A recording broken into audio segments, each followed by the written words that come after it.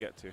That's the last time we mentioned it. I thought we weren't going to mention England again, man. Nah, but I would. That was never on my mind. That stuff hurts. I know the stream chat's probably laughing at us from England here. Because of the way we lost there against Argentina. But I said disabled. We didn't press any buttons. We promised to never talk about never bring that up again. That didn't happen. That was a dream.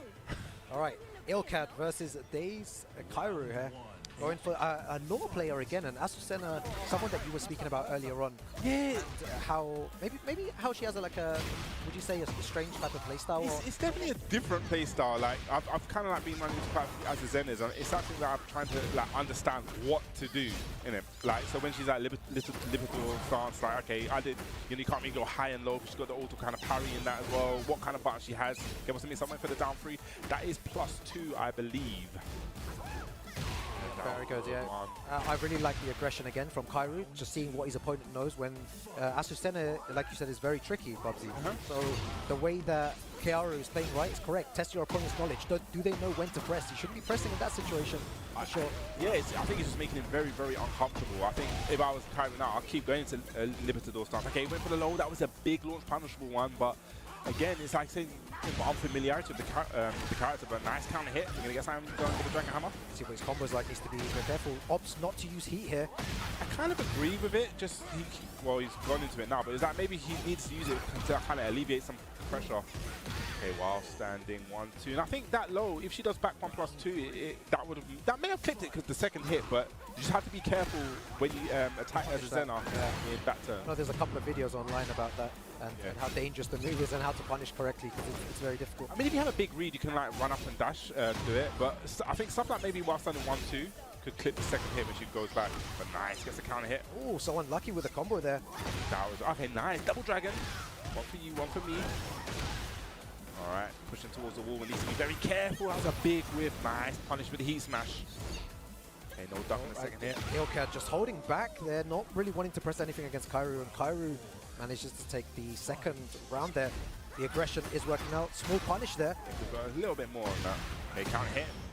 Forward one, guaranteed. He's been engaged. Back swing blow. Yes, she does have one of those as well. A little bit tricky. You need to sometimes understand when, when to just calm down and chill on your frames. All in the back. Yeah, trying to go for the running 3-2 on the second time, and that's very nice. Ilkad out number bomb. Oh, the combo there. Yo. Wall break into hop kick? I think what he tried to do was the flip kick, and I think sometimes when you have a wall break, it has that kind of like weird delay where it kind of like freezes your button a bit. So I think that's what happened, and that's probably going to cost him +2. Oh, low. And that is, I genuinely believe he went for flip kick to like get the tail spin. Yeah. And because of the slight delay, like it has a delay. Like when it's a whole animation, it doesn't really. You can't really press a button there, so I believe that's what he done. But I could be wrong. Maybe he just, like you said, nerves. It could have been nerves as well. But I believe he went for a flip kick, then panicked, then went for heat smash straight after. And that's what cost him in the end. Small margins like that. Because of that, he allowed his opponent to come back in, and then he manages to mix him up at the end and takes the round. Yeah. So unfortunate that stuff like that happens. But you have to get that out of your mind. Yeah. New game now. Goldfish memory. Goldfish memory definitely should have had that round. Okay, nice. Gets the counter hit as well. Very similar to before. Kairu starting off aggressive. Putting on the plus frame pressure. Okay, that wasn't even counter hit. I wonder what he done. What did you do, sir?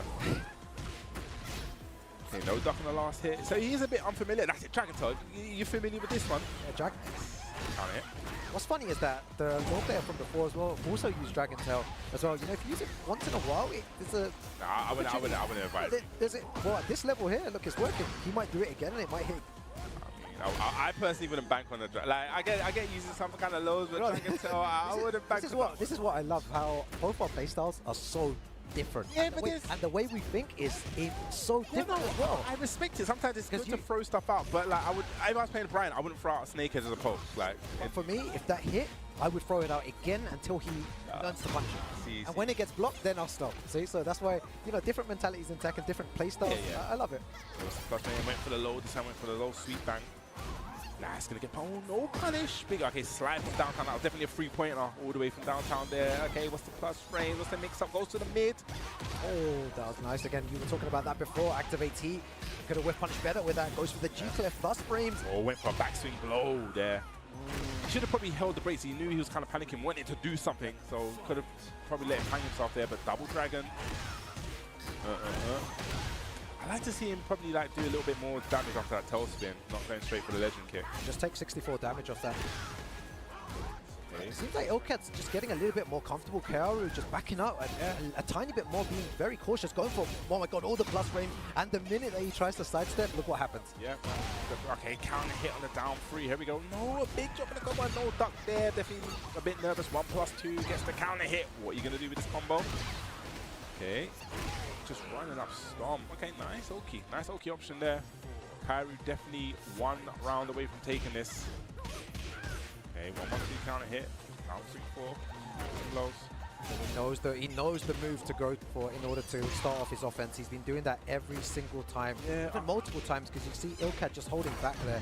He's respecting it, which you should. I mean, yeah, he's respecting because he's not using the lateral movement. That move can be stepped. So up 3+4 can be stepped. So it's like, if you know you're going to do it, I haven't really seen him use the lateral movement. I think once he blocked 3 of them, and then he got hit by the homing the other 2. So maybe he's a bit, going for the 10-hit combo. Okay, I haven't seen the 10-hit combo in a while. I remember when this happened to the Chinggis in Tekken World Tour Finals. He got hit by a 10-hit combo and everyone was going crazy and laughing. But it's like, how many of you guys know, like, these characters 10-hit combos? How many of them? Ruka, I'm telling you right now, I'm getting hit by no one's 10-hit. I don't know. You know everyone's 10-hit combos? I don't know everyone's 10-hit, but I know that you can kind of like buffer low parry because it'll come in at some point. I'm not getting hit by no one's 10-hit. I'm sorry. I'm sorry, bro. Oh, that's what the Chinggis said, man. I went for the classic, the down 1-4. That was the beginning of a 10-hit, but that one's kind of legit. But it's not legit because if you get down, you can just press down in a low parry. But I guess a little bit of a mind game if you're not kind of ready for it. Exactly, yeah. So 1 game apiece. And all of these, a lot of these games are going down to the wire at the beginning. Yeah, I mean it's good to see that everyone's kind of like leveling up at a kind of like similar level. Yeah, really good to see here. Again, guys, a reminder, we are in pool A1 and A2 here to start things off. Myself and Bubsy on the mic here. Stuck in the last hit again with the forward 4-4. Starting things off, the engager. Hey, ooh, gets caught pressing buttons on the last hit. Lovely little delay, classic, and he's been counter hit by that so many times. There's the wall, what's your combo like?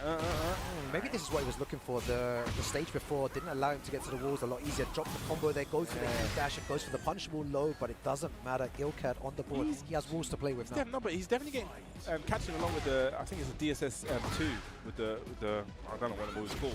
But he's getting counter hit by that a lot. So it's something he needs to kind of like go to again and keep setting up that situation because it looks like he's not learning, keeps pressing buttons in that situation, getting counter hit. But talking about counter hits, 1+2, big boy counter hit. Yeah, you mentioned that the counter hits are really adding up here.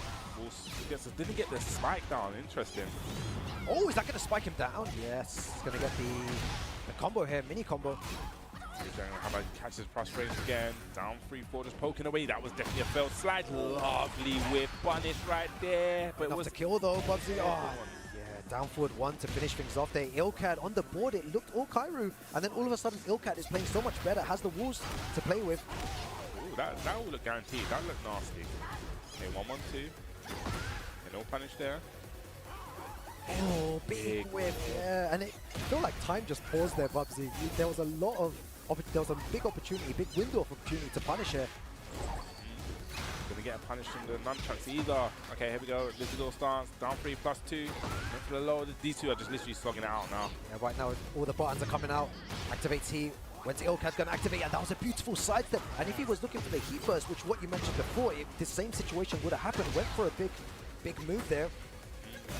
Yeah, heat smash. What's your best? Went straight for the mid. Went straight for a little door 2 there. That was a good option. Good option. Really like it. Gets a small whiff punish. Oh my god, and no punish there. You know, that's information for Ilkat towards the end. Okay, nice. Good hit. Where are you going? That reminds me of Go Sane on this stage. What happened with the junkyard? No. That's unfortunate. Needs to get out of his mind over in a very bad position. Back against the wall. Heat smash is going to hit the wall. But no! I knew it. That wasn't. To the if your fingernail touches it, it will go up, bro. Like, if your fingernail touches it, I knew that was going to happen. I was like, yep, this is it. I still had hope there. Final round here. Ilkat and Kairu. Bringing it back. One of these players will be moving into the losers bracket. Goes for the big. Oh, he's lucky because that blows up the wall as well. So needs to be very, very aware when he's in this door. So Sidestep and a big launcher as well. There was 2 huge call-outs. That one there in the round before. The movement working out for him. Okay, back turn stance. What's the measure? Little door. Went for the low. Nice. Get off me. On that. Junkyard. Forward. They're going to get a guaranteed hit, not a combo. It's not a launcher. Doesn't break it this time. 24 seconds remaining. Goes to some plus frames. Okay, went for the mid. Kept it safe. He's very careful. Oh, goes for the slide. Oh my god. No, don't press it. And I like that option. Is that going to hit? It does. And that should be. I think that's it. That's it. Yeah, it looks like it's going to be it. He could have 1 pixel remaining. Not looking likely though, and it's going to take it. Yes. Very good stuff there. I mean, after the slide, that was a very brave challenge. I can say that because normally the nunchuck is guaranteed. So it's just like, just take the guaranteed damage. Don't try and challenge it. And that's how I guess he tried to get up kick, got the counter hit launch. So it's one of those things. I think me and Joker was actually talking about this one time. We said about players need to look at the situation and mitigate. Okay, what is the best kind of outcome scenario? Let me just eat the damage. It's guaranteed. The nunchuck is guaranteed. And I get to live another day. He tried to challenge it. Maybe he thought this guy would be a bit too slow, but it's no point. The risk reward in that kind of challenge, it doesn't make sense because, like you said, you saw it. It literally was. You got the counter hit launch. Yep. And then then the ending, and then the nunchucks, and then he was dead. Yeah, so unfortunate. And it's hard. Sometimes it's really hard to think when it comes to those situations. Final round. Or maybe and like how quickly do you have to make that decision? Sometimes panic just takes over. I think it's just maybe also unfamiliarity of the situation. Like if you haven't been put in that situation before, maybe he doesn't know that. Oh, okay, I can't. It's best for me not to press a button in this situation. I've noticed a lot of there's some kind of like okay situations where I even test it out. I've been kind of playing a lot with Jack.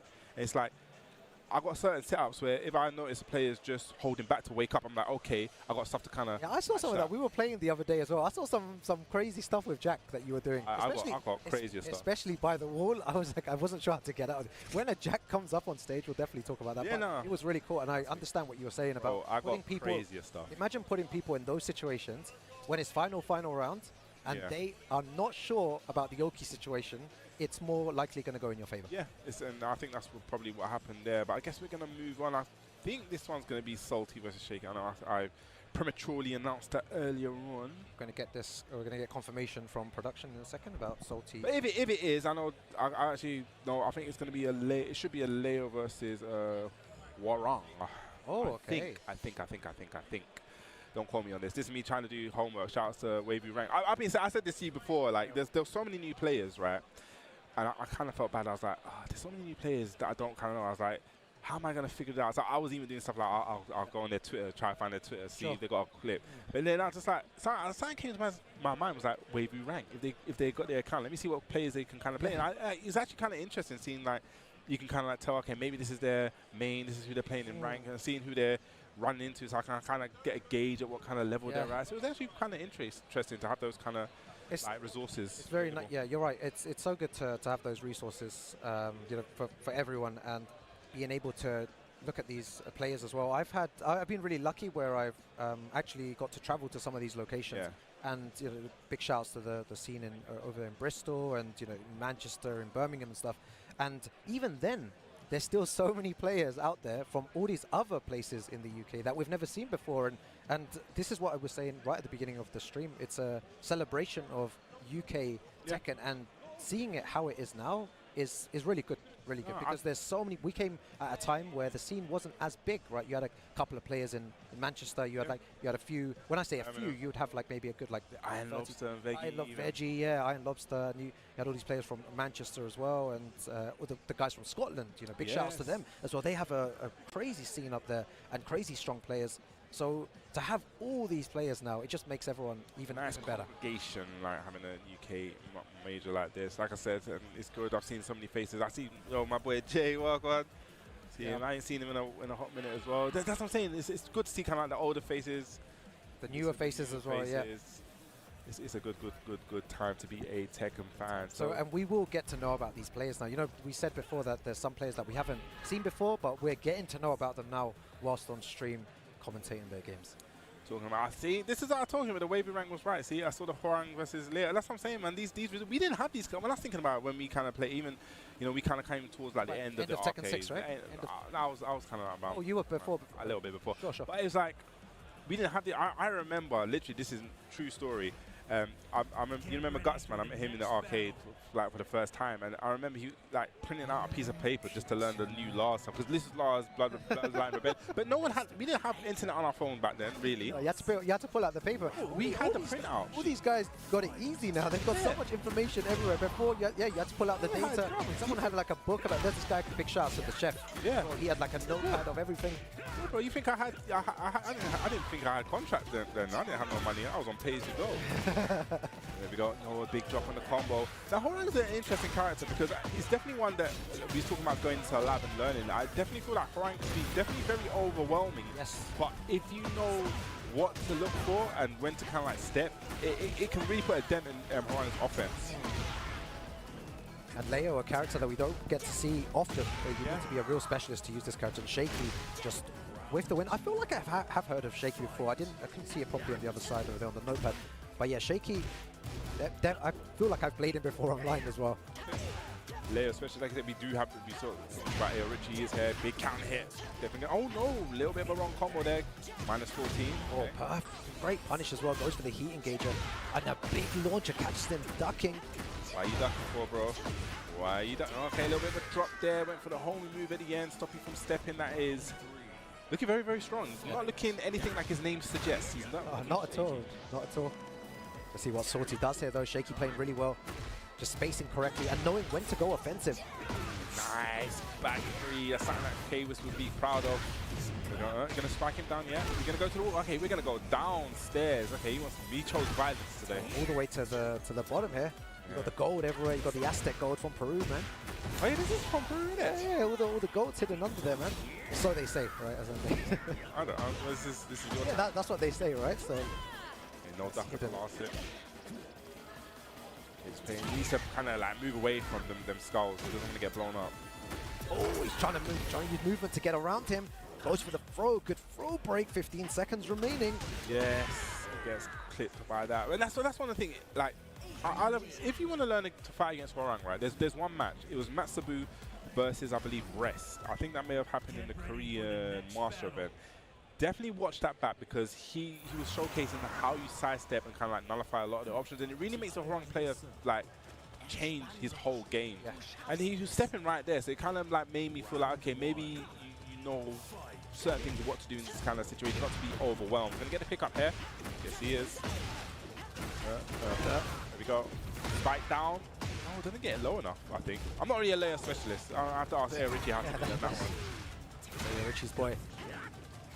Oh, he's whiffing the back three. Could have got something more, but it doesn't matter. Just staying composed, hitting with them solid mids. Now playing just, you know, just dancing around trying to find that space in, just using those two jump down forward ones as well. Yeah, I like the patience that Shaky's using now. He's playing definitely a lot slower. Yeah, I feel like Salty needs to speed it up. Went for the down 3-4. Big read, went for the dark. A little bit easier to punish now. Let's see what the combo is like. He messed it up before as well. Oh, and now he got it there properly. Yeah, Leo just using the down jab. I see more and more players using that, and it's so good if someone's trying to retaliate, and because of that one down jab, he manages to get something else from that, and Shaky one round away from moving forward here in the winner's bracket. He's going to punish that perfectly. I think you can get a launch from there. That was just from Skywalker. I kind of missed that back one as well. Nice. Using that kind of like fake back Kempo. And again, this bad situation we were talking about goes for the Hell Sweep this time. And he's going to get the big wall splat. It's going to be the end of the round. 1 pixel remaining most likely, and Shaky takes it there. Very, very good play from him. Yes, definitely, like I said before, not like the name suggested, just definitely ran through that. And that's you know, like I said, we don't. It's really a treat. We don't really get to see much Leos.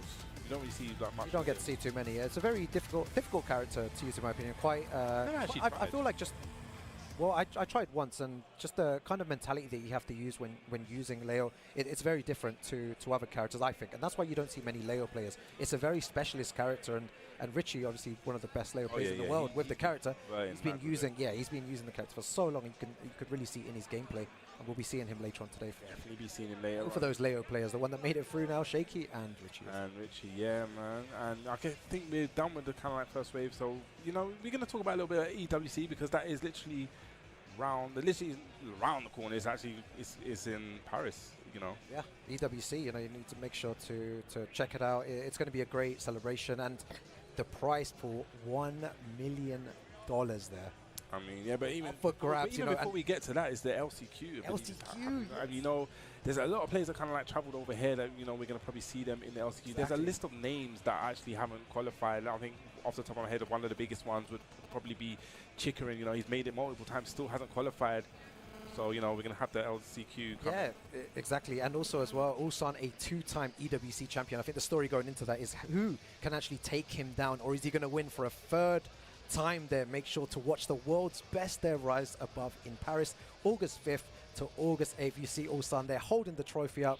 Can he win it again is the story. I want to see, because he did say before when I was speaking to Ulsan that the longer the tournament goes, the stronger he gets, Bubsy. So if they allow him to get all the way to the end into that quarters, semis, then he's going to be unstoppable. I mean, anything is possible. I believe Ulsan's here this weekend as well. You know, he had I think 2 back-to-back second places, so he's kind of worn him up. I probably, you know, with someone like Ulsan, he probably wants that first win, but he's definitely gearing up and getting ready for EWC. You know, I feel like being the champion now 2 times in a row, it definitely puts a big target. Everyone's going to be looking. And first time, probably like, all right, cool. Yeah. Second time, now like, all right, now we need to, this guy right here, you can't be free Pete. But you never know. You never know with these things. But guys, if you want to check out more Tekken action, TekkenWorldTour.com is the place to go for all Tekken news as well. Make sure to follow our socials to keep up with all the latest content at Tekken at X and YouTube at BNE Esports. Yes, definitely check them out. So, you know, this is just the beginning of pools. We've got loads more action to come. So, guys, don't go anywhere. Refresh yourselves, and we'll be right back with some more Tekken action.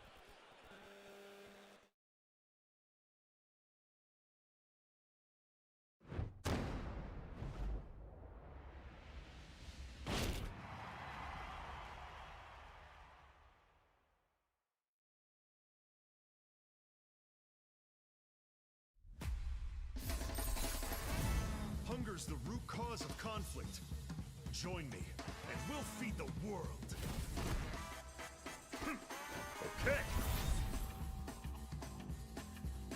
Get ready for the next battle. Tekken 8. New challenger.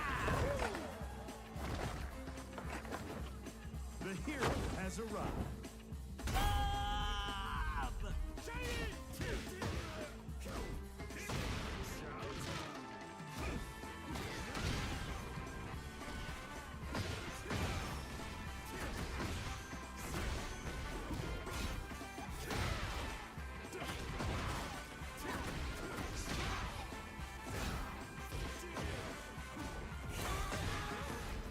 Cheap shots just don't work on my perfect body. Impact! No flavor?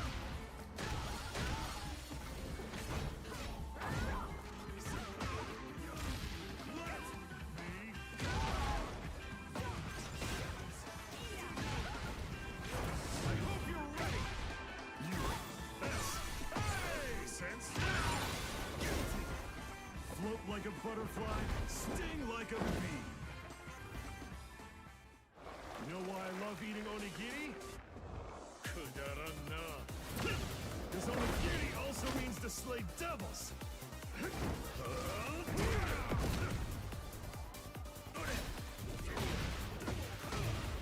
Let's go.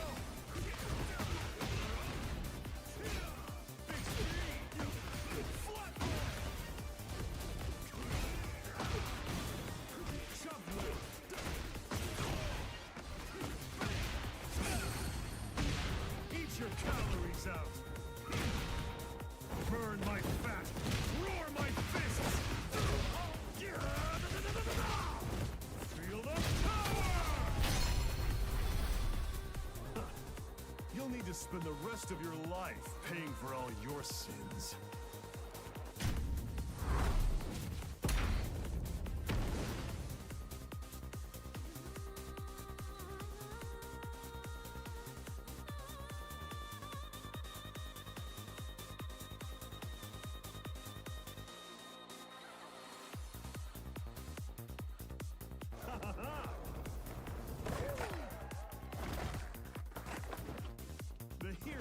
has arrived.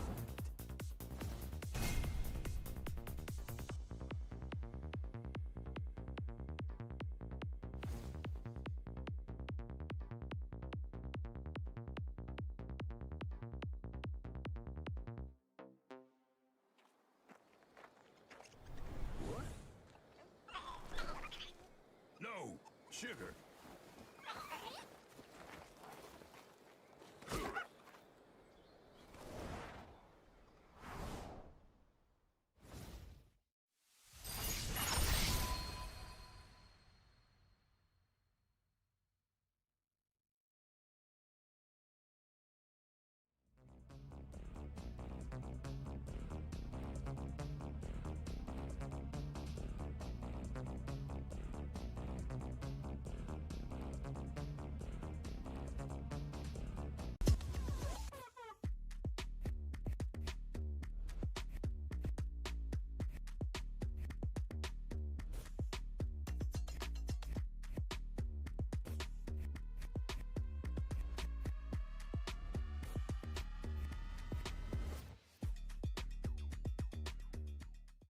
How do we say, I love you, without words?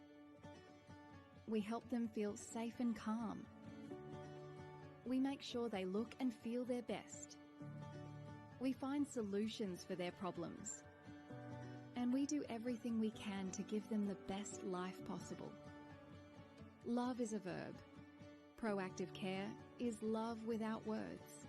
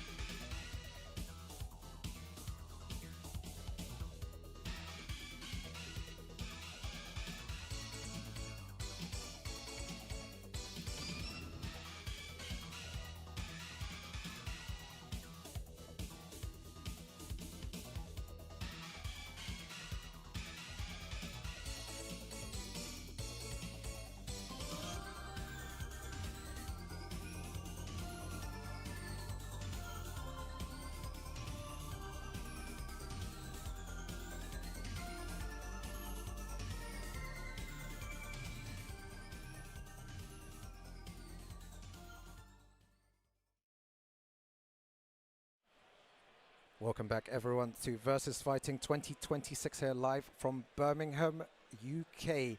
I'm now joined by my good friend, Mr. Pun Life. How's it going? It's going great. It's fantastic to be back for another year of VSFighting. 14th iteration, I think. Now it's been going on for many years, and it's always a pleasure to be here. It's you know, our local major. It's great. It's 3 days of action. We get a nice little set of pools on Friday. The top 96 to top 24 action on Saturday, and then obviously that glorious tope in the theater upstairs on Sunday. So it's a big variety of both games and offerings and everything else. And it's lovely to see everyone. It's always such a homely atmosphere. Yeah, it is, right? Just the break there as well, ran into a few people, and it was so nice to see everyone, and everyone with a smile on their face, Yeah. you know, wanting to do well in this tournament as well, but only one can win it at the end, Fun Life. And we are just in the pool stages right now at the beginning. The next match we have over here, though, is going to be MatsiBats versus Wildo. Yeah, and this one's going to be hard to not be biased on. You know, Wildo, a very close friend of mine. No bias allowed, Fun Life. I will be fully biased. A good friend of mine should be familiar with the matchup as well. He does play Golden Boy from Scotland, and not Golden Boy, a local legend from Scotland that does play a very solid Clive.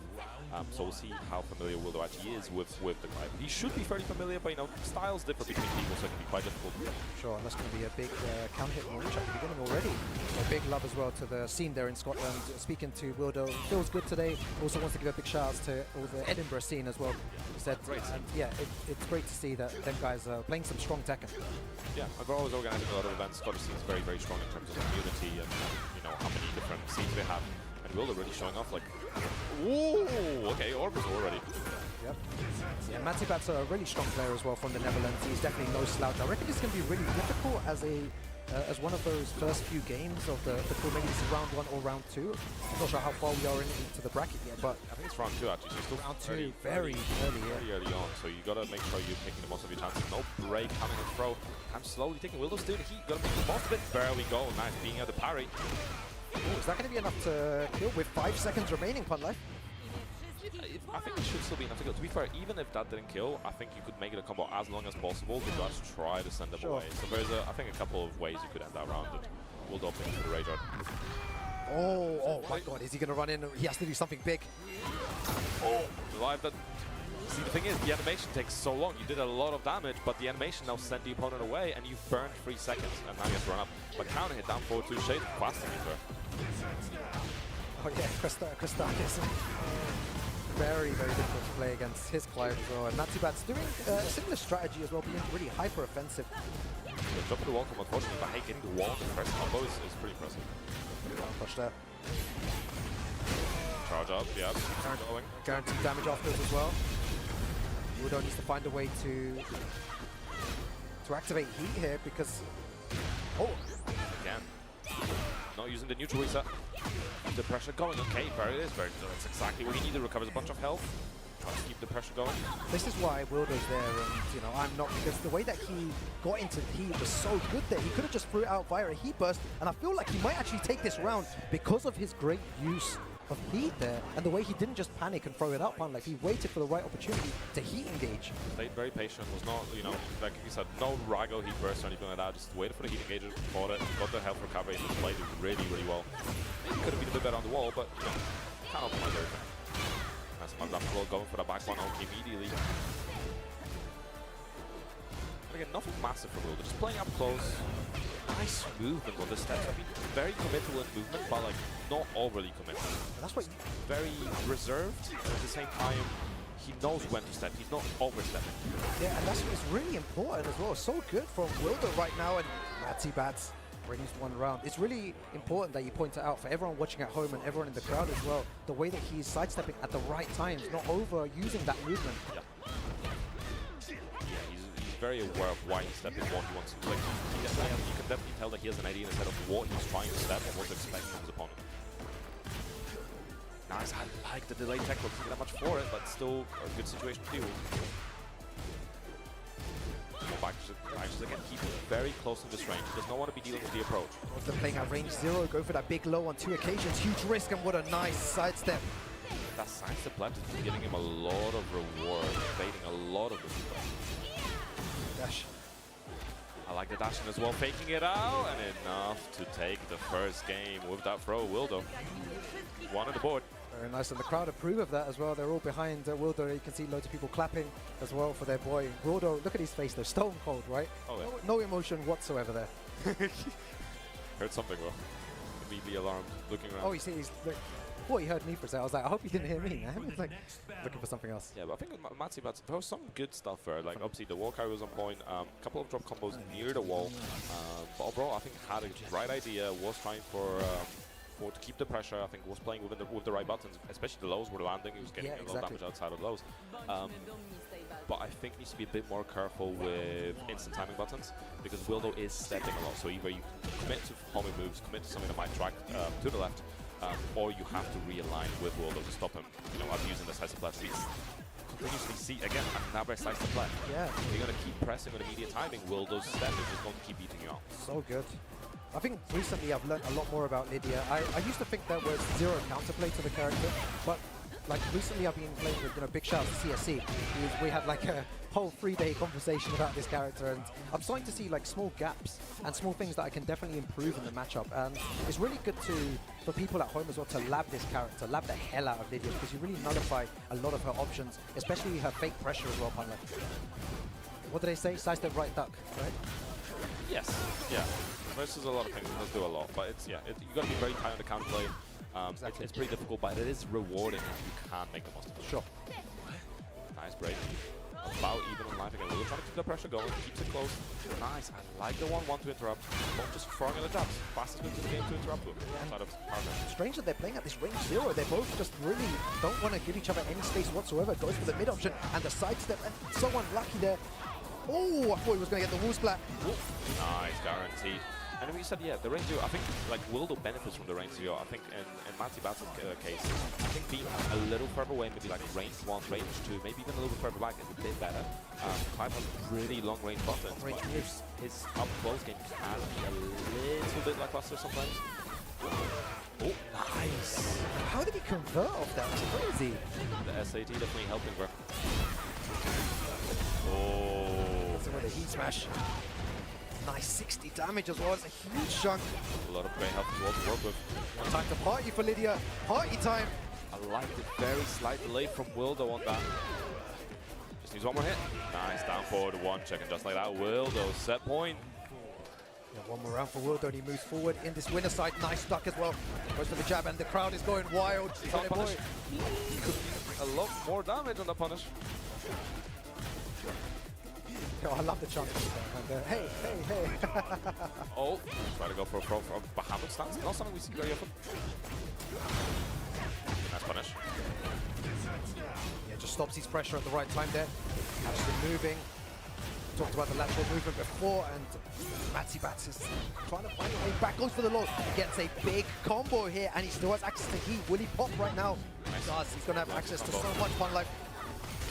So goes to stance, no overcommits. I like the way to stay down, to the late wake up, helping out a lot. Enough to take the round for Matty Bats. Good composure in that round. Nice, so close. Final round here. Wildo trying to end it right now. Doesn't want it to go to a final game situation. Those lows are still working out, Pun Life. Yeah, definitely stacking up. Good punish again. Counter hits. Wildo been getting a lot of those. I love the crowd helping him out as well. They're saying punish whenever there's a punch and move. Playing so well. Act 1 on the Oki. A classic. Wildo taking it to no. Yeah, Wildo there. Look at the smile on his face as well. That's the Scottish scene, by the way. That's the southwestern scene. Yeah. Of the. That's why we you got were Bristol in there, we got Brighton in there. Like it's. You were saying that, like, a bit biased, from your side. For Wildo Twins, a great guy. And I mean, I've known this guy for years. I've known this guy basically as long as I've been going VSF. So it's been like nearly 10 years. Yeah, no, it's good to see. Big shouts. Edinburgh scene, Scotland, very strong scene. showing up here and playing really well against Matty Bats. Really unfortunate. Did play really well, especially those lows that he was using were really, really strong. And he's happy there. He's got a smile on his face. He knows he has to do the job in that losers bracket now. It's not over yet. You have 2 lives here before you're out of the tournament. But here, still early days. Yeah, it was good effort as well. And I think the thing I really like about VSF, right, because most tournaments are 2 days usually. You sometimes get, obviously, the EVOs are usually bigger, but VSF is a considerably smaller tournament than EVO, but we still get that 3-day experience. And I really like commentating the pools and looking over pools and seeing a lot of people that maybe are improving over time or have started, and I get to see them across the different years, because obviously we come VSF every year. for so many years now. And it also means we get to highlight a lot more local players. Yeah, and this is what don't burn through pools as much because we were doing a whole day of pools, so we get to highlight so much local talent. So many people that are coming up, so many people that maybe been around for a while and recently came back. Like I saw a few old faces I haven't seen in a while. I think I saw BB somewhere in the crowd. And I was like, damn, I haven't seen BB in ages. So you know, there's a lot of cool people that are around in the scene. I think you're a big advocate of that as well, local talent and seeing all the local players as well. This is, you know, it's a great opportunity for them to showcase their skills. They'll be able to watch the stream back as well. Everyone in this, you know, at home as well, be kind to them. You know, these guys are trying their best. They're trying their hardest, and they're trying to put on a show here with all the pressure on with being on the big stage at a Tekken World Tour Master event. It really does mean a lot. Like, we all remember our first times where we entered tournaments and we were on stage as well. My first time on stream was against this weird guy called Rukai. He didn't play ball. I feel like you played Jack. I gave you Starburst before the game. You ate it and then 6-0'd me. I feel like that's when you actually played like you mentioned this. You mentioned this, and that's what I like playing that, and I will never ever stop playing like that. And we also played casuals at the Bristol event as well. That was a lot of fun as well. You know, the online experience is great, guys, but the offline experience is something completely different. Oh yeah, it is so nice. I do really encourage you guys to go to all these Tekken World Tour Master, Challenger, and Dojo events, because you know, you meet lifelong friends, you make, you know, great rivalries with people, and just playing the game offline, you can really help each other. It really gives you a different value to the game and a different perspective, right? Like, no latency, all GGs. It's a phenomenal experience. You know, we're always gonna advocate for that. But we are going to this next game. We have Zatron versus Xiaoyu Croft. So okay. I've seen him before. He's I believe Finnish player. Very strong. I've seen some of his playing ranked a few times in some of the Discords I'm in, and seen some of his tournament performances. I'm curious to see how he does against Xiaoyu. This is actually a matchup that's recently been popping up on Twitter a little bit, because Xiaoyu can land the unblockable in the combo against Jack. There's no way to escape. Yeah, it's really not consistent. It's really interesting because I was playing with Bubsy last week, and he was using Jack, and he just showed how much, you know, what Jack can do, and I was using Xiaoyu, which was funny as well. So we found out a lot of like weird situations, and both of them really strong as well. Vizatron, super good from Finland, and Xiaoyu Croft, no introduction needed, maybe to the people from the world, but to us, we all know about how good Xiaoyu Croft is. Yeah, been around for a while as well. Seed Planter. I like it as well. Xiaoyu Croft's already been delaying things, so going to back and not always committing to an option. Nice back one to interrupt the pressure. Yeah, I wonder if he's going to try to activate Heat here. He doesn't, and it's quite interesting with how people have been using Heat these last couple of matches as well. Some people are not using it at all because they're scared that the opponent will sidestep and launch them. Yeah, or do a low. They're more wary towards the end of the round. Yeah, and but that also plays into it. Like, you're playing the mind game of, am I going to activate? Are they going to activate? What's my options? What's my counterplay? But no, does not manage to block. Combo like here. It's going to be big damage. Hit the wall. Kill. I think that should be enough. Yeah, follow up. Nicely done from Zatron. Good return round there. Oh, goes for a down jab. Looks like Xiaoyu Croft is playing a little bit patient. Try to step again from background. Zatron using a lot of those good mids to stop any AOPs. I love really good play as well. Big wall splat from a crazy range as well. Oh! Okay, nice punish. Still getting punished. Yo, talking about setups. Using the red bubble again. Pretty much using the red bubble immediately as soon as he gets the... Oh, drops the combo there though, Punlight, but I'm not sure what he was doing. There's two occasions there. The classic. Should be enough to kill. Yeah, with the right combo. Into the shoulder. Nice. Good. Could have potentially went for range as well. Yep. But, you know, still finishing it off. It's risky sometimes, because obviously more moves means more opportunities to misplay, so a lot of people do favor the Rager. Nice counter hit, that back to an elbow. And that's what you were talking about, the unblockable there on Jack. I think Xiaoyu Croft's got to be very careful, because Zatron's already showed that his whip punishment is super on point. Oh my god, and that hits AOP as well! Oh my god, the damage! It's a lot of damage, man. And the Oki. Oh, tries to catch him, getting up there. Does it again. It recovers pretty quickly, to be fair. Oh, catches him. Yeah, that was sniped out. Good option. I feel like Jack has a lot of good moves to stuff the AOP, and we've been seeing it here as well. No punish, just going low instead. With sweep. A firecracker.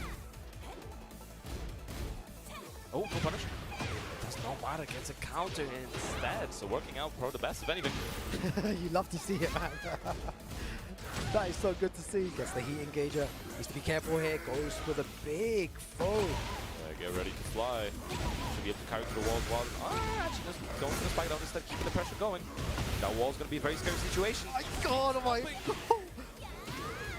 Oh, that's going for the throw. Your final pixels remaining. 25 seconds. Wall blocks the sidestep 4 there, and a nice wall standing punish from Visatron. Really clutch stuck at the end.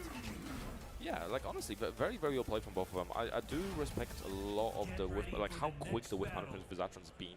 He's been super locked in, super on point of the whiff punishment, getting away with a lot of the back 3+4 as well, like going either unpunished or using it on wake up so that, you know, Shadowcroft tries to get into it. What was funny is there when you said get ready to fly, I like heard it in Rosie's voice, yeah, and I was like, I just felt this immense rage inside me, man. I was like, I don't want to hear that ever again.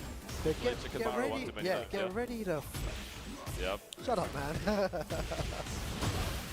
Season 4 DLC, man. Nice jumping in immediately into the throw. Stuff from Visatron. Impressive from Visatron so far. Oh, that's a chance. I think you can. I'm pretty sure you can avoid the second one. But I think you have to get up immediately. But it's a risk, right? Because if he goes for something else, then... And you're going to get hit. Yeah, Bubsy was doing that a lot to me as well. Oh, no punish. Maybe a little too far. Playing against Xiaoyu the correct way is so good. Using very few moves to nullify Xiaoyu Croft's options there. Spike down and again keeping that pressure going. The stomp. Whoa, where was the wall there? Yeah, that was some kind of an angle, let's say. Duck. No duck on the second hit. Needs to be ducking that. He's abusing that a lot here. Oh, going under the jab vote. Actually working out very well for Shadowcroft. Oh, the back turn. What 70 damage in the back. Plant the seeds. Goes for the low and the mid. Everything working out there. One more round and he moves forward. That was quite impressive. Yeah, definitely the momentum on the Visatron side right now and making the most of it. Nice block again. Let's go down forward 2. Just out of range. Uses his heat. No more resource available. To be fair, Shadowcroft's mostly playing without the resource anyway, so just using it for more damage. I get it from his perspective. Yeah, the beauty about tournaments as well, it's not over till it's over. Shadowcroft can make a comeback. That could be the end. With the right combo here from Visatron, he moves on here, takes it there. 2-0. Very unlucky to Shadowcroft. Yeah, that first game was very, very close, right? Like, could have went either way. Second game, definitely a lot less competitive. Visatron kind of, I think, got enough information around the first game to just start running his offense, seeing the throws were working out, catching out AOP and attempted AOP entries, or even trying to step in back turn a few times, obviously, which worked out in the first game, and then for Shadowcroft, it just didn't really work out in the second game at the same time. So yeah, I think there was a few drop combos as well from Shadowcroft. Really unlucky situations. Not sure again what happened. Just maybe a misinput or maybe nerves or something. But there was situations where he could have converted and super unlucky. But he'll go into that losers bracket. He needs to fight a long way. 339 players here in attendance at VSF. So a lot more Tekken. We've got pool day action all of today. Yeah. And then tomorrow we'll go into top 96 all the way up to top 8. And then Sunday we'll have our finals in the IMAX Arena. So it's going to be a great day of great celebration this weekend of Tekken 8 action. yeah, it's always a great time. And Excited. there's you keep talking about it, but in polls it's so cool seeing all the people from the different parts of the UK just making it down. We always have, it's like VSF's always a big celebration of the UK scene.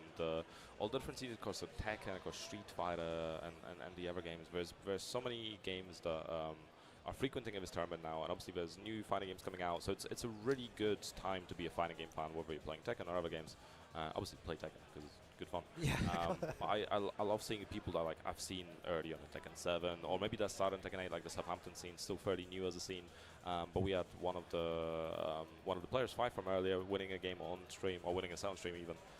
So it's cool to see. It's really rewarding. I think now that both of us are getting older, looking at the younger players. It's beautiful to see. Yeah. I really do enjoy commentating here. Huge honor to be here and to witness all the action. We have the best seats in the house here. We get to see we get to talk Tekken, we get to speak about all these great players, and we have two great players coming up on stage. So I'm sure this is a a favorite of the fans because of the way that he plays the character and the way that he utilizes certain things that people sometimes have never seen before. Like, I know there's a bunch of times I faced Schizophrenic 69 and I was just like, what do I do here? Like, well, I can see you laughing, Life, but there are situations I just don't know what to do. No, I don't disagree. So, I mean... Just the treat, man. For us, there's no introduction needed. He's been around for a while. He used to play people Lei in Tekken 7. Exactly, Obviously, Lei's not around, so I think he played Azucena at the start of Tekken 8 and then went to Eddie. Yeah, I mean, Schizo's been on Dayoshi for ages. He also played in Tekken 7. Played a similar style in 7. It didn't work as well because Yoshi wasn't as strong, and I think he was still finding his footing, but he's improved a lot. Like, obviously, been streaming a lot, been playing a lot, been studying, getting better and better. I think he got like top, I don't know if he got like top 20 last year or the year before that, but had a really good performance, and I think he's definitely a force to be reckoned with. Like, you need to be very aware, very awake, and very ready to deal with Yoshi, as you said. Because he does a lot of weird stuff. You'll be seeing it here as well. Schizophrenic. For some reason, he finds himself always on stream at Versus Fighting. He always does some crazy stuff. But right now, you can see he means business. And I wonder how Just the Treat is going to deal with this. All the mix-ups, all the stuff. Does he understand the Yoshimitsu matchup? He runs into a huge counter hit to start things off. You gotta be very careful when you're playing options against Yoshi. Tools like Flash is classic, but whoa, he's trying to cross up. This is the thing, if you freeze up against Yoshi, even in neutral, you're not safe. Obviously, the sword sweeps there, there's other unblockables that you can throw out, or even just go into back turn and try to go for the seppuku. So, it's a very scary character to deal with if you're hesitant. And you know why you get hesitant? Because you're on stream at a master event. Yeah, exactly. Where the pressure is on and going for these lows. And it's also like almost like a humiliation ritual. A third low in a row. Oh, I goes for the mid option. The biggest mix up there on Just the Treat. It's hard, right? Not only you're on stream, but right now you're getting like this guy is just doing crazy things to me, and everyone's messed up. It's hard. It all stacks up. Then the Magic Blood Dance as well. He's popping off a little bit there. Yeah, you can see Schizophrenic. If you could see his face cam right now, he is smiling, but Just the Treat is not impressed. Definitely not smiling. He's not smiling at all. One of his players is definitely having fun. And the other one isn't, right? That's fighting is for you. I spin away. Oh, yeah. That's what I say as well. I'm like, oh, this is super fun for me, and then everyone else is like, it's not fun for like the person defending against this. Yep. That's the point. I'm having fun. Yeah, as long as you're having fun. Who cares about the opponent? Oh my! Oh, it goes the wrong way. Deserved. Yeah, deserved. Yeah, you deserve that for trying that. At this moment in time. If it hit, it would have been pretty sick. Yeah. But It didn't, so he just looks like won't say the word. Yeah. You know what we would say in DK? A bit of a numpty. Yeah. I was about to say a stronger word though. No, let's keep it PG.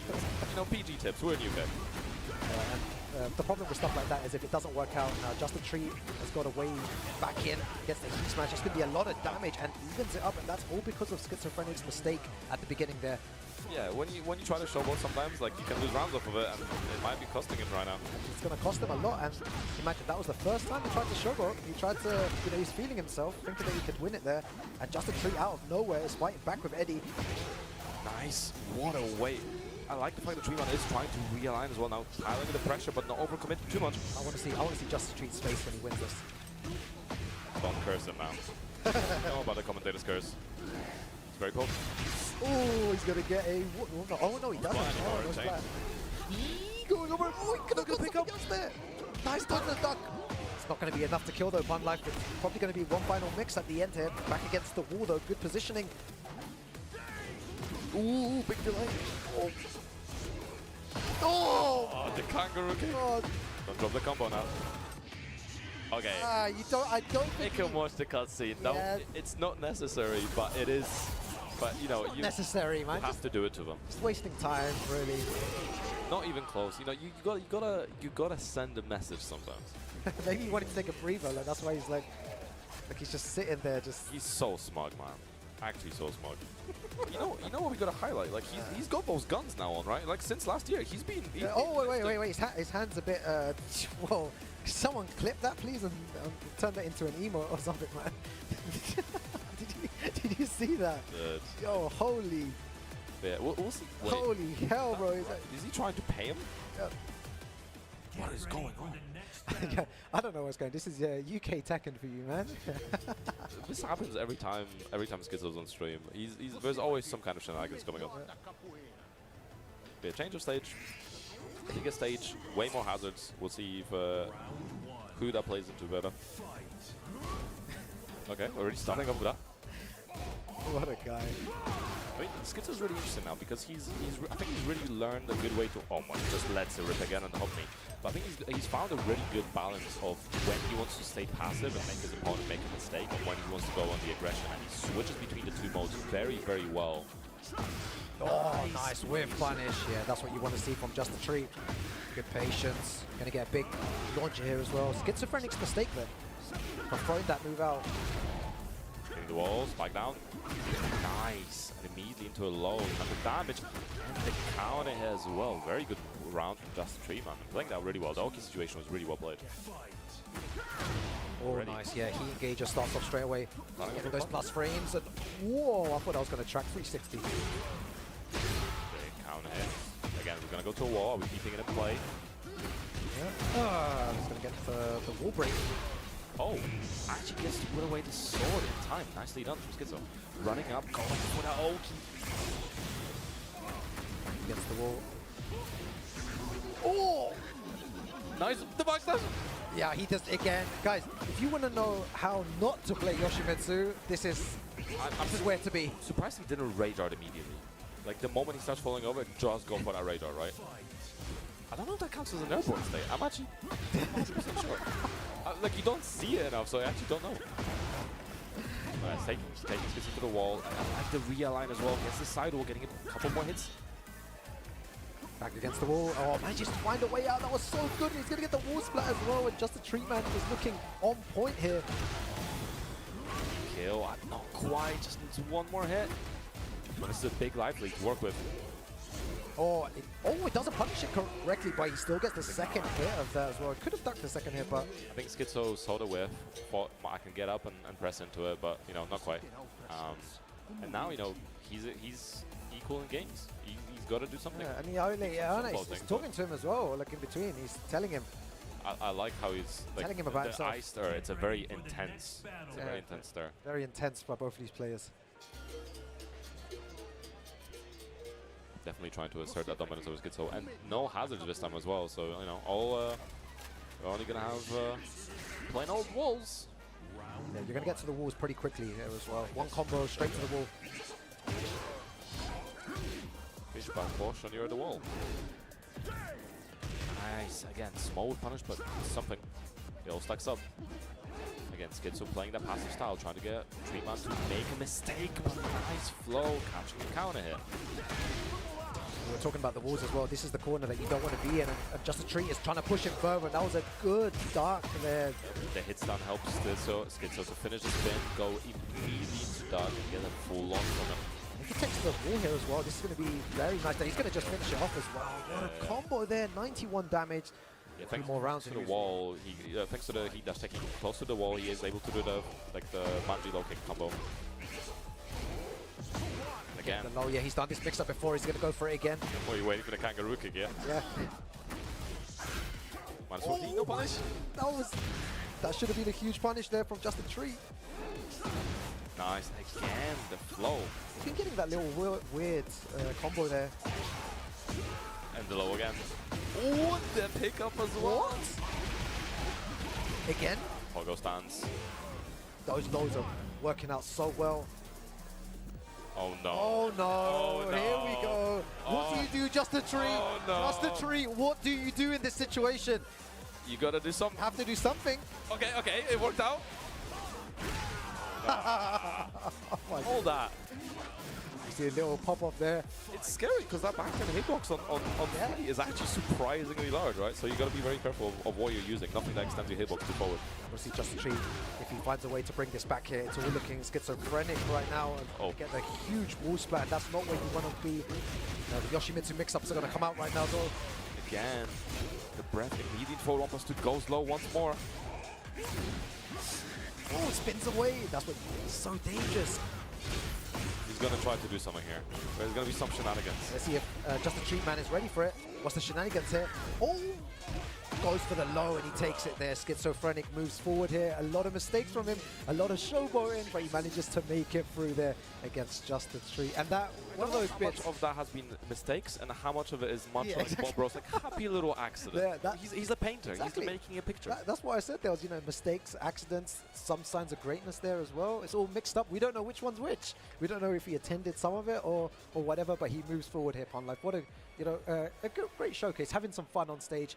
And Maybe a little bit too much fun at times. Exactly. And his hand shaking there was great. I'm going to turn it into an emo. He tried to reach for the red ball and his hands were, this guy was trembling, man.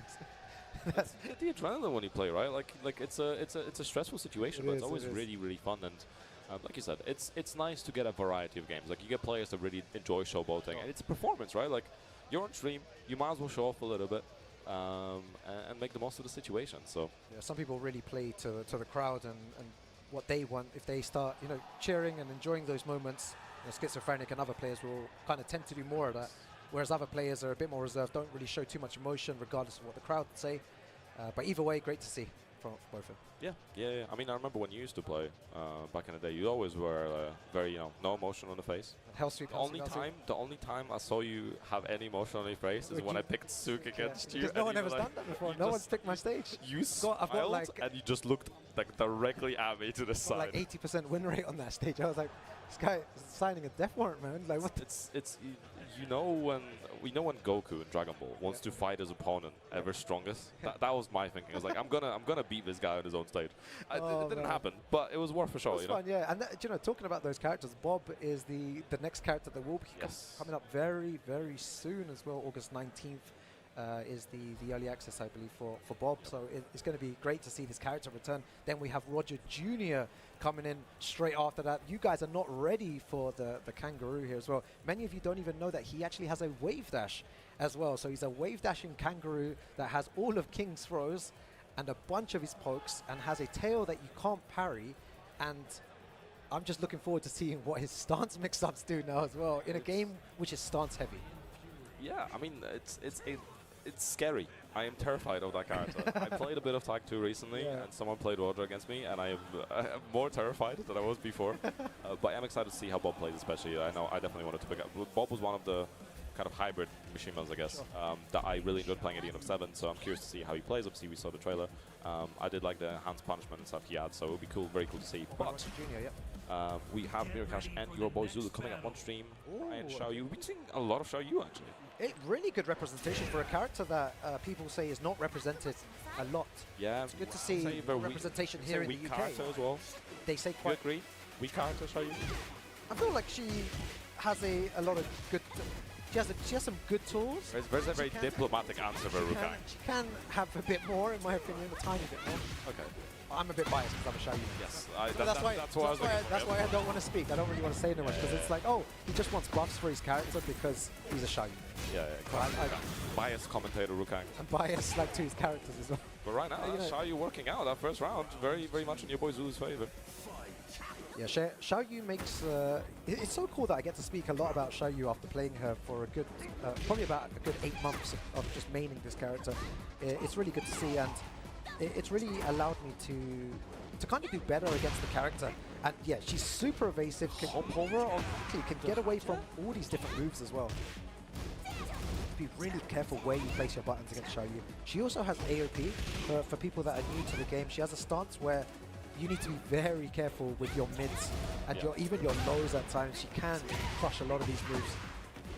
Yeah, very, very high evasion. And it also has a little bit of natural ball movement to the right as well. So if you sidestep right into AOP, you're covering so much. Or even worse, sidestep right, AOP, down. Yep. You cover even more. Nice. Spiking down the double hand orbital. Yo, NBA, Manchester Battle Arena in the house with Mirakash. Didn't you used to play under NBA at one point? I did, yeah. Back in the day. Really great bunch of guys. Big shouts to the Manchester scene. Big love to NBA.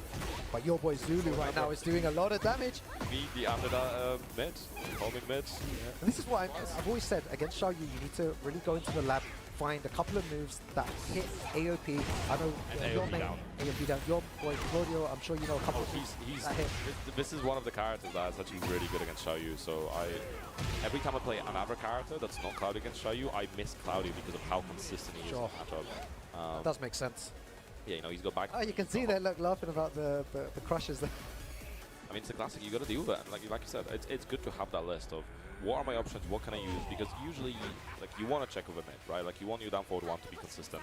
And in cases where you're playing a show, you just kind of have to make sure that, can I use the down forward one still? Is it usable? Do I have to use something else? Do I have to use something slower? Exactly, yeah. There's Do a I lot. have an option at all? I feel like you have no choice but to hit the lab against Xiao Yu. You cannot just be throwing moves out mindlessly against the character. It just won't work. She will be able to crush these moves. Yeah, I think they picked the same stage, so we're just yeah, Oh, we're nice, just yeah. resetting. It's resetting. Cool. That's good, yeah. It's important to remember. You gotta random that stage. Press the random. Make sure you also, you know, everyone's up to date on the rules every time you go to a tournament. Read the rules set. If you're signing up for something, right? There could be something in the T's and C's that you're not aware of. Who knows? I think random select is such a great rule, man, Fun Life, because I really didn't, like, I wasn't a fan of people running to infinite every single time. Like, it would be a lot of people that if you, when you had a wall stage, you would win. Oh, okay, where I'm going to go to? I'm going to run to infinite. Did you not like a king player always picking Forgotten Realm? Oh my other god. players? See, these king players are so carried, man. It was really funny to me once. Pest Charlie did that to me once at It an was Elm so tournament. carried before. The great thing is Claudio's not like, he doesn't get that much out of floor break stages, even back then. But I broke all 3 floors before Charlie even go on. So he picked the stage, and it benefited me more than him. And I remember, I heard him say like, "Oh, well, that was useful." I would do like the worst combos just to break the floor. It's like I don't care what I would do, just as long as that floor gets broken against King, and we're going to 10 hit. And that's not the first time we've seen the 10 hit. We've actually seen it a couple of times today, and it seems like people are starting to use it a lot more. Well, yeah, you know, the thing about it is, like, with 10 hits, like, how many people actually remember the 10 hits, right? That's why I said to Bubsy, but Bubsy had a really interesting theory where he would kind of know when to kind of fuzzy dunk, just to maybe if he didn't know the 10 hit. You know, there's a low at some point, right? You don't want to end up like the Chinggis. Oh, yeah. That was You were there, you were there. Hex mark, 10 hits. Nice combo from Zulu as well. Again, just really pushing the advantage. Feels very much in control, very familiar with the matchup, and also just making the most of Xiao Yu here. Goes for a save. Oh, very nice sidestep on the power crush there. He's going to get the full combo here, and good wall positioning as well. Goes for the jet upper. Nice, beautiful conversion. Ooh, goes for the spike down, but Asimara is still getting heat. I really like the comeback. It was looking very, very nice. It was looking possible, but Zulu stealing that one right. Yeah, your boy Zulu playing really well. Super impressed. I've been really impressed by all the Xiao Yu players today, to be honest. Not an easy character to navigate. A lot of different stance transitions. You need to really know your character. Yeah, I think it's, you know, people also say like this character's so evasive, so easy to play, like so unfair, not but easy. at the same time, Not easy to play. you have to be very aware of a lot of the situations. Sure, you're right. You Yeah. need a lot of intricate matchup knowledge to make the most of the character. Life, I'm going to click that and post that up tomorrow. It's exactly what. It's exactly press the button, but you gotta know the context. Oh, thank you very much. And this is a non-Xiao Yu player speaking right now. Your boy Zulu played super well. One more button, and he wins it there. 2 games. Very nice. Your boy Very Zulu confident. forward. Very like I said earlier, very in control of the matchup. It felt like everything was going his way. Knew what he wanted to do with the sidestep prior AOP. We saw AOP duck a few times as well, going after some mids, which is, you know, again, a Xiao Yu classic. But even just like the roll over, the jump roll over the hatch was just sick. Like, actually such a sick thing to witness. Obviously didn't get much for it, but it looked really cool. good. Yeah, it looked really super That's cool. what counts sometimes, you know. It just needs to look good. That's all. Exactly. Exactly. Yeah, I hope everyone at home is enjoying the Tekken action here. We've had a great showcase of amazing UK and EU talent so far. Now we're about to get a monster, one of those players that's just so iconic at the moment, man. The way that he plays is just is incredible to watch, and whenever he gets up on stage, everyone just kind of sits up a bit and it's like, okay, we're about to witness something good. And also it gives the opponent an opportunity to show what they're made of against one of the world bests coming up next. Yeah, we I don't want to spoil the surprise. Well, you guys can see when the camera's on. The camera's going to switch any second now. You're going to see. You guys will see who it is. It's nice to have him as well, because I wasn't sure, you know, obviously when people get a lot of points early on, and especially when they get an Evo under their belt, you don't really have to travel anymore because you're qualified now. The Evo qualification. That's what Bobsy was saying, yeah. But at the same time, we've seen that in other games where people may qualify for the final tournament, or like the finale of the tour, and then because they haven't been continued playing, they arrive to that final and they just get washed because they've not kept up with, maybe they got rusty or they're missing that kind of the killer sense from the competition. Yep. So it's good to see Ikari rolling up to VSF. For sure. Really good to see him Really here. good to see Ikari. Speaking to him earlier as well, he had I think a couple of hours sleep. He's still a bit jet lagged, he said. Oh, yeah. Yeah, he's ready to play. He said he's feeling all right, and it's going to be a long weekend, but it starts now for Ikari. Yeah. Going up against Kububo. Nice. BCF. I think this is like a third or fourth game. I think I saw some of the bracket earlier. There's already been obviously a lot of games because this is the first set of pools. We have four different waves of pools. We have this is a wave. Each wave has 2 pools, so there's plenty of games to be played. But Kububo already won some games early and now got to face the monster that is Ikari. Yeah, it's always fun to see him play. Really great to have him here as well. Let's see what he does here, going up against a Jack. Yeah. So Xiaoyu and Jack has been quite prominent. It was weird because only the best. I was saying there's not been that many Jack players around. and now you get to enjoy all the Jack players. Well, yeah, I have to enjoy some. You're a Jack enjoyer. All right. Yeah. Right, Kari forward 2 to start things off. Already scary position to be in. Back to the wall, gets next plus wall, and just letting it rip on electrics. So good, 3 electrics. Green energy. Yeah, you know that. See what his combos like here though. Oh, the landing does not matter.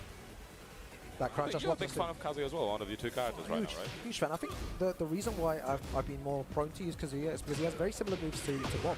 Right, he has the Hell Sweep, he has the forward 2, the 1-1-2 was kind of similar as well, so very similar kind of tool set. And a great character. I think once you start to get going with Kazuya, it's very difficult to stop. Oh yeah, yeah. You were telling me a little while back that you obviously cannot say it out loud, but you think that Kazuya is very strong. I don't remember. I do not remember that conversation. One time at a tournament. No, you're probably talking to someone else, man. All right, Ikari, 2 rounds on the board. See, you forgot to mention that it was off the record. I don't know what you're talking about, man. Carry on. Probably had a dream or something. Dreaming about me, probably? Oh, all the time. All the time, my lad. Oh. What? Yo, you tell. A little funky. Yeah, it's really cool to see. He's going for those mid options. Kububo is not really jumping the wall, starting 2, man. Ikari's really on point here, using single jabs. Again, just mid options, not going for any loads right now. When's he going to go for that hell sweep? I like the down to interrupt, trying to buy some time, spending the heat immediately, trying to stay alive again. Very good, yeah, Ikari. 3 rounds straight there. What we expected from a player of his caliber here. And immediately getting the hydration going, keeping hydrated. It is fairly warm. It's like 26, 27 degrees, I think, today. Oh, look, he's... Sponsorship placement? Yeah, that's crazy, man. Is there even a shirt somewhere? Maybe it is. But yeah, keeping very dominant performance already from Ikari, and it's always difficult. Like, Jack a character that doesn't really get to move around.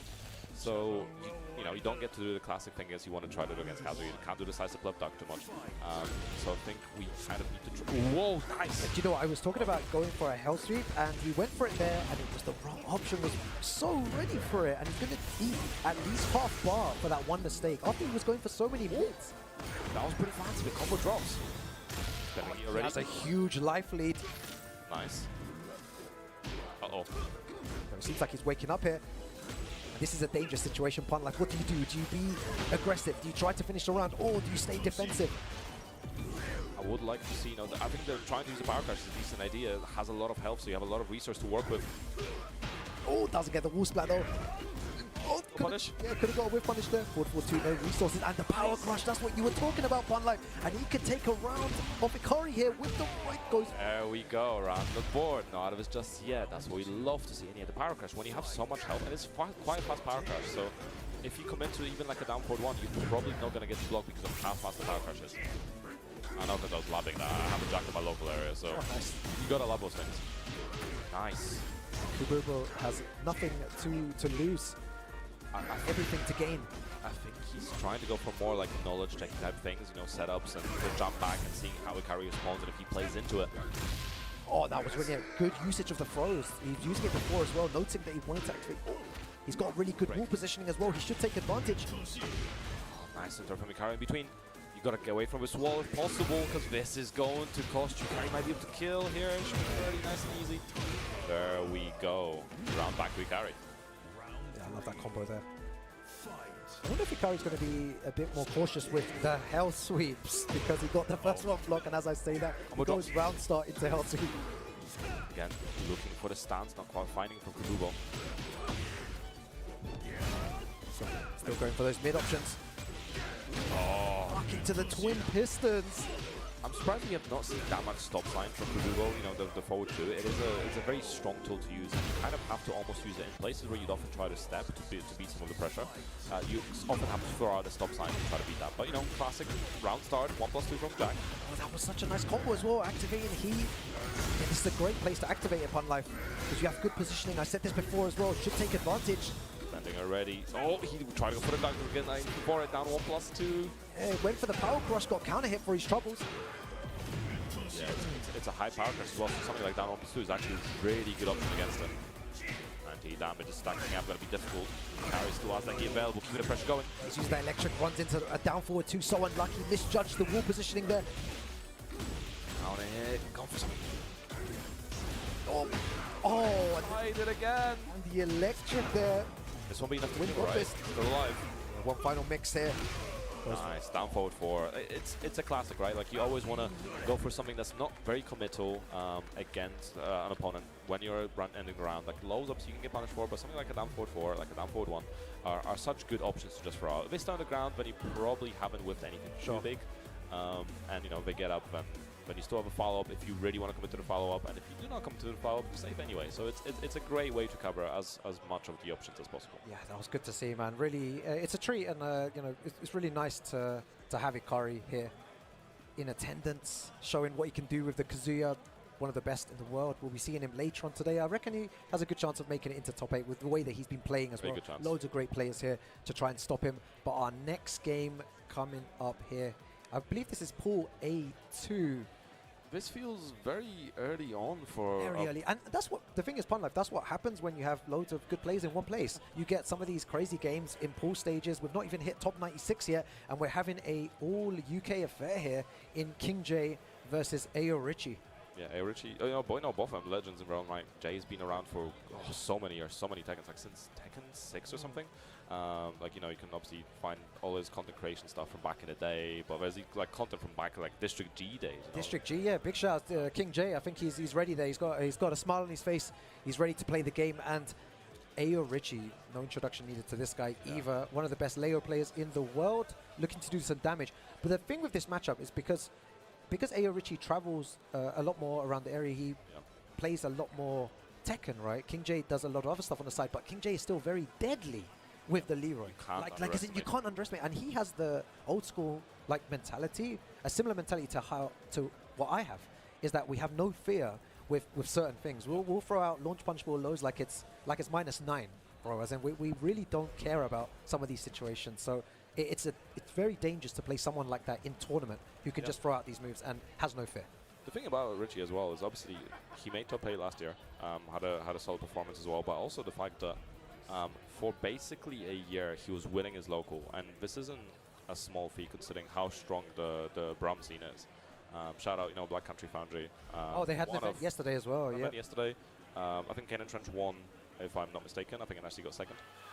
Kanan Trench ended up winning. Yes. Yeah, it's a Kanan Classic winning a dojo before a Master. Oh yeah, just a lot. Yeah, Kanan Trench just usually wins, and then the next day he comes with it. Just like yes, but yeah, Richie was winning locals for like over a year. Yeah. Only I think recently lost to Cloud T7. Again, I think Cloud is also in attendance somewhere. Again, super strong player.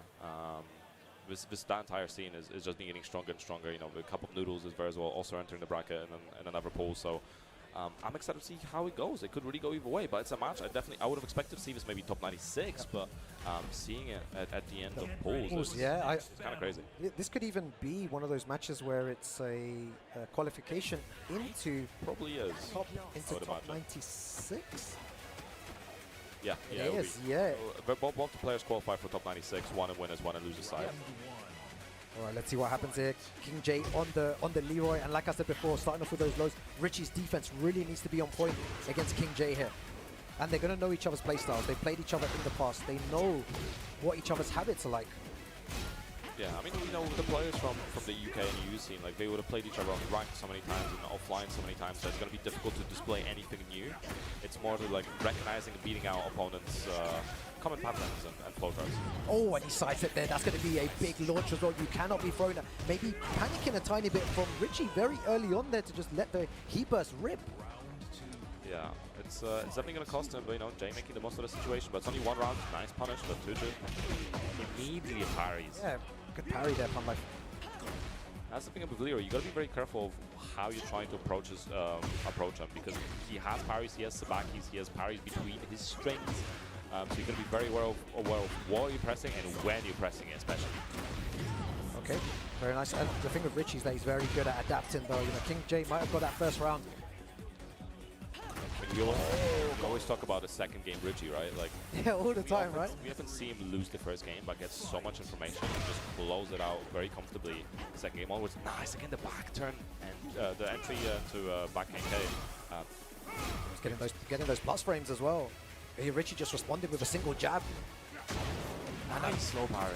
No parry, yeah. And that's so important as well, because that low is such a good situation for Leroy. Like, even when you block that low, there's still options you have to be considering. Kind of similar to like firing down back four situation. Back against the wall. Nice punish. He's going to use that final bit of heat. Really, really good stuff from him, knowing that his heat was about to run out as well. Oh, that's going to be a huge launcher as well. Okay, block 2. Move the spike down. Yes, he can. Another round on the board. Just needs one more to take the first game. Guaranteed damage there from AO Richie. It's scary as well, because this stage still has a lot of breakable hazards that could potentially be coming into play. He's starting to fish for those lows. Uh-oh. Just that buckle and just faking it out now, trying to get Jay to press something. Upon like on 2 occasions there, he wants Jay to press. Jay is not biting right now, and that's a great use of the cane. I always feel like that combo drops, but it's obviously not a drop combo. Nice, at the wall as well. What's the ult for Jay? What's he going to do? What's the follow-up? Going low, slice of 4. Yeah, Richie just staying on the ground. I don't know if that was the right option. We're going into a final round situation. Yeah, I think the press into the cane was very unfortunate for Richie, because, you know, didn't manage to interrupt it, but did get caught with the follow-up hits, and that really gave Jay the round, and now we just playing for that final game. That's 3 lows in a row from Jay, and this is what I was saying about the old school mentality, not being afraid there. Is he going to go for another one here? Slice of Compass as well, trying to keep the advantage going after it. It's a very strong move. Now, Richie's playing Tekken 7 at the moment. Oh, hop kick, knowing that he was going to do a low. Carry to the wall as well. Beautiful. Richie known for his execution. Back down. Nice big chunk of damage. He's still available. Jay, this is not the situation to be in. I don't think this is enough to kill, but one more hit. Down 4, sealing the deal. Goes for the low.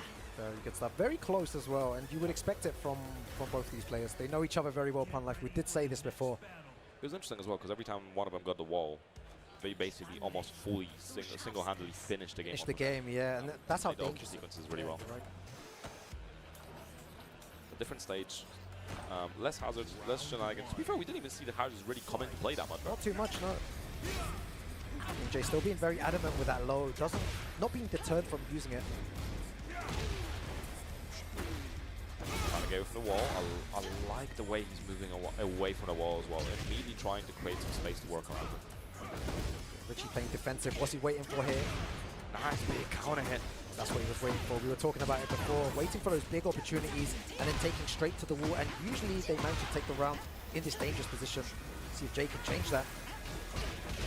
Parry. Yeah, I like the confidence. Oh, I think he stopped. Yep. Nicely done. I like the confidence from Jay. 2 things were. Stopping after the first low as well, not going into stance, and then also, immediately cancelling stance, not always committing to an option. Make your opponent guess. And I think both those plays from Jay were actually super on point. Really good. Back against the wall.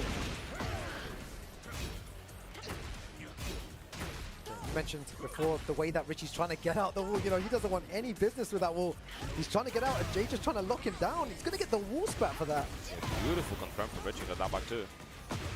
Big chunk of damage, flip over as well, and going for it again. Oh, the parry. He hasn't got any resources available, tries to slice them into buttons. He's going to get this in the back though. Plus frames. Has he available? No punish. 20 seconds remaining. Time could be a factor. Waiting for the heat smash. Oh, down back 2 instead. And the full combo? There we go. Nicely played from Richie. And he's been so patient and just finding the right situations, getting the whip punishment on point. We've seen it multiple times now. Oh, the duck there. I think tried for the up back 1 parry, but not quite finding it. Goes for the low. Oh my god. This is playing at range 0, activating heat. Ooh, no punish.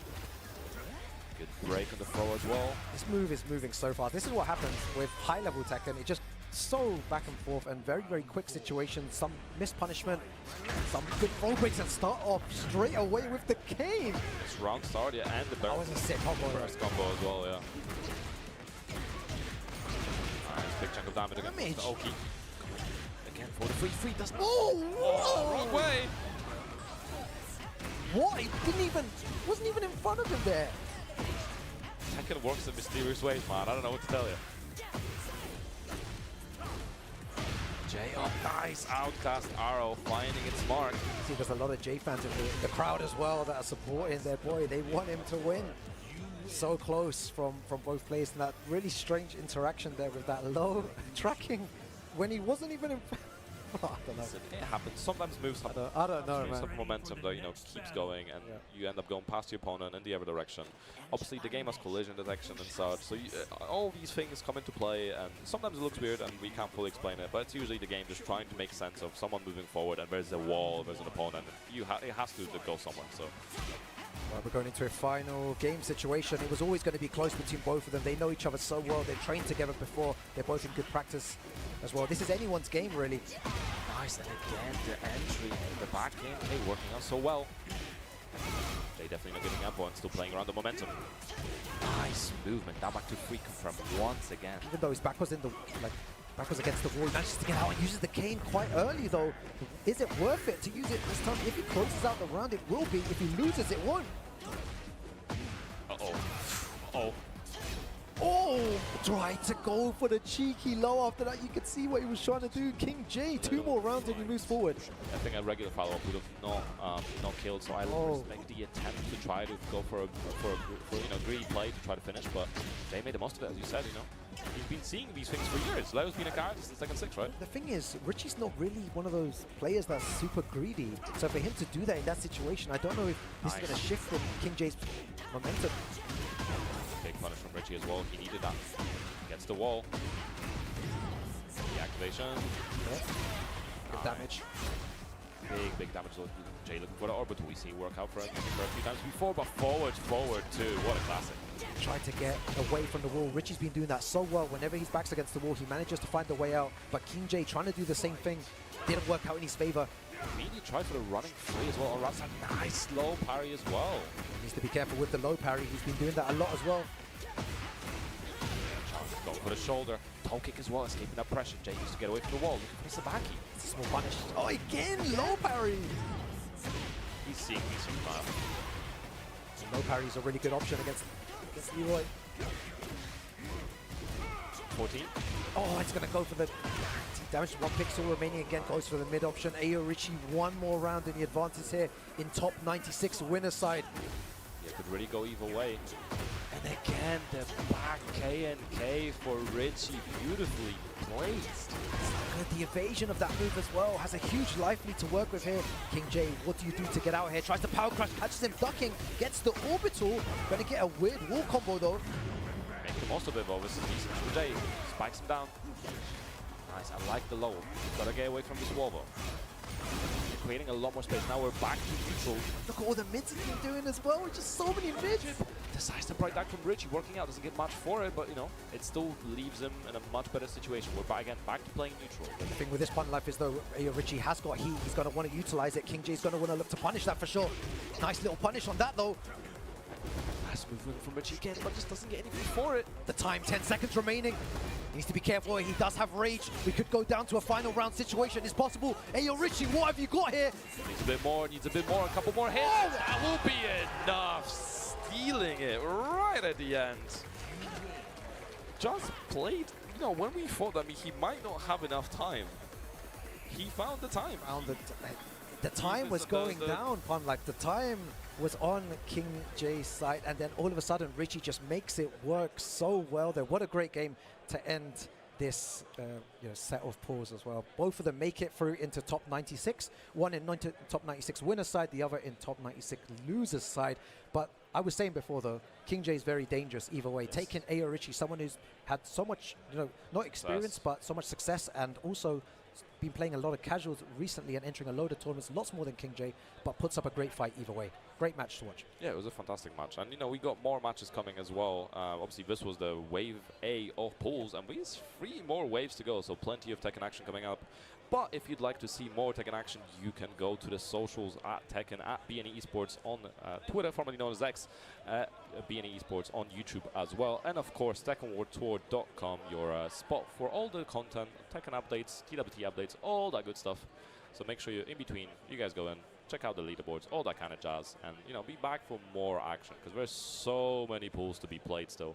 I think we've had some really good matches already. There'll be more matches coming. Get some popcorn, get some water, and we'll be back shortly with more Tekken action.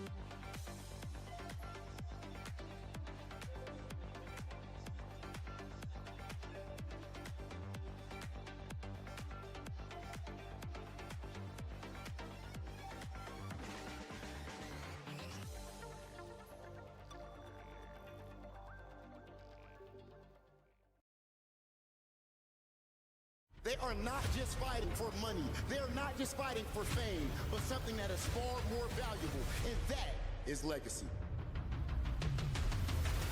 Oh my God, the pressure off the wall, though! Oh my God! How did he do it? That could cost him! No way! Oh my God! Absolutely no room for error. The E-Smash! Ulsan in your back-to-back Esports World Cup champion for Tekken 8!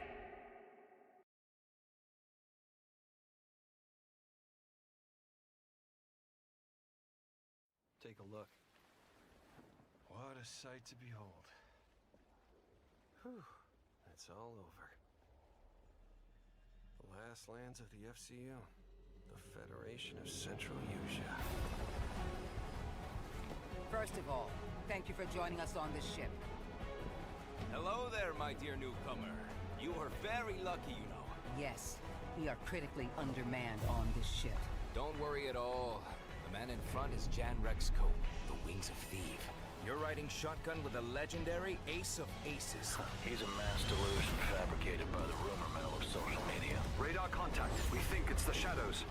Our lone target is Wings. All dogs fire. Time to pull out. 22. Roger that. God damn it. Start swimming, soldier. Make it home alive.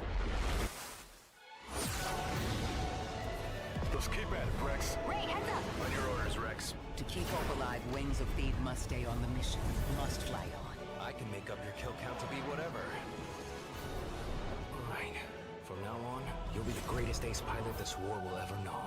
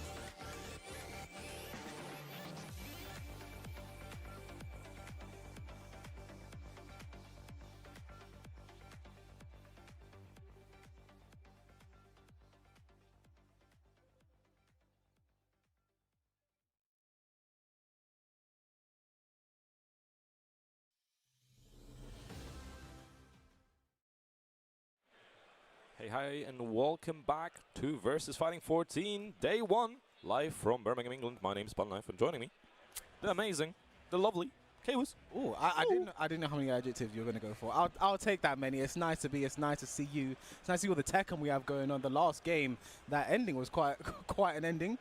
You know, I think that's what happens when you're like two friends, two long-standing training partners going at you. You really have those really fun endings. But now we're going to be here with a new set of pools, a new set of players and characters. Life. How are we feeling about that? I'm always excited. Like, I was talking to Rakang earlier about this. I love the fact that it's a 3-day tournament. Like, obviously, a bit more leave to have to take from work. But at the same time, I love seeing big pools, lots of pool matches streamed, players that we maybe don't see every time, like, you know, local players that maybe don't get out to international tournaments or maybe don't get to travel much. So it's always a lovely experience seeing more people, more unknown names that maybe now become more familiar, or, you know, just people that came out that just want to play the game or appreciate the community. So it's always a lovely experience. Yeah, and for the UK scene as well, it's also like super nice to have. You know, I was talking to some players actually from Liverpool. They came from Liverpool down here, and they were just saying like, oh, you know, first major event, and they didn't sign up to the tournament. You know, they're just here to spectate. I think that's a huge mistake. You know, if you have a major event, all these good players, you know, you see the KRX guys walking around, Nii, Crescent, Akari, Lowhigh, etc. Like, you know, you have to enter these tournaments. You know, they don't come very often. It's VSFighting once a year. You have to show up and try and, you know, try your best. The worst thing that's going to happen is you're going to lose 2 games in a video game, and then you're going to get to play casuals, walk around, chat to people who love the same thing that you do. Again, I urge everyone, if you're at home right now, if you have a major event coming up near you, in your city, a city close to you, make sure you do pull up as we get underway with our first match of this new set of pools. Life. Yeah, Jace, Crispy coming up on stream. You're getting the Mieri Zone. No character we're seeing super often. You've seen a Mieri Zone today? I feel like we haven't. At least I have not in the games I've watched earlier. So a character I personally quite like. I think she's really cool. A decent amount of tools and fairly fundamental in most of her usage. You know, literally the newest Tekken character, right? I think she's been received very well. I'm always excited to see Mieri Zone gameplay. I think CV Games someone who can represent her very well. Kira, someone who represents her very well. Let's see what JC does. You get the guaranteed throw there. Nice low parry from Crispy. Gonna take the floor as well. Exactly what you should be doing in this situation. Can we get the wall too? Oh, not quite. I like the idea though. Just wanted to get the Jaguar sprint mix up. Yeah, I've seen some shenanigans, I think, from Lil Majin recently of like getting that in neutral just so he can land a heat smash immediately afterwards. Yeah, I actually saw that. He posted a reel about it. He can get a guaranteed heat smash, I think, off a down forward 2 counter hit. Yeah. Yeah, I think King definitely needed that. That's something he... King needed is more Oki. Exactly. Oh, yes, yeah. It's, you know, very weak Oki you got. Nice step and punish there from JC. Good adjust on the combo as well. Oh no, wanted the floor break, but up forward 1 doesn't hit unless it's that clean on the front. You don't get the full throw animation into the floor break, but nice 3-2. Gonna get the wall splat as well. Here we're gonna get a floor break this time. I love that animation. And full turnaround combo. Do we know what we should be doing? Looks like JC does. I like the, you know, lack of the overcommitment on the end as well, because sometimes the enders can drop, especially with back to combo. So sometimes, you know, get a little less damage, but make sure you get most of the Oki. Down 4-2 floating out of the air there. 4-4-2-2. Nice move there from Mieri Zone. When I first saw that, I thought it was going to be a heat engage. It looks very heat engaging. Yes. Down 4-2. Nice, gets the launch. Keeps the combo very simple. Might heat engage as well. It's a possibility. There it is. Sorry, heat burst. Maybe going for the damage. Looking for that down 2. Big whip. Nice punish with the down 1+2. Should be enough to kill, especially with the heat. Not even going to need it. You definitely need to make the most of his punishment on Miari, because her punishment up close is pretty decent. The 3-2 is nice, but those big launch punishers from her are all very risky. So you got to be super on point to actually make the most of them. To know you had that whiff and commit to the down 1+2 again, big respect. Low power keeps it simple with the power bomb. Here we go. Here we go. And is this dead Pun Life? Maybe. Oh, 100 damage, just not enough. Can we get the comeback? No, we can't. Also, you took too long to answer that. You took too long to answer that one, okay? That was... Felt like it would kill. That was the coward's way out, okay? Yeah. Hey, I never claimed to be brave. What do you think I play Claudio, man? I'm playing it the easy way. Some people say that character's okay. Yeah, he is okay. Okay. Nice, down 4-2 gets the launch. JC, I like the launches, I like the combos. The usage of down 4-2, again, it's a completely safe mid-launcher. Why not throw it out? That's the max damage combos all ended there. 76 damage, and again, oh, no punish. That would have been the perfect punish there with the forward 2. Not perfect punish, but still a good punish. Nice break. Frame forward 2, good break on the ground throw. Just need a little bit of a health lead right now. Nice follow-up, guaranteed. Stays down in the side step 2, but not ready for the combo. The block on the down back 3, but no launch. And another side step 2 to close it out. JC taking the first game and getting some a wry smile there. Yeah, a little bit unfortunate for Crispino. Missing out on the punishment, the down back free opportunity could have been very big. And also the now 1+2 obviously blocked earlier and also not punished. And those things can come back to haunt you unless you're ready to get that punishment on point. It's you might just find yourself with a very quick way out of the tournament. Yeah, I mean, again, like, I like what we're seeing on both sides. You know, I like the fact that JC is committing to down 1+2 as a launch punish. You know, it's very risky. It is the max damage that she can get. But Crispy, again, 4-2 would have been the right punish, just a bit late on it. You know, maybe you take the punishment training. It's there for a reason. Get your timing around when to punish. It can be difficult sometimes, especially with a move like down 1+2. How often are you blocking that move when you play versus Miri Zone? And plus, obviously, stage nerves also plays into things. Nice 3-2 getting the wall as well, going immediately through it. But that's a lot of hits very early on. Yeah, and we see what the effect of it there. Couldn't get the rest of the combo. Nice break on the giant swing. Oh, beautiful keep out. And so as Heat, probably going to see a Heat smash coming soon, 3-1. And wow, the Merengue 1+2 gets the launch. Are we going to go for Heat here? No, we're going to go for Rage instead. Going to delete all the recoverable life. Still has the Heat to play with as well. Probably going to run up, look for a Heat option to close this out, or just get the +5 off of the Heat dash, and then look for that to close out. Let's see where it is. Ooh, big whip on the R-forward 3, and then the Tijuana Twister. Crispy gets the first round in the second game. Yeah, JC maybe a little bit too excited to, you know, try to use up that Heat, try to do something. Didn't really get in range to make the most of it. A bit too overzealous to close it out. I think in this game it's a very common theme. Like, people do find the closing out the round is like the hardest part. You're so scared of potential comebacks with what he can do, with what Rage can do.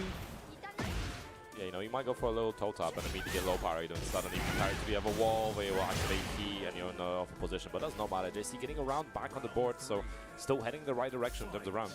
That Merengue 1-2. I think JC seems to be hit confirming that. Hasn't really thrown out on block that much. No duck on the 1-1-2. Go duck that third hit so you can get your launch punish. Uh-oh. Easily downstairs. You got to be breaking balls near your wall. You always got to be thinking balls near your wall. Simple. Where's the Oki? Do you think Lee is okay with him destroying his house like this? Honestly, he deserves it. Because of after the crimes he's been committing in this season. Okay, yeah, I thought so. Yeah, I agree. You know, as I blow up the window, I'd be like, this is for 1+2. Oh, nice punish. Maybe a little bit more, but you know, it's something. Something is better than nothing, but while setting 1-4 could have been a hit from there. 4-4-2, only -1 in Heat. Nice use of the Jaguar slide. Is that dead? No. One more hit does it, stays down. It's an alley kick.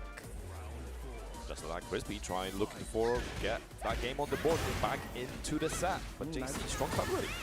Yeah, good. Perfect combos as well. Going to break the, blast the wall, in fact. Oh, I would have liked to see the up back wall. To get back to the back. Yeah. Because that wall position is super important on the stage. But hey, still back to the next one anyway. Yeah, we're back at the other wall. All's well that ends well, you know. Down like the up to guaranteed while sending 1-4 there. Doesn't get a wall spat though. Good jab from Crispy. He's gonna drop. Oh, okay, that's not what I expected. Yeah, I didn't think it would happen like that. Yeah. Step 1-1-2. Nice punish. There it is. The bow bob 3. Nice low jab again. No throw broke and getting a chunk of damage off of that one. Are we gonna see the Oki again? Yes, we are. No Jaguar sprint though. 2-1 the plus frames. Oh, goes in for the heat smash. Yeah, natural hit, but then she got caught ducking or moving. A punch, no break. Also, it's reached the wall. Gonna get a wall. I think it is. No, just shy. Lucky there for JC. could have even pick up potential. That's not bad. It's sidestep to counter here again. I don't think this combo is enough to kill. It's going to be the following situation. A low parry again from Crispy. The powerbomb again, not enough to kill. Down 4, but it's a down forward 1. JC takes it 2-0 over Crispy. It's all smiles all around. It's fist bumps. It's a nice time. Yeah, a little tense at the end there. You know, a little bit of slow-mo. We do love seeing those too. Yeah, you know, Crispy going to be a bit upset about that one. I think that was a really good for our opening game. In this pool, that was a really nice one to see. I really like that one between those two. Again, a lot of good character specialist knowledge shown. Again, my favorite is going to be JC with those down 1+2 whip punishes. Yeah, that's very risky. Confirms that you mentioned as well. Yeah, it's very risky. You know, you need to really be confirming your whiffs on that one again, the punish. But like, yeah, you know, great stuff from both of those two. Hopefully we get to see more of JC in the tournament. Hopefully Crispy stays alive for a bit. But again, it's a tournament. People got to lose. Someone's got to win. Someone's got to lose. Someone has to go home. Or we will have to go home at the end of the day. But yes, you know, for now, unfortunately, yeah, you know, we can't live in Millennium Point. So well, I mean, Justin might not approve, but you know, we can try. We can make it happen. We can do a little bit of squatting, right? we can. I know some people that know some people. So maybe we make something happen. Our next players are stepping up to the plate. And again, this is a very interesting time right now, Pun Lab. This is the last Master event before Esports World Cup happens. Yes. You know, we have the LCQ next week, and the week after that, Esports World Cup is happening. And again, I think that's why some players elected to not come to this event. You know, I think Arslan was signed up. He couldn't make it because he's training right now in Japan, because again, Esports World Cup is kind of his focus right now. Yeah. With his win at EVO as well, he's already qualified for Tekken World Tour, so he doesn't really have to be here. But like, yeah, this is a very pivotal time, right? And I think some players, again, you see all the KRX guys are here. They're taking time. Okay, let's go to Europe. Let's get there early, adjust to the time zone. Make sure we get our practice here. They're all together. They can boot camp together. You know, it's really interesting to see how different players sort of approach that. And again, because it's also important to have tournament experience more than anything. Because I don't really think anything can like replicate actually being in tournament, playing the first of twos, the first of threes. You can practice as much as you like, but this is the real experience here. And again, for a lot of the KRX guys especially, they may be looking for a tournament win here, and having that going into Esports World Cup is a huge boon moving forward. 100%, and obviously at the same time you're also stacking up points for TWT, so it's, you know, it's a multi-purpose strategy, so it definitely works out for that. But we have two players stepping up to the screen now. We have Sparta and Tofu. Sparta player I'm very familiar with. Asuka player, been playing for a while. I need to do best to not be biased here, because I've beaten this man has never beat me in tournament, and it's been a running gag. I love him to bits. I've beat him on Asuka in 2 separate games. We've money matched, we've mirrored. It's always a blast, but we'll see how he comes out. He's very aggressive, Asuka. He likes to tango. We'll see if he's ready for. Oh, okay, there we go. The way you said aggressive told me everything I need to know, and the way the round slide showed me everything I need to know. He took the Tekken 8 philosophy to heart. He heard aggression. He went, all right, man. I can see that. Yep. I can see that on live. It's the only thing I can see right now. Yeah, just keeping it going, keeping the pressure going. Obviously, Asuka did lose some tools. Down 1+2, no longer granting a follow-up, but you can see a lot of Asuka's going for that down by 3 afterwards. Nice, classic. Yep, 2 throw. When the floor break is active, you see people just start to really zero in it. He gets the back 3. We might see another floor break here. Actually, all tried it, but doesn't get punished hard for it. Well, the one thing Sparta's not known for is his combos, unfortunately. So, you know, it happens. But, hey, getting the most of that. Another floor break. Almost a perfect adjustment there, but the wall was just a bit too close. Nice. Beautiful. That could have been really risky with that upward 1-2 coming out.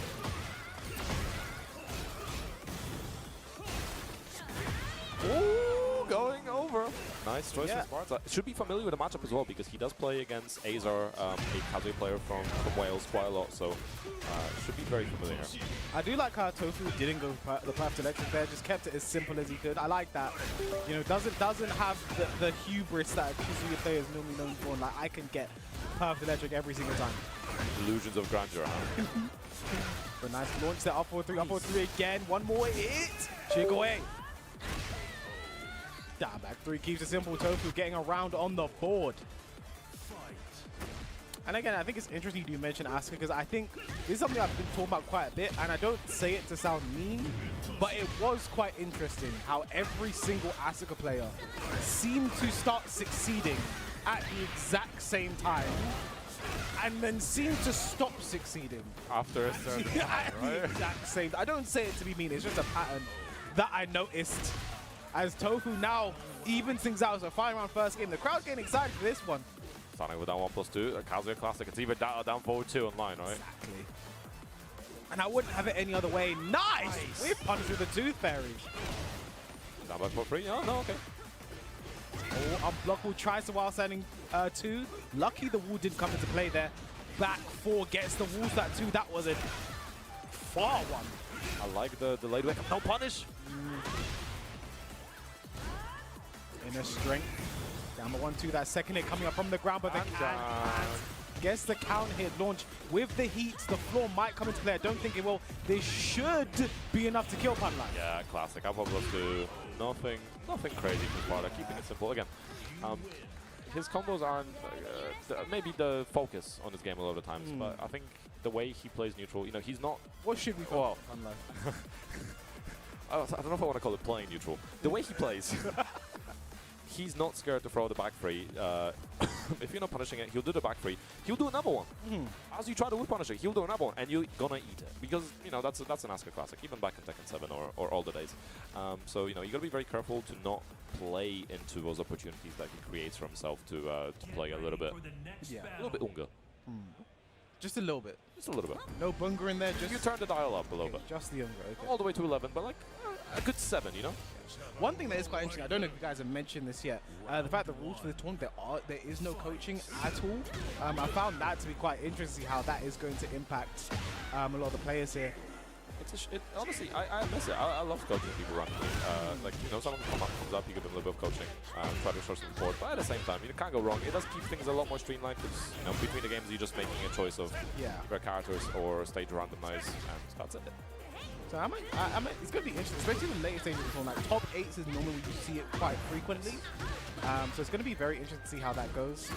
Again, I know a lot of people, when it comes to coaching, it's really a Marmite thing. They love it or they hate it. Get out of the game. It's a fine part of the game.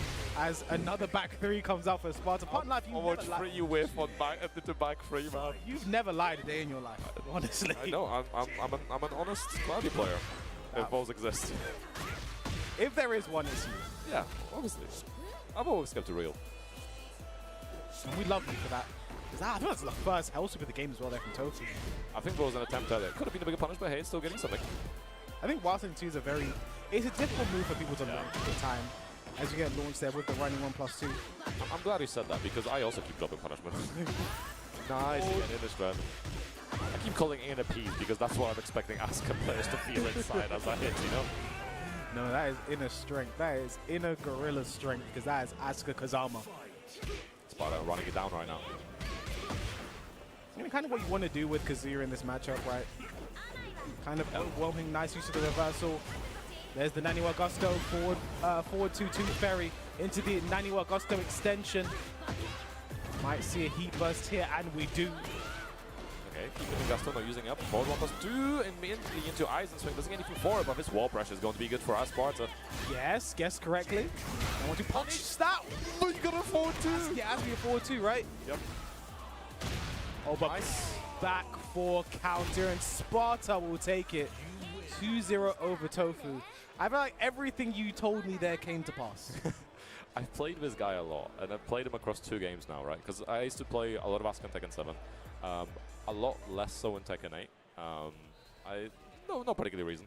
I think I preferred the way, I liked the Oki she had in 7. I missed stuff like, you know, the Rage Drive, the big combo where you could key charge into stuff as well, and those kind of shenanigans. So I played Asuka back then. I mirrored match Sparta in 7. I think it was like 10-5 to me or something, 10-4 to me. We've actually money matched at VSF before. There was a big ruckus like a couple of years ago where we were money matching in the back in the room to the side. So, you know, when you play someone quite a lot, you start internalizing the flowcharts they do and the habits they have, and then you start calling them out on it because of why do you keep doing this, man? Why? No, I do love that. It's one of my favorite parts of commentary as well. When I do commentate a player, I've played a lot in tournament, gone to war with a lot of times. Like, you know, I see the things I'm normally, when I'm playing against him what I used to see, and I love calling that out. I love having a corrector being like, hey, he's going to do this, and then he does do it. It's pure dopamine. I believe that's Pygmy Slanesh sitting up there as well. So versus Vampire Bat. I think Vampire Bat from Exeter of DC, if I'm not mistaken. Been playing around for a while as well.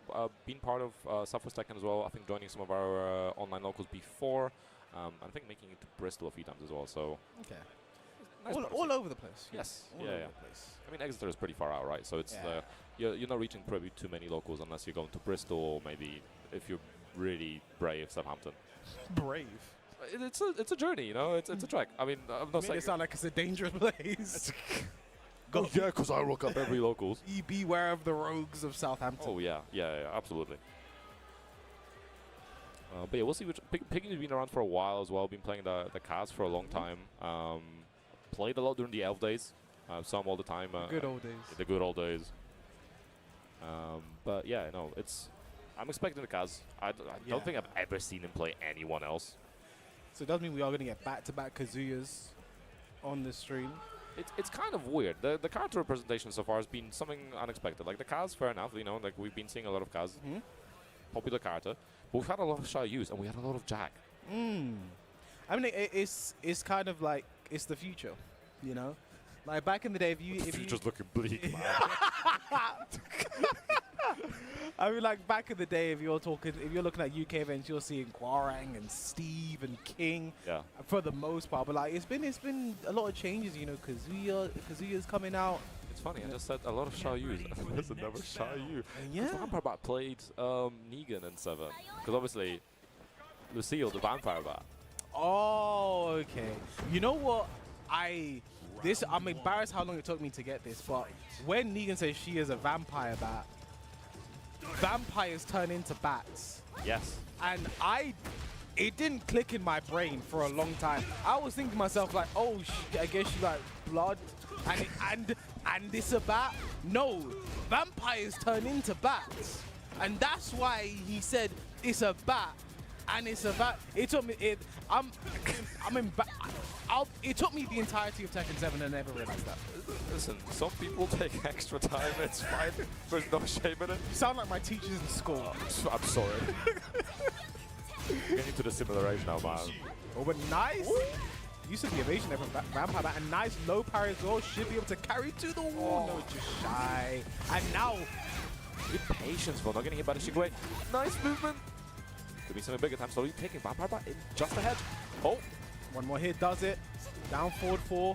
Finishes with another down forward 4. Vampire Bat. Sorry, Pygmy Slanesh taking the first round. Still rocking the elf tag, I just realized. Oh! Guy, I respect it. I still did the same thing, so it's good to see. Keeping traditions alive. Yes, sir. East London Fires, for those of you who don't know, turn around into some mid-trust. Again, I like the patience. Vampire Bat not committing. Oh, it was a nice dunk, but just not at quite the right time. There we go.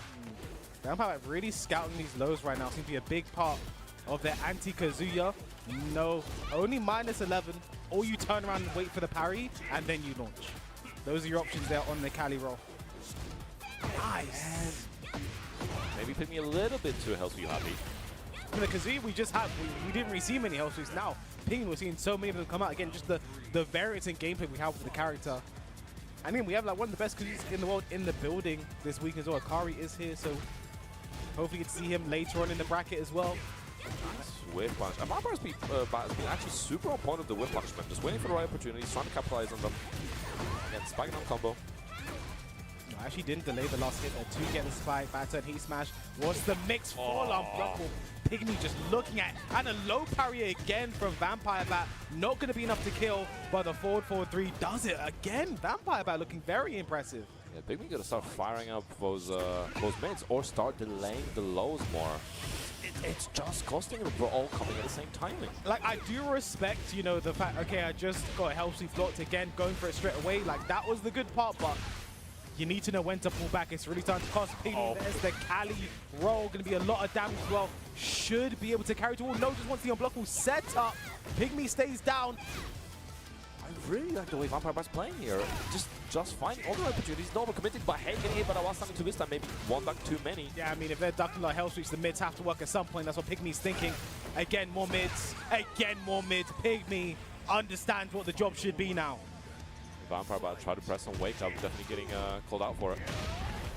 There's a patricide fist into down back 4. Piggy looking really good again. More mids are coming out right now for Piggy. Forward 4-2. 1+2 understands what the job should be. Nice punish. Trying to seize back the day. Nice break on the counter hit throw. Carry roll again. Has to be 11 frames, or you wait for the parry and launch. Nice. Sidewall conversion. Doesn't get a tornado though. Down back 2, down 4. Ooh, no punish. Could have been a while standing 4 there. Reburst. Gonna see a heat smash. Yes, we blocked it and punish. Perfect. Ooh, can launch. You can launch. Ooh. So close. It is -14 and Link can actually launch that. So unfortunate there for Vampire Bat. Again, these are, again, I always say it's good when these things happen to you because you're never going to let that happen to you again. It's a good learning experience. Yeah. Especially when that happens on stage. And, you know, like, I think it's good as well. I think that's part of, like, the value of commentary to some degrees when the player watches back afterwards and you can point out some of the mistakes. Like, cool, this could have been punishable. Maybe this is what I was losing to a lot. And it's a nice, it's almost like coaching, but for free. Yeah. That's if the information we give is accurate. So. Oh, yeah, behind us. All of this is entirely wrong. Make sure you guys hit the lab too. We don't know everything. We just know most things. Well, speak for yourself. I'm playing entirely by vibes. Claude, play Cloudy for me. Make no mistakes. Nice counter hit. Lord's there from Vampire Bat. Don't know if this is enough to kill. Might need a spike combo or something.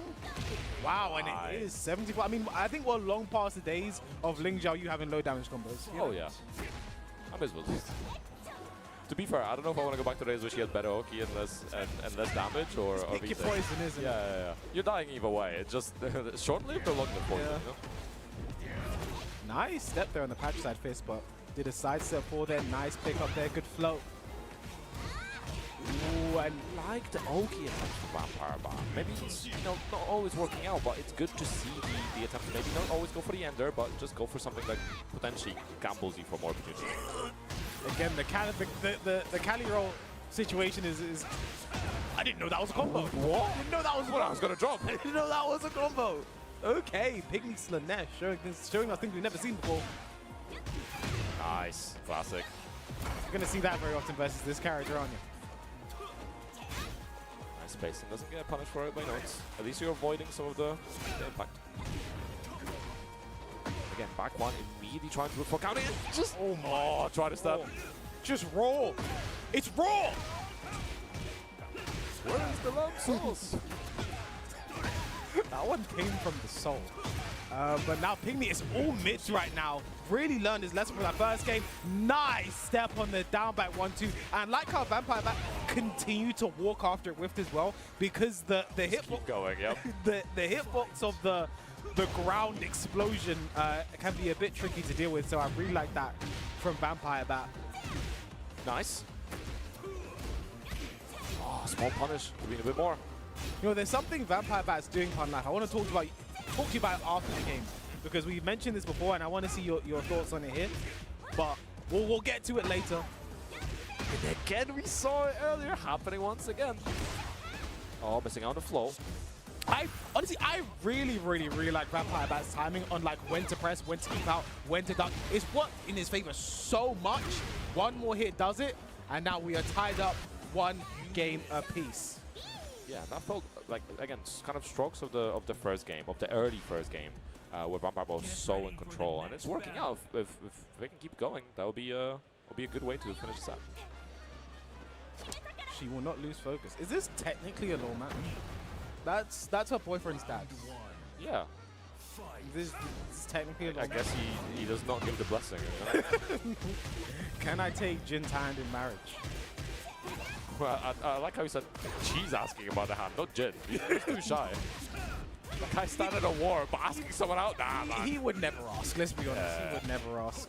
You have to do the battle prompt. Yeah. Press X to hand in marriage. And another Cali roll there working out for Vampire Bat. Again, if I am Vampire, is that something I'm really going to keep going to, because Pygmy Slanesh has not punished it. I think the situation is really confusing him. Good spacing, maybe not quite getting anything for it, but it's still neutralizing Pygmy's offense. Oh, tried to attempt to interrupt in between. Yeah, second in the down forward 1, down forward 2. I really hate that down forward 2 comprehender the way because it just scrapes your body across it. It feels very disrespectful. Oh, yeah. Not a fan of it. Don't do that to me. No! Oh, that's conditioning right there. The use of the unblockable, the cancel, the throw it out, that was really nice. The heat smash connects. Shouldn't be enough to kill, but the wall does the job.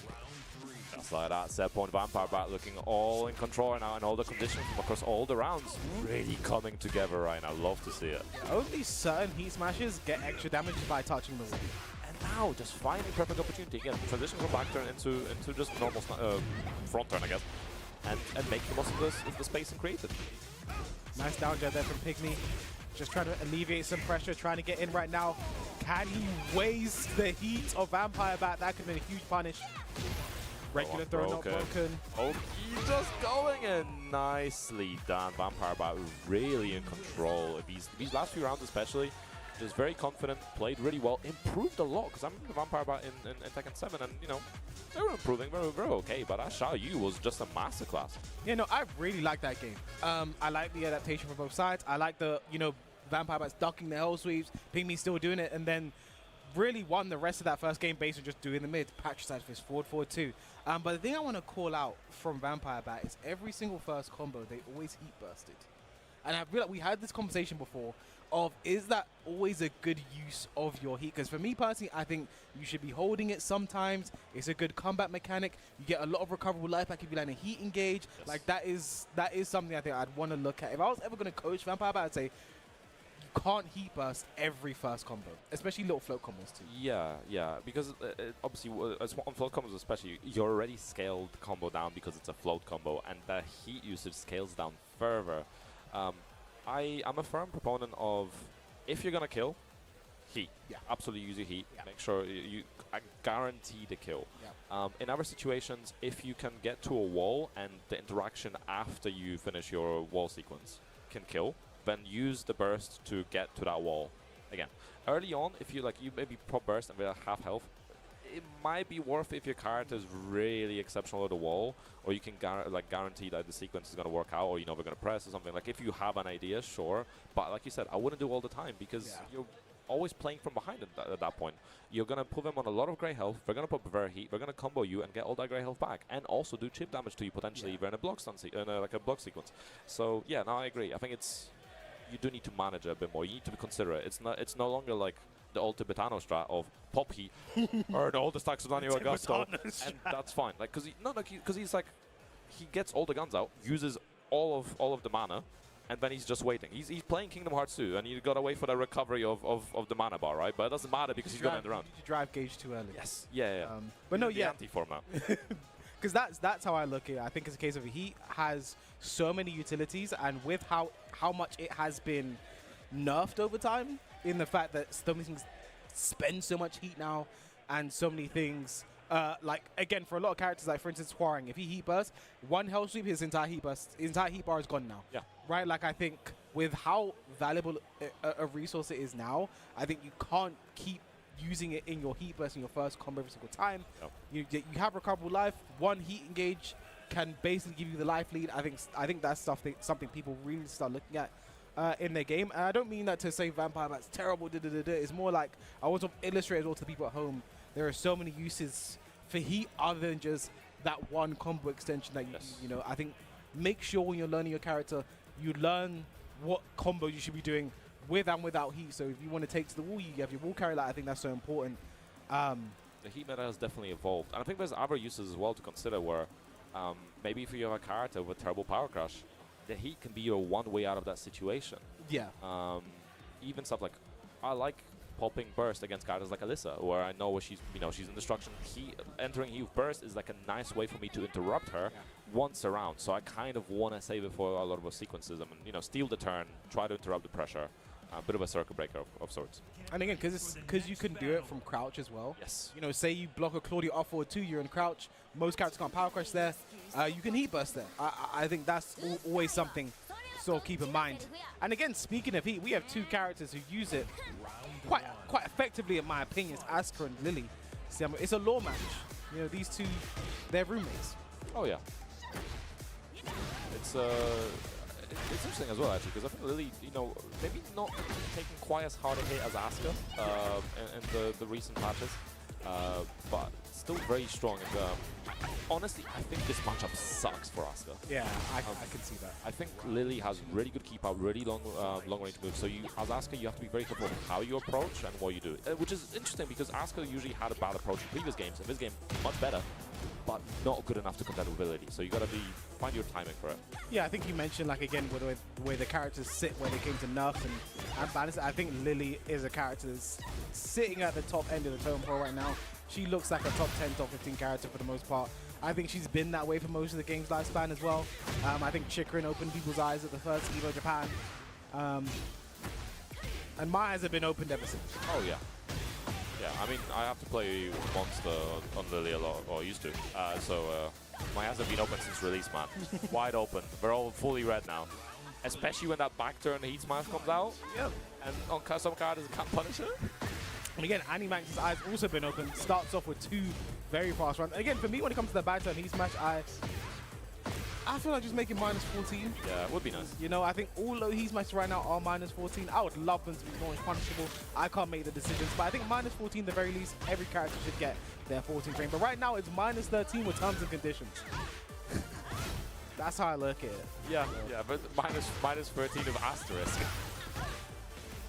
Oh, KS boss, that combo might have been enough to kill there. Nice use of the up forward 3, duck while selling 3. Sort of expecting some very fast retaliation with a jab or something like that.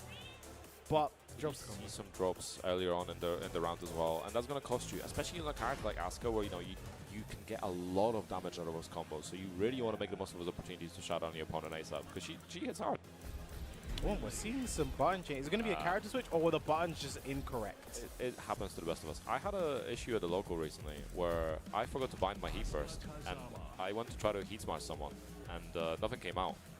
Turns out what I bound her was Rage Art. I'm glad I did not find out the hard way until I went back to the character select. I had that issue at EVO France last year, where my heat burst and my heat burst and my key charge at L3 and R3. Yeah. I swapped them around. Oh no. And I wanted to heat burst in a combo when I key charge, and you know, at the start of the game, that was a legit strat for parring to key charge. At this point, yeah, making Warren players are the reason we lost key charge.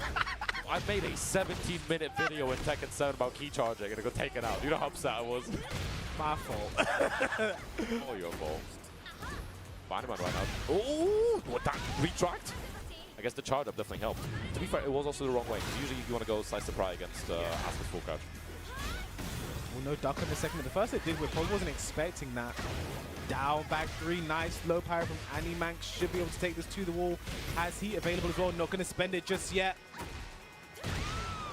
I would have, you know what, I would have liked to see the burst in that wall combo, just so that when you end the wall combo, you are ending it with heat as an opportunity to have the heat, you can activate the feisty rabbit, you can make things a bit more scary to close out for final mix-up perhaps. Drop the combo with me to back turn and then heat smash, you know, like stuff like that. Yeah, so that was a great step there on the up forward 3, a nice 3-1, no drops the combo. Was that supposed to be a QCF3 maybe? Probably.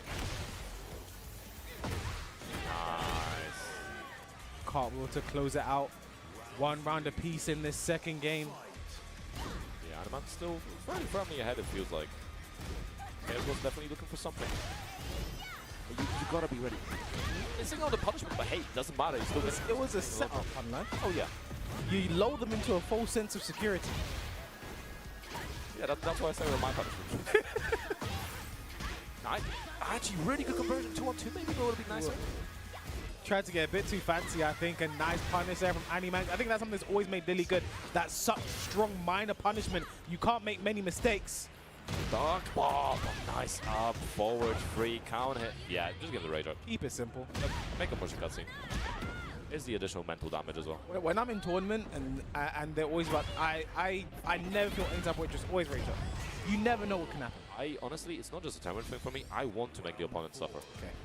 Well, I was coming at it from a It's mental warfare, man. utility standpoint. Oh, it's good for the utility, but it's the additional bonus of making your opponent suffer.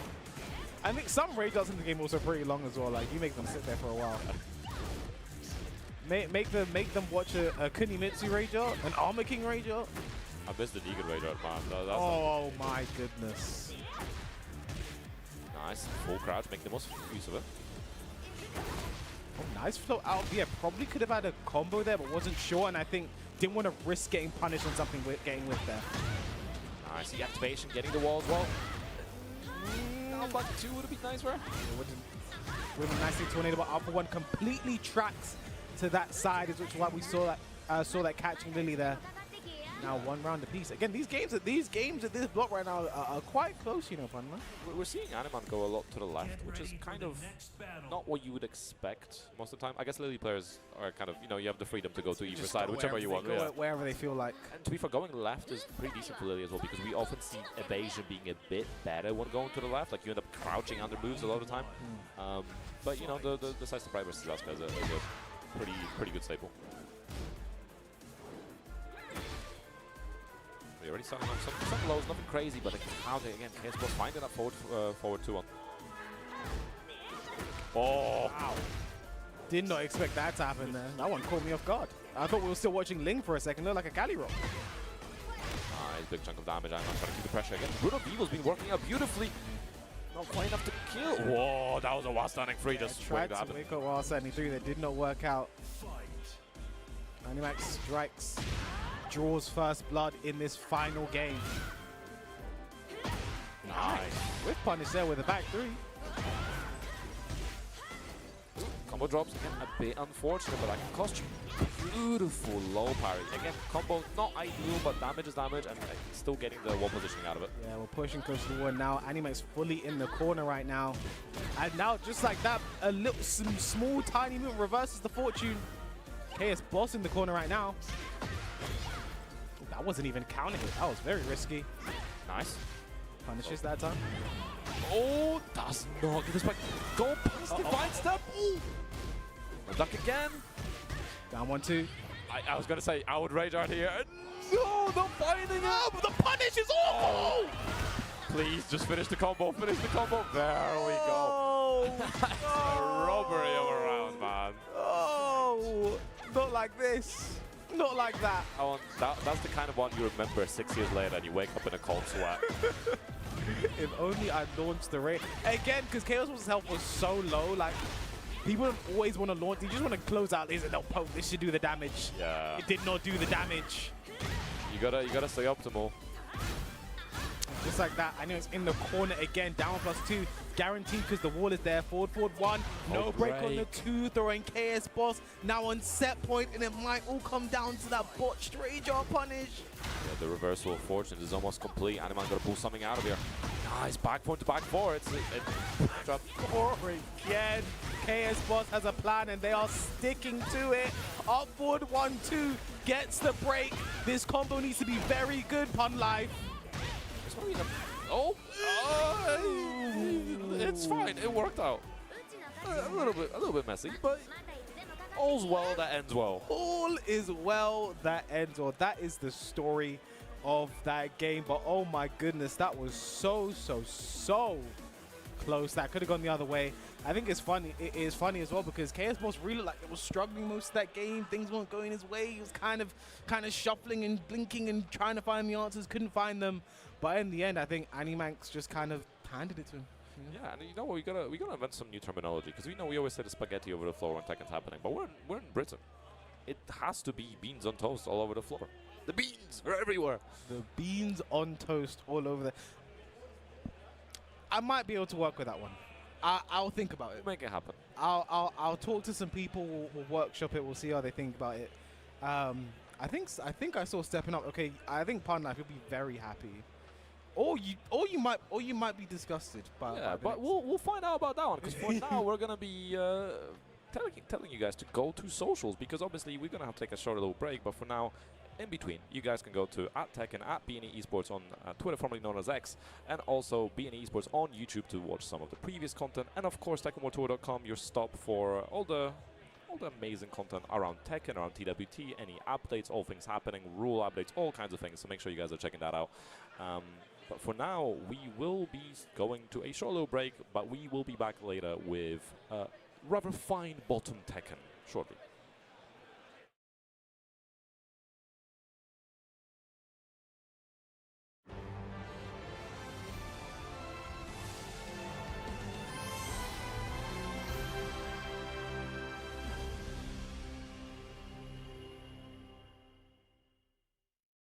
サッカーボールを友達に日本がワールドカップで優勝することを夢見る少年がいた。少年はサッカーを通じて多くの仲間やライバルに出会い、激闘の中で彼らとの友情や絆を育んでいった。少年の名は大空翼、キャプテン翼。俺たちの世界一への道は今日から始まる。気合を入れていくぞ。行くぞ日本。そら俺たちのパワーサッカーを見せてやるぜ。押して押して押しまくるぞ。うわーぶっ潰してやる。サッカーもムエタイと同じく格闘技であることを体ごと教えてやるぜ。よし翼くん、読み通りだ。何？この魔人バルカン、お前たちには止められないぜ。全力の君を止めてサウジアラビアユースマーク・オワイランの名を世界中に響かせてみせるぞ。最高の竜を俺に見せてくれ。うわもらった。何？世界にはまだまだたくさんのライバルたちが待ち構えている。あれは俺はワールドユースチャンピオンシップ優勝を目指して戦い続けるんだ。サッカーボールは友達だと。ふざけるな。貧しさの中で必死にもがいてきた俺たちの方が強いってことを証明してやるんだ。今の俺の居場所はここだ。南米の黒豹の力を見ろ。はあ、このウルグアイの仲間と共に世界を取るんだ。何があろうと諦めはしない。日本代表の正ゴールキーパーになるために。大会に生き残りたいのなら戦え。闘志を失えばただ狩られるのみ。それがサッカーだ。僕はカレンとの約束を守るんだ。この試合レビン対策は俺に任されてるんだ。なんて衝撃だが止めたぞ。相手を破壊することになっても僕はこのシュートを打ち続ける。お前を止めるのが俺の役目なんだ。あの連続ブロックをする勇気、君は立派な戦士だ。翼さん、こういう戦いを望んでたんだ。思い通りにはいかせないぜ翼。俺が世界一、俺が天才ファンティアスだ。若林、その右腕を砕いてゴールを奪わせてもらう。この腕が折れようともう手はやらん。俺はこの試合俺のサッカー人生の全てをぶつける。当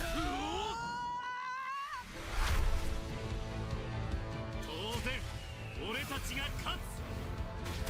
俺たちの夢はただ一つ。こっちも全力で行くさ。いっけー。ここで負けるわけにはいかないんだ。点を取ることなら誰にも負けないぜ。今日は勝負だ翼。日本が世界一を取れるなら死んでも構わない。今の俺は止められないぜ。スピードとテクニックだ。誰にも負けない。俺たちに期待してくれているみんなのため、そして世界一という大きな夢のためだ。俺もチームのみんなやブラジルを応援してくれる世界中の人たちの期待を背負っているんだ。サンターナ、このボールお前ならばラトゥレーザー。オーケー、見せてあげるよ俺の神業を。ナトゥレーザー、必ず君に勝つ。これから先君と戦い続けるためにも。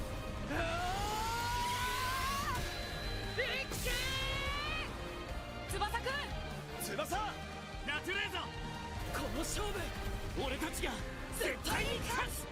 そこだ。ボールは永遠に俺の友達。サッカーは俺の夢だ。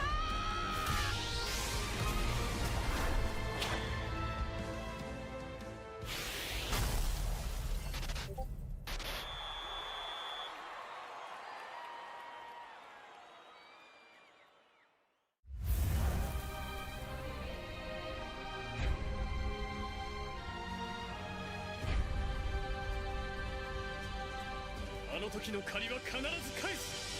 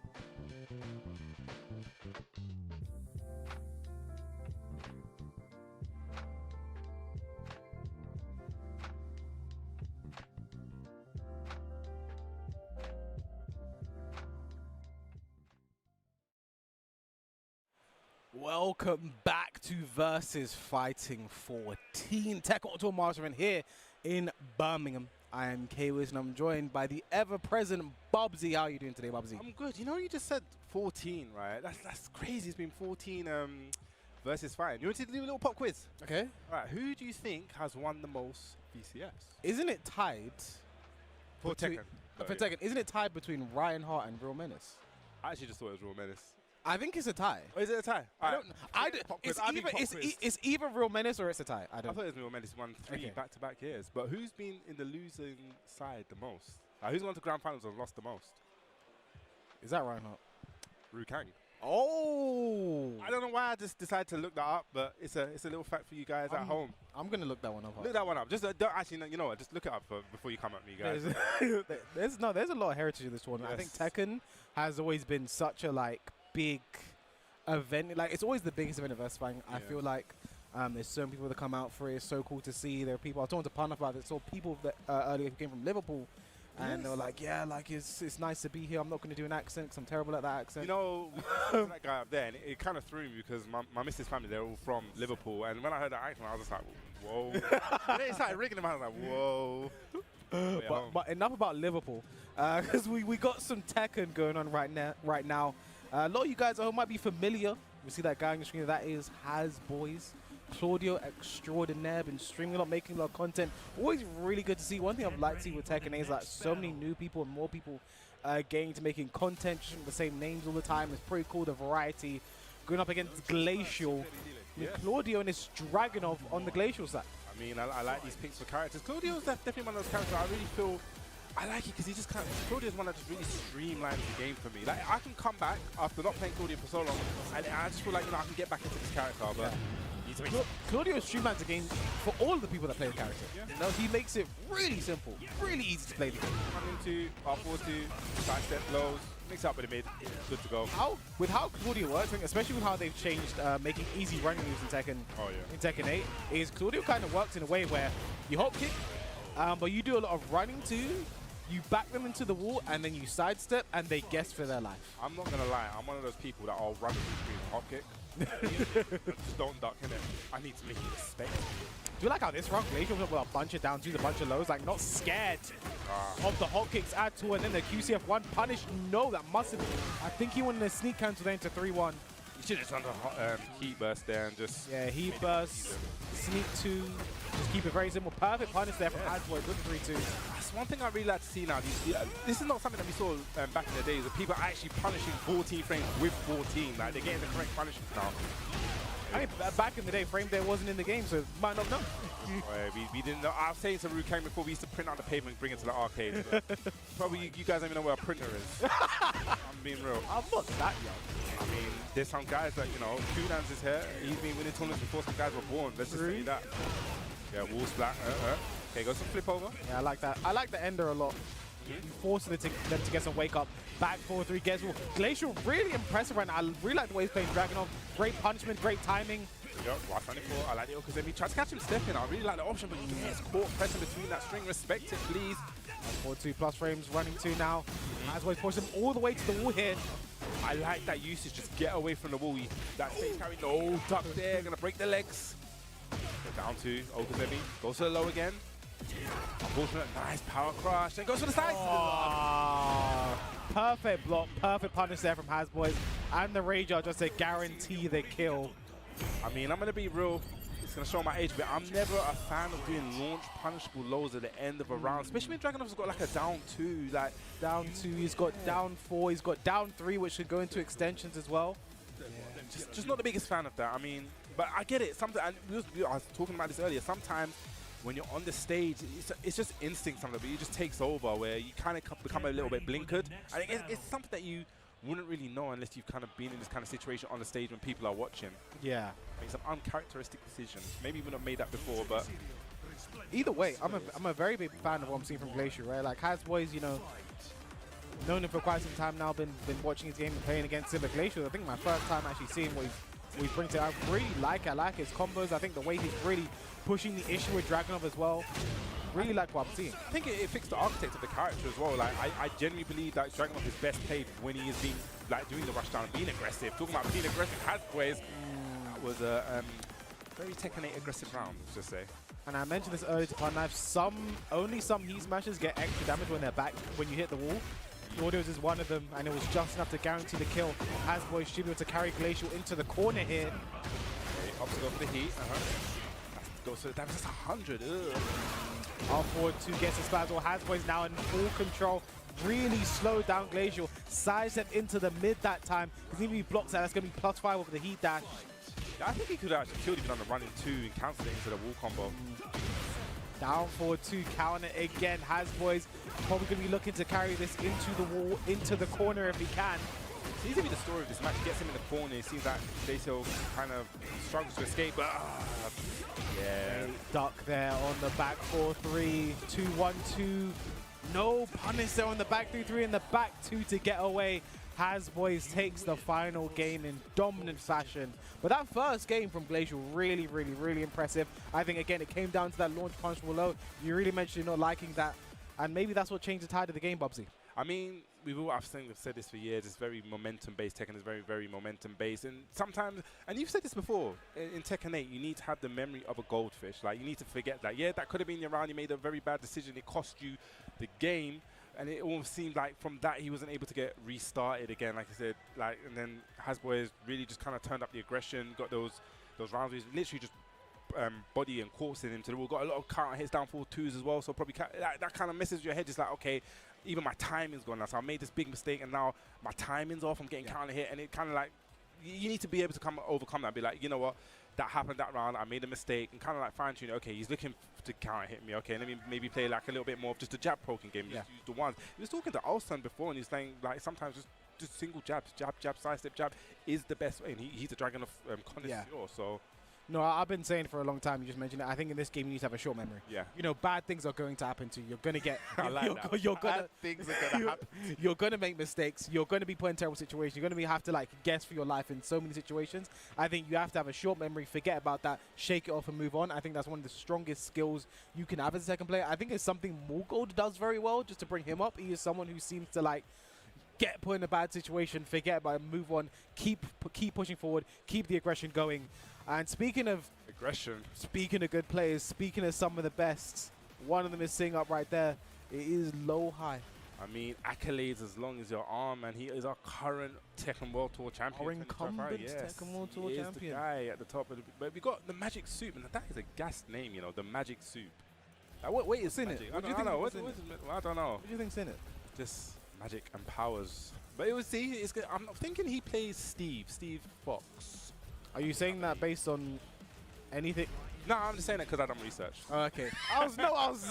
Either you were right there or you were just throwing something out. You know, I said this to Rukang earlier on. You know what's actually really gas? Like, there's a lot of players, because there's a lot of new players I haven't seen.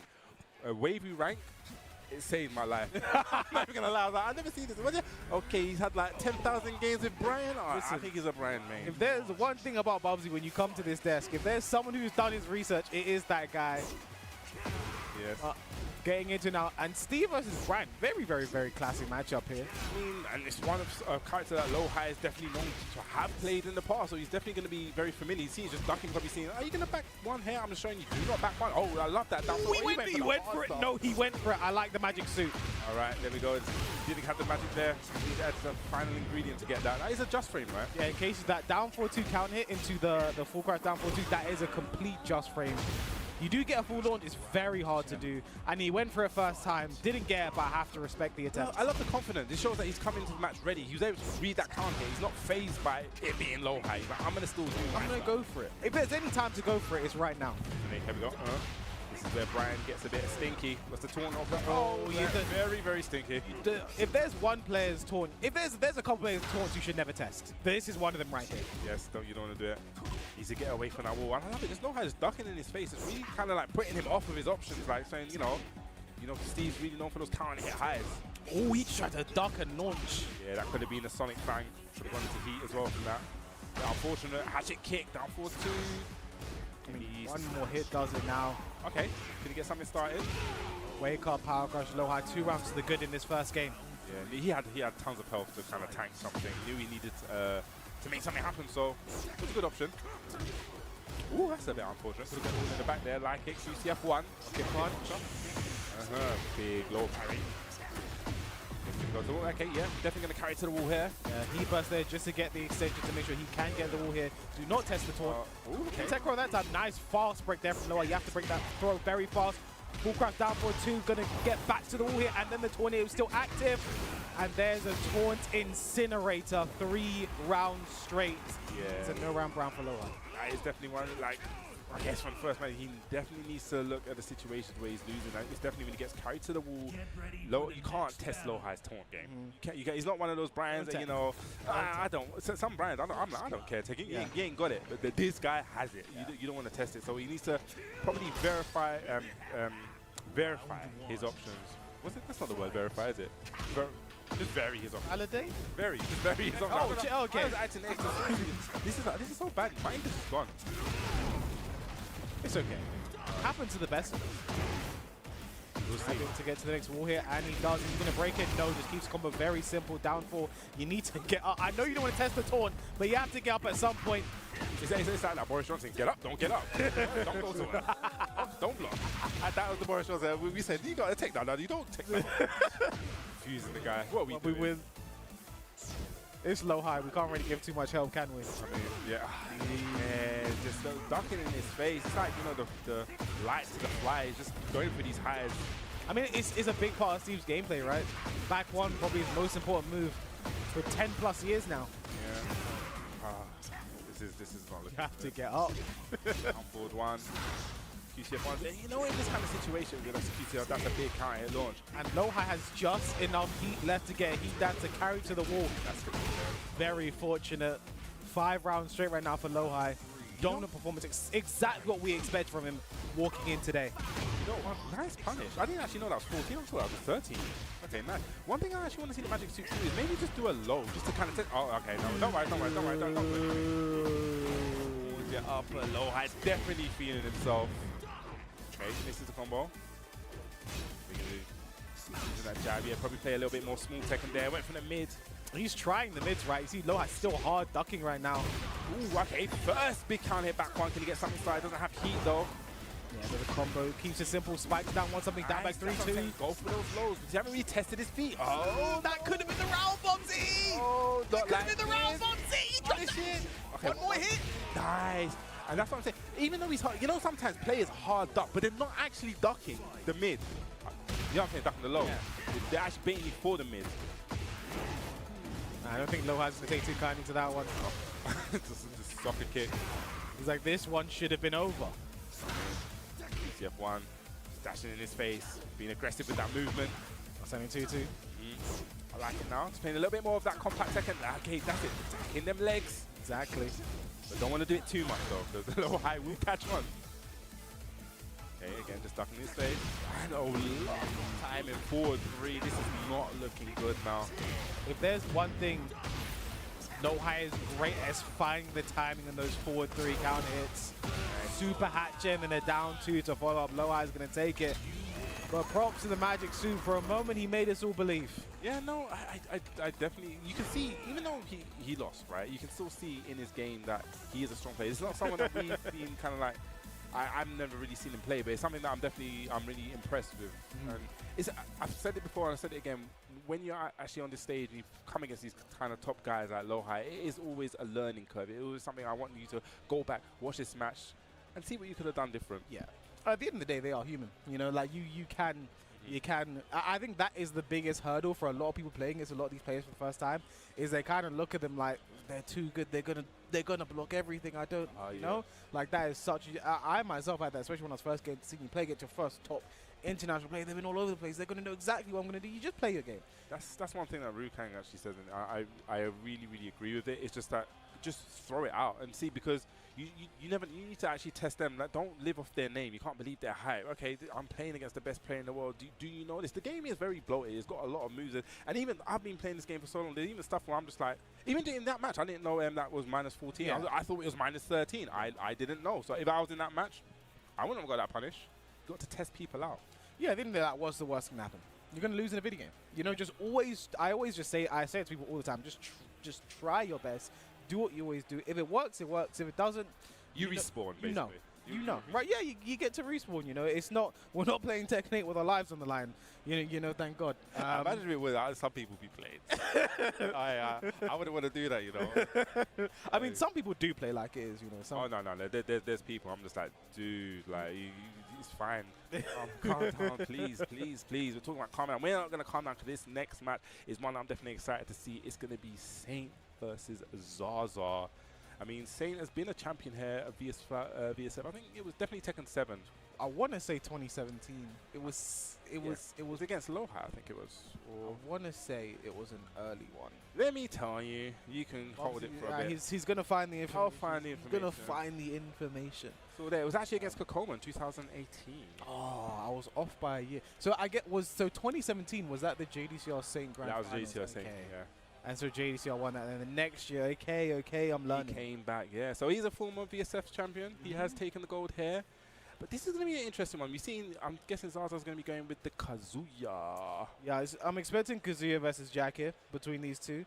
Zaza, again, a very well-known Kazuya player within the region from Austria. Someone that, I think Kazuya's not been a character where we've had, that one in Europe for a long time. We've just had multiple very strong ones, but never one that really established himself to the forefront. Like, for instance, go same with Law. We haven't really had that for Kazuya. We've had Zaza, you've been Fake Potter, Harry Potter, and we've had people that played the character, but not that one that's really stepped out as the #1 Kazuya. But he is someone who's definitely up there.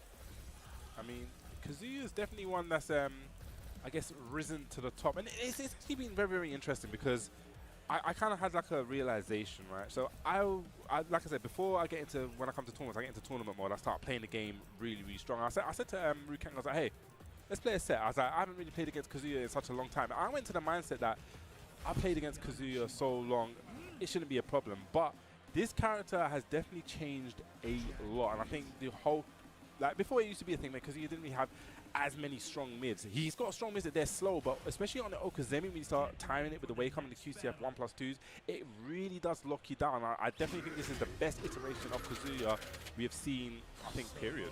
I mean, you say the character Kazuya's changed a lot. The character standing across from his changed. Oh, no, it's the same.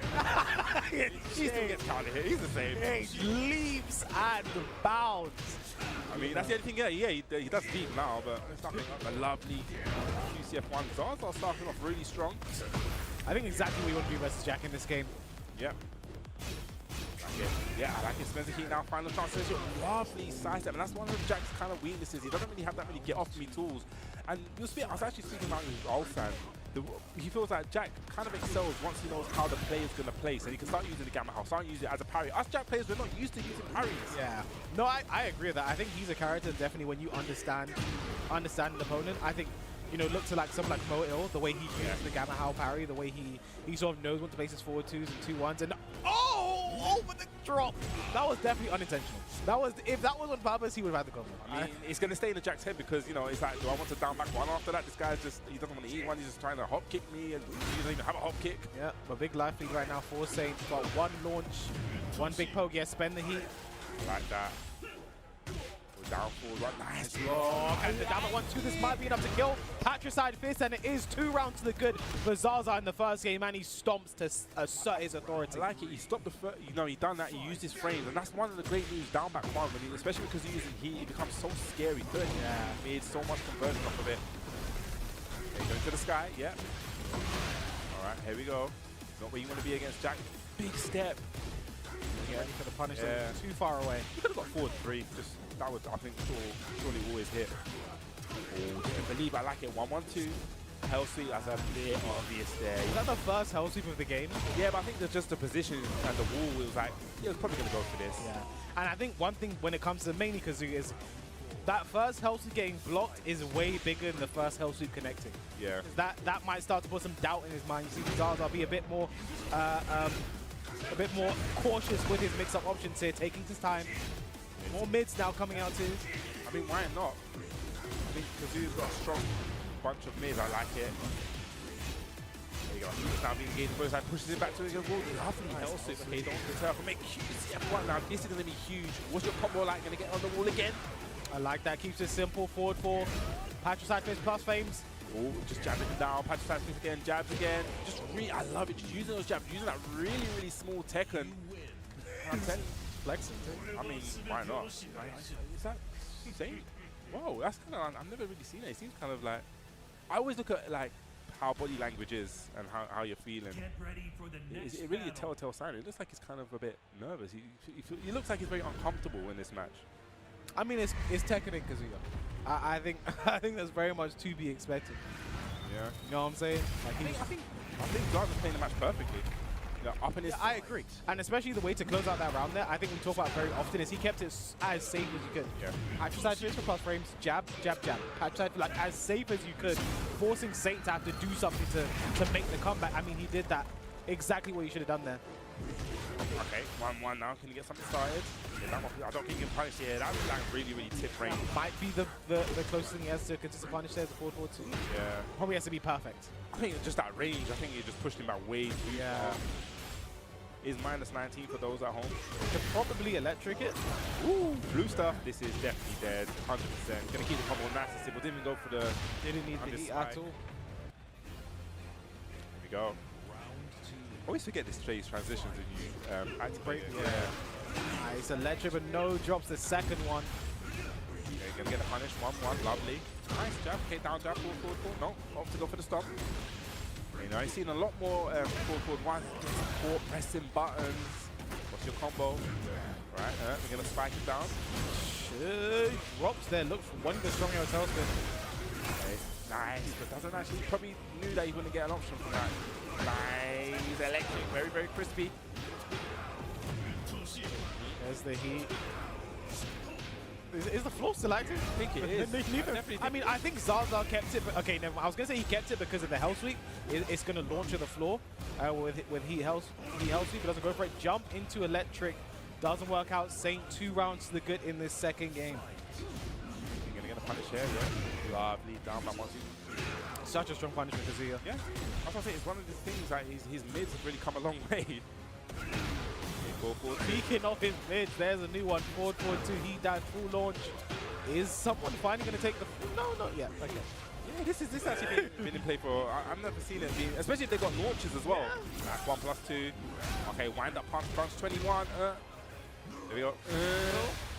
That should take the floor. That would be funny if it did. But they just both go up again. That 1+2. Get the blue sparks. Not enough yet. Just... And the down forward one, we went 2 rounds there with the floor not being blasted. I mean, still, maybe when he puts his gun down, it's gonna know. The guys are hard. That doesn't happen. Okay. But yeah, a very good rebuttal there from Saint. I think Zaza was looking very good, very comfortable in that first game. I think a perfect comeback there from Saint. A no-round round, 3 rounds straight. Didn't let him get started. Exactly how you want to stem the bleeding after a subpar first game like that. I definitely feel like with Jack with the character, I feel like he excels when you kind of like understand what your opponent's doing. And sometimes it may take that game, you should take that round, Lin used to say, but I think in Tekken 8, I think it's maybe a little bit longer. Just a round, maybe long, yeah. He's backdashing, doesn't want to backdash too much because that wall is explosive. Need to get him out of there. Just insane poke away, doesn't really put it into play. Ooh. Basically a whiff punish there. Side step just to make sure it realigns to get heat activation. Very patiently, but does have heat on his side, but he is whittling down. Wind Godfist there, and also a counter hit. Gonna give Zaza the first round in this final game. I mean, I'm sure he'll definitely take that. I'm sure that's not what he wanted, but I'll take it. Nice windy Godfist, you know. Sometimes if it hits, and I'm happy. Yeah, sometimes you need a little bit of wind. It's been hot in the UK for a bit. Hot in it. Here we go. Electric. Don't think he'll be able to get the blast one. I think he tried. I think he's going to try. No, doesn't get it down for 2 scuba claw patch side fist. Complete frame trap there. I like it. Whoa, I thought he was going to get the wall again. I think it was close. Yeah. Nice down 4-2. Probably went for an electric punish there. Lovely step. What's your X? That's his stature kick. Such a great low. Great sidewalk there on the jackhammer, and Zaza now on set point to send Satan to lose bracket. Kind of early for him, you'd say. Very early. Is he going to get a conversion off this? Down back 4? No. Okay, went for the forward 4. Duck. Yes, beautiful. That's one of the... Yeah, Jack does have a power crushes high. You can duck it after that. This is not looking good right now for Saint. Zaza firmly in the driver's seat. That could have been the round, but the down by 1-2 should do it. And Zaza will send Saint to the losers bracket 2-1. And again, when I looked through the bracket, Bobsy, this is a game that stood out to me. I think this is a bit early. This could be an early upset. He's talking to someone, he's pointing to the crowd. He's getting excited. A big win.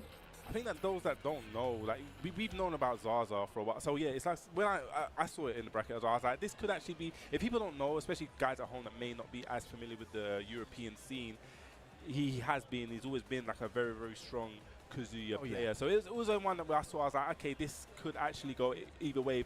People don't like, let's say I'm not surprised by that. Yeah, I'm definitely not surprised. It could have gone, but I think he just played the match very, very well. He stayed in Jack's face, and like I said, just playing that small Tekken, that jab, that sidestep, that jab, and then a lot of parasite fist. And the thing is, what you don't know about, what people may not know about Jack is he's a big body character. It is so hard for him to step. And when you start locking him down, and +5s, the electric, and you pushing him against the wall, and he can't step even more, it puts Jack in a very uncomfortable situation where he has to make that bet. He has to fall to. You saw it, he even stepped the fall to. Yeah. So he played that match, I think, impeccably, perfectly, very well played. Yeah, I think as you mentioned it, I think for me personally, I would say that matchup probably leans in Kazuya. I think it's kind of always been a bit in Kazuya's favor. I think in this game, I think you'd say more than it ever has been, because you mentioned stuff like Patricide Fist, forward 4-2, hard for Jack to move around these very strong mids. Forward 4-2 being a heat engager and a launcher when he's in heat, it can be a struggle for Jack to get around these moves. And then if you're really good, you know, you can launch Jack's down 4-2 with an electric if you're really good. But like, yeah, I think it is a bit of a struggle matchup. Even just down back one, he's got an easy one that does. Yeah, that is such a good punish. You know, I feel like Keisuke is one of the first Kazuya players to really be using down back 1-2 as a punish consistently on 13, 14 moves, like all the time, whenever he could. And we see that spreading now. We saw Zaza just do that there with a great win. Stepping up next, we're going to see another Mishima style character, perhaps with. Or we could see a Falcon Run, because Riot has been playing a lot of Falcon Run, but our next game is going to be Riot versus BO. Yeah, and I think with Riot, I definitely feel that he's not playing at the level that we know him to, and I think he knows that deep down. And I was kind of trying to like wonder why. Do you think it's maybe a thing where adaptation to like a new season, season 3, and the change that may have like an implication to how he's playing and how he's, because we've seen he's been a multiple World Tour finals, but it seems like now like he hasn't really been picking up how he should be, like how we know him to be. Yeah, I would say he's definitely struggled a bit more this season, and I think it's hard to say. I think this is Jin has kind of recovered this season. I think last season, especially towards the middle and end of the season, Jin players started just dropping him on us. You know, we saw so many. Jin has been a character where he's been like, he's had so many loyal mains for a long time, and we see a lot of the big things. We saw CBM, Book, and Riot, like probably the main three. There's others in there as well, but like they've been playing Jin for such a long time. But you know, we start to see Book go away from Jin quite often, mainly King. Yeah. You know, he's been playing Far Cry as well, but like, you know, we saw CBM going to Mieri's Zone quite often. You know, we saw Riot going to Far Cry. We saw a lot of the Jin players start to really, because again, Jin players have kind of a reputation for being a bit down players. They've had a reputation for that. But when they were complaining, but also dropping the character, I think it started to give their complaints credence. You know, because like, okay, they're actually not playing him anymore. Has he really started to suffer a bit? But I think season 3, he's returned. He's good. CBM playing more consistently. Book has actually been playing him from time to time again. You know, from the maining King, and we're seeing Raph as well. I think maybe just two things going on the mind, you know, with Raph. I think, you know, struggling a bit more. There can be all sorts of things going on. But yeah, he definitely has been struggling a bit more this season, I think, more than usual. I think he started off this game really hot start.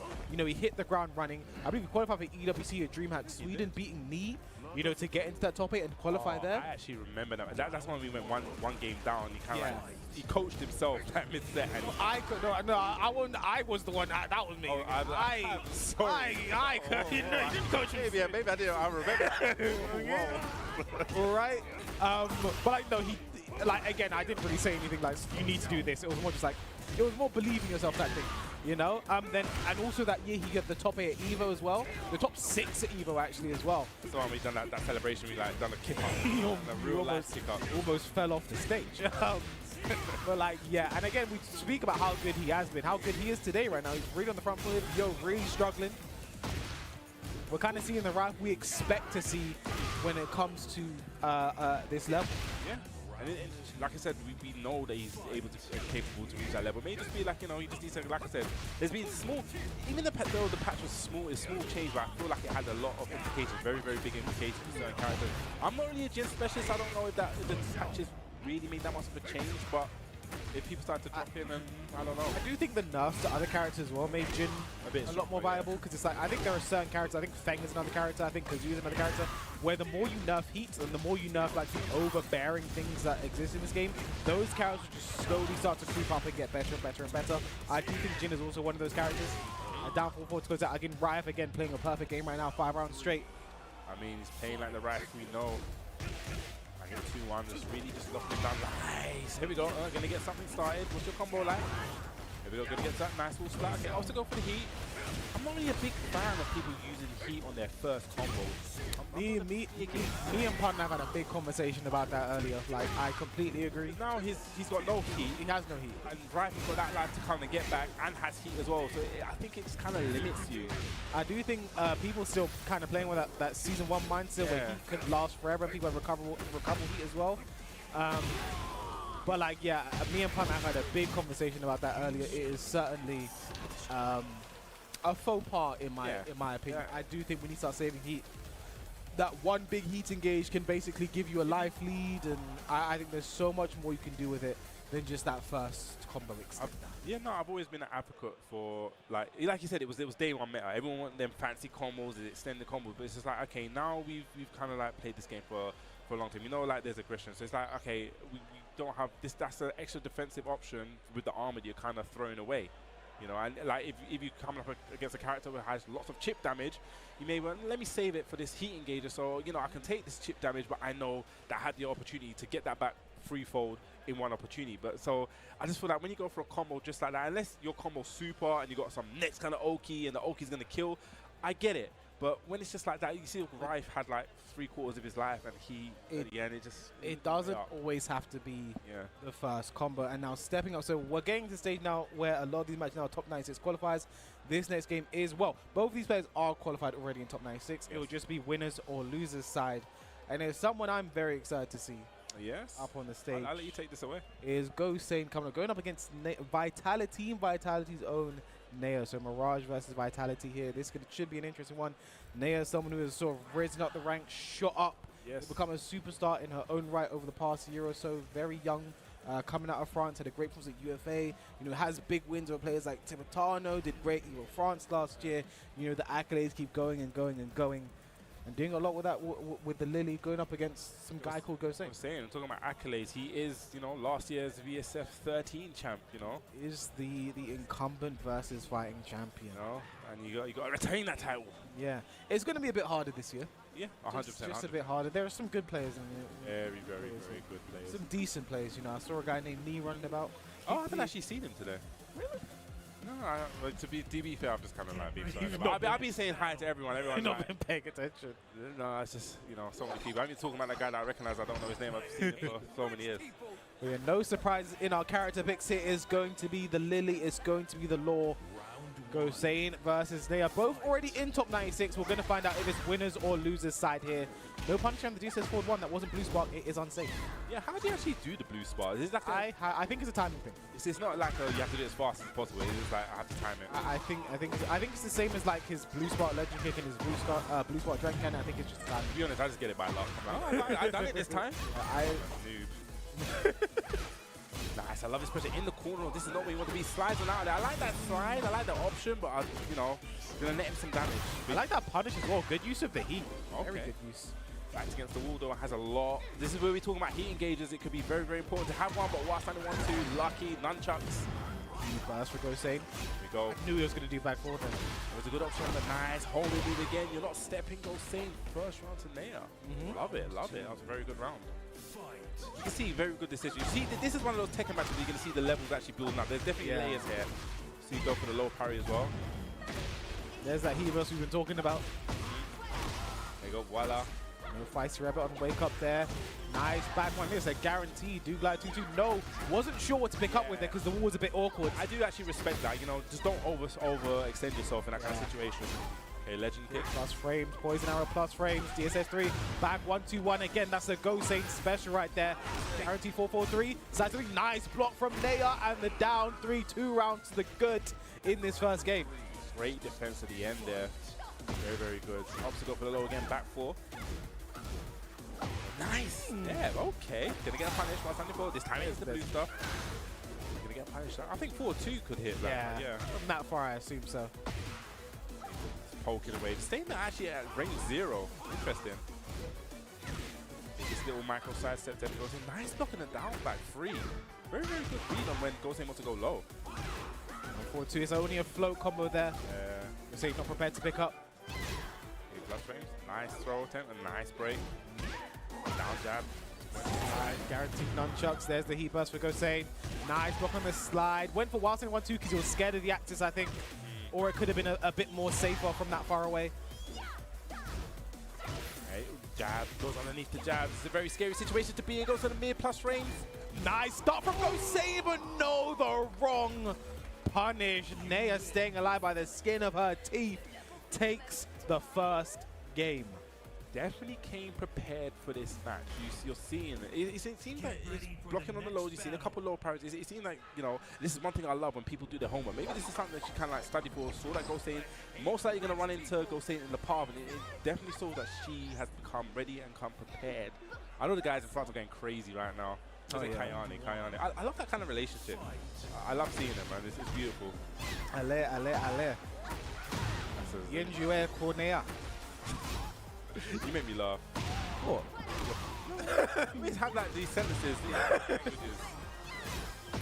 I'm a bit of a scholar. I'm a learned man. Nice, counting it back 1-2-1 there from Gosane, but doesn't he dash there? He smash. What's the mix? Is he going to slide? Is he going to go mid? He is going to flip. Let them kicks. I like it. First round on the board for Gosane. That is a big round there. Needed to kind of stop the bleeding. Made a statement as well. Nice punish that time. And the hot kick for Gosane. No respect. Naya has been going a lot to that back turn down 2, I believe it is. I think -12.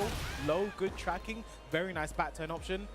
Yeah, he's been a bit more proactive in his defense. You know, defense is not all about punching. It's all about being proactive. Yeah, she repaid that flip kick in kind. I mean, that was a Lily flip kick of her own. A feisty rabbit stuff. Wow, that was just the tip range there, Bubsy. I love that challenge with the jabs. They all counter hit. Yeah. Dashing up. Want to make sure they get to realign. No break on the launch from that. I don't think this is going to be it, is it? Unless he can get a splat here. No, it is. He just needs a 4-3 legend kick, classic ender. I like how we don't trust that Gosane's combos are going to kill. Oh, yeah. You know, that kind of went out of my mind. Yes, I thought. Now you just reminded me. Oh, nice. Last time forward. Big counter. I wonder what he tried to place after that. Yeah, Gosane caught mashing there, but doesn't get caught too badly for it. Big sweep there. Yep, 3. Nice hard duck there from Gosane on the running 1+2. What's he going to do with this combo? Case spends it.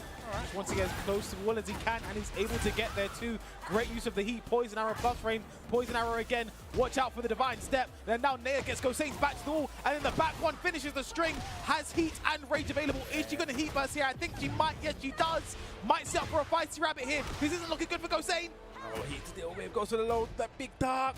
Whilst anyone, back 1, not counting it, down 4-3, 1 more hit, doesn't for Gosane. Their heat smash whiffs, and Gosane still ready to go for the perfect optimal punish there with the junkyard in the back. 1 game apiece. I'm actually scared to press buttons in those kind of situations. You know, he sidestepped a little bit macro. Is he smiling? He's happy. He's a happy lad. Leave him. He's a very, very happy man. It's serious time. I mean, yeah, it's serious. Talking about serious. Oh, Dudley. Shout out to Dudley. I ain't seen a Dudley cosplay ever. that's the first one. They're going to get punched on Hopkins. That's one thing I love about Gosane. He gets those big punishes on Hopkins. Doesn't do the little jabs, gets a knockdown. Does not let them slide. Nice sidewalk there from Naya. And that's not normally guaranteed in the back. You have to hold forward to block that. Now this should be the round. Oh, now want to guarantee it there with the root of evil. First round in the final game going to Naya. I mean, that was definitely an evil mix there. I would have thought by that. I wouldn't have expected it. That is why it's called the root of evil. It's where it all began, with that low. Forward 4, not money anymore. Forward 4 is the root of evil. Step on them preps. Nice counter hit conversion. In back one too is just the Go Sane button. All the law players, he is the one that definitely uses it the most. Big life lead now. They're always ready to. Oh, step there. I didn't know you could do that. Well, now we know. Even accidental. No respect. No faith. There's no way he knows. No, you know what? Sometimes Go Sane comes up with these little tidbits of knowledge where I'm just like, yeah, he knows. You're gonna get the wall here. Dog into Dragon Cannon, gonna be huge damage right now for Go Sane. Gonna be the jab strength and 90 damage. Okay, plus range. That's one. More plus range. Lovely. Nice. Again, Lily's movement, some of the best in the game. They're really making use of that, but drops the combo. Go Sane drops his punish though. Nice step there on the nunchucks. Yeah, a lot of stepping. Probably a little bit more back fours. Playing that range game now, down back 3. Regular throw broken. That could have been the round as well. That connected, but a counter from there. The wall might screw. That's not gonna hit. Oh, it's the wrong option. A double flips and Go Sane, but he's still alive. And the down 3 from Naya now on set point.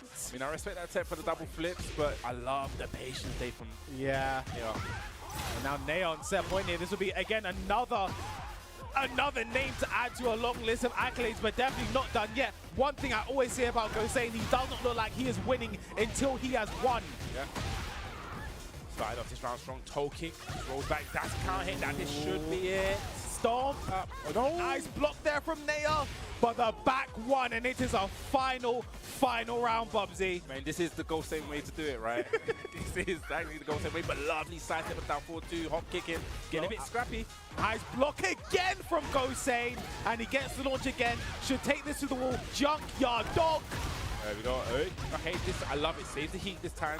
The hop kick back from Naya. These two are swinging back and forth for each other. A bit of a combo chop. Through a eagle block. Down 4-2. The hop kick goes Sane, getting a bit too overzealous. Naya makes it pay for it instantly. Gonna go to heat here. Where's that wall? Gonna sidestep a bit to get that wall. Might set up for the Feisty Rabbit. Nice block from Go Sane, +5. Ooh, okay. Go Sane, nice. That wasn't a punish, actually. 20 seconds left to go whilst anyone doesn't connect. Sidestep 3+ frames, nice down jab from Naya. The back turn mix, one more hit does it. Go Sane with a great block. Heat dash, regular throw broken. 10 seconds, Bubsy! Naya taking it at the end. Well, you can feel that the air just got sucked out of the room there. But that was great play. That was probably the best match we've seen. Oh, that's the best match. That's the best match we've had so far today.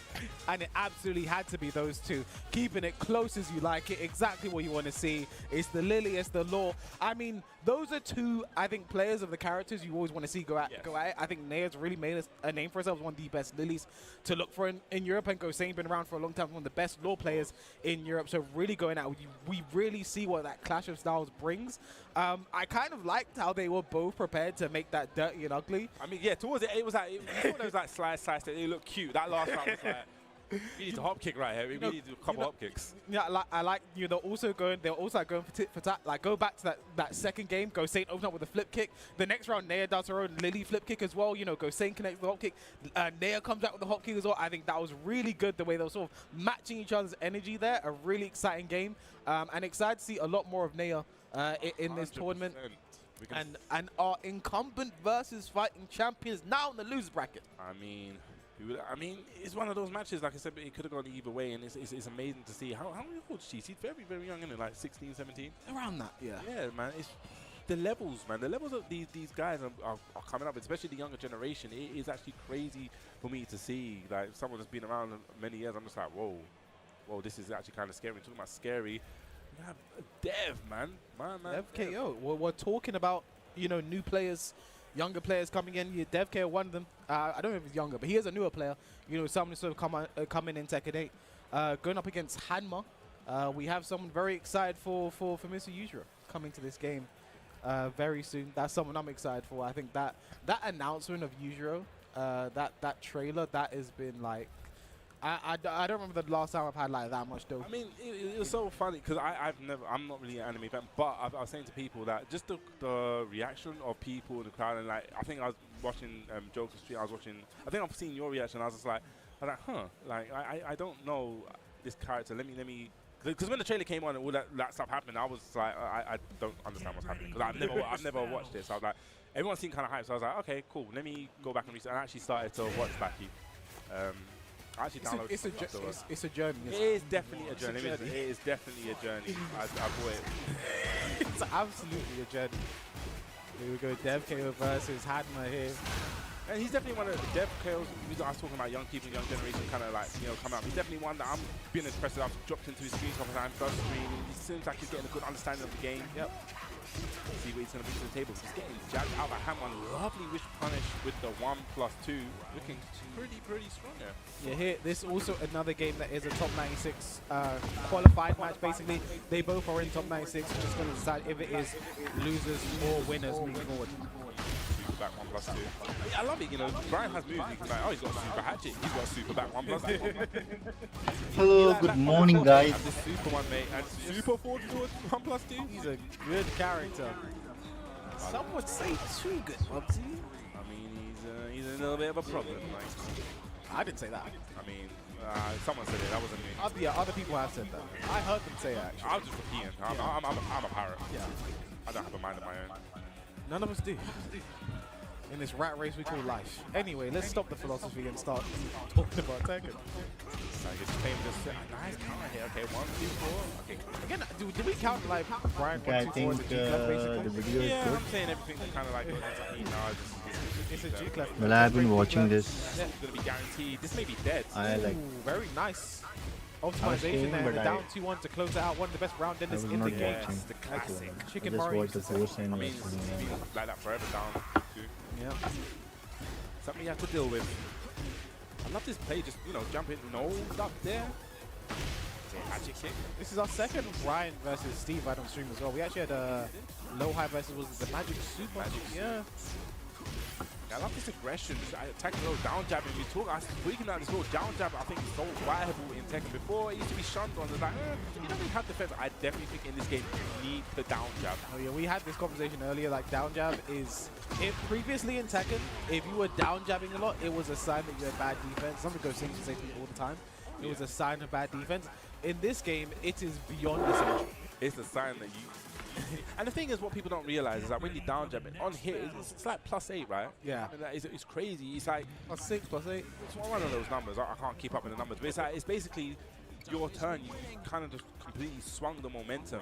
So it's something that you need to, but don't get too obvious with it. It can be low parried, it can be crushed. So be careful. It can be stepped quite easily. Yeah. It's quite you can get whip punch quite bad. Their recovery is worse than jabs. Yeah. I found. Like today's matches are not that good, like these are pool matches and like everyone is playing.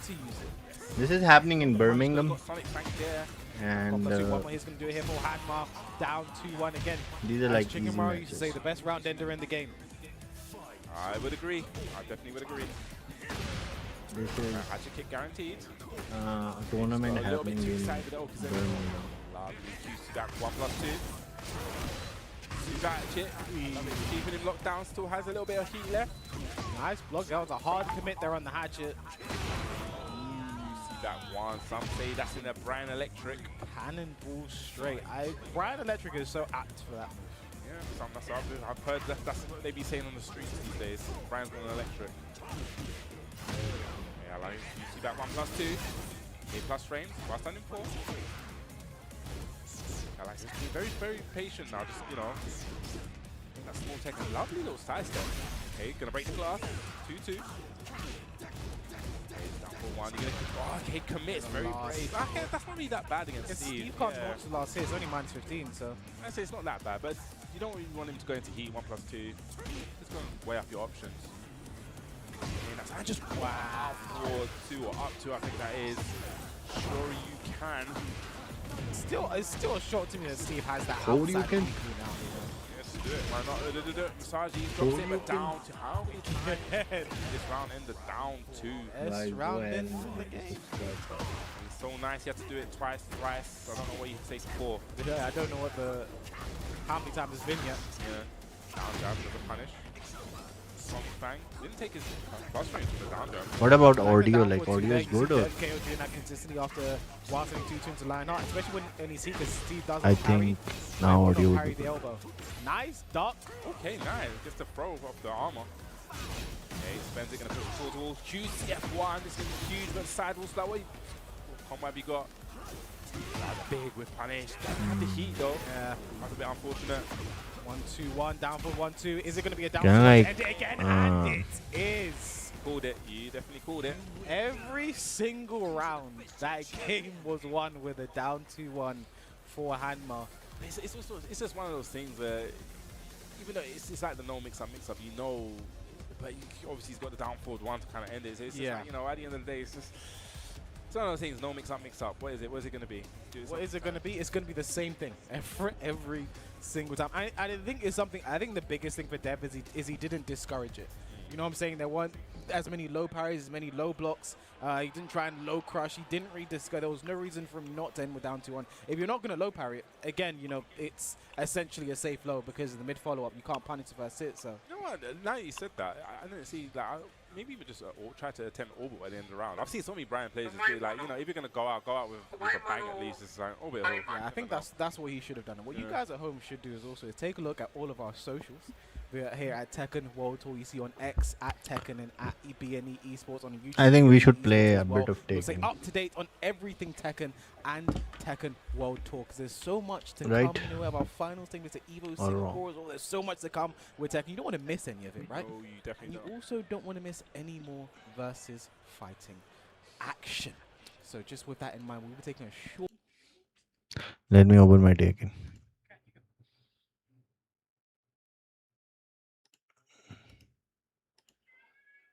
Okay, where did it go?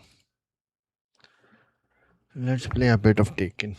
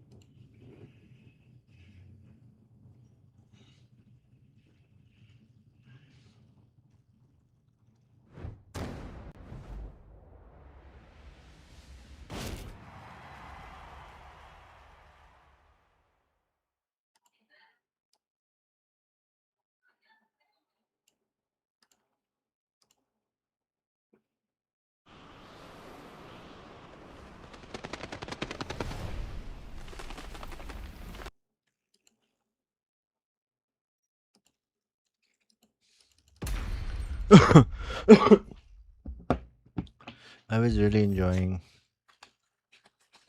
playing Kunimitsu.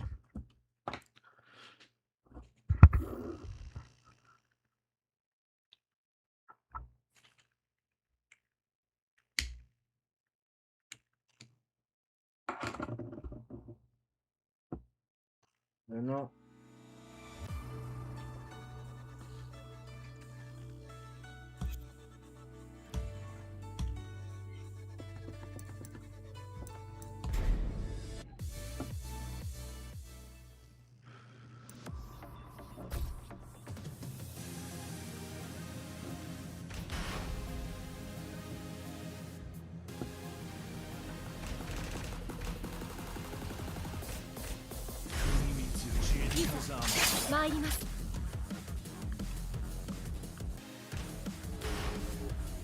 Get ready for the next battle.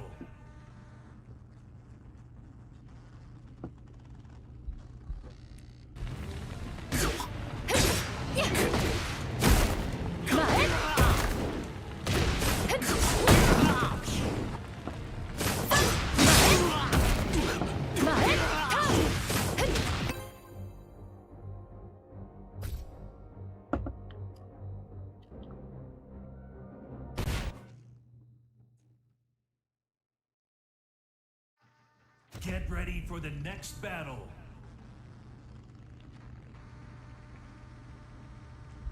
first game of the day and I get to play with the king.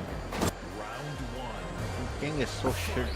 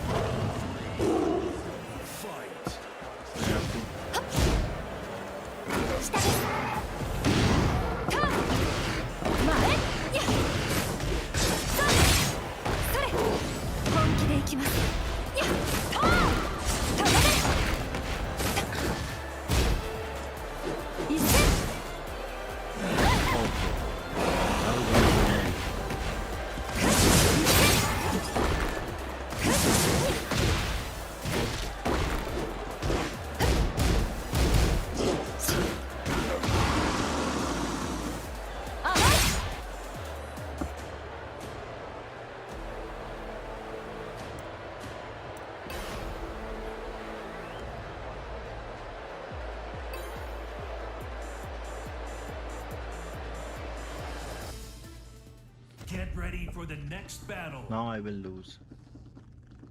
For sure.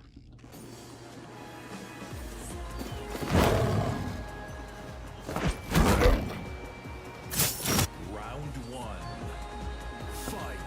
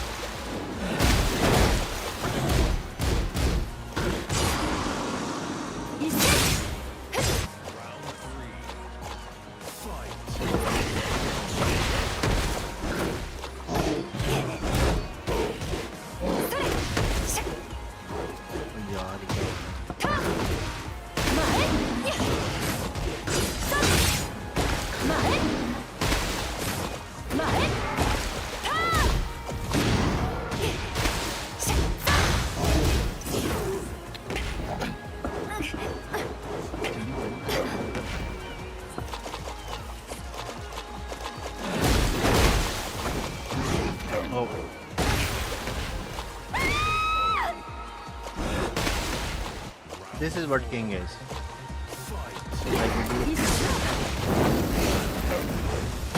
You do like 3-4 things and that's it.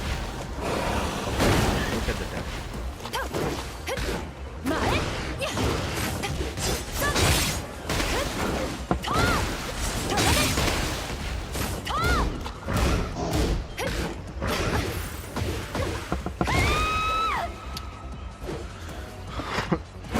Such a bullshit cat.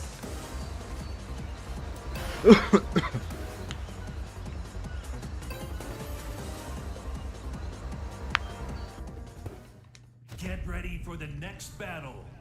Just do a heat smash and Jaguar run. Round one.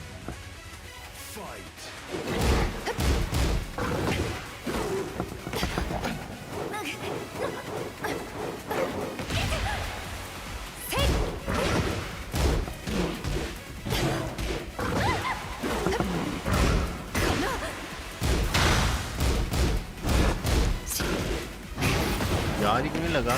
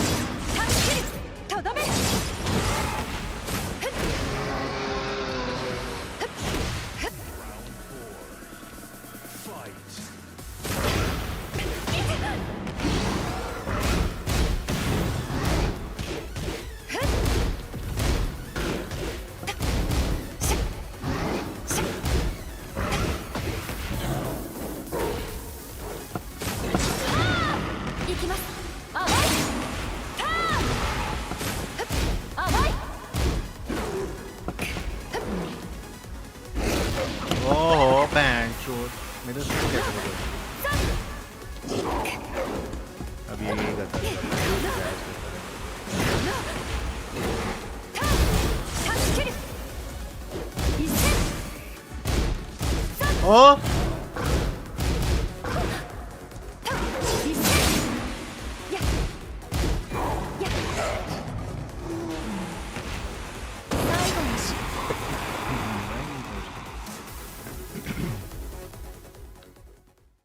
Get ready for the next battle. You know, I'm really scared of fighting a king.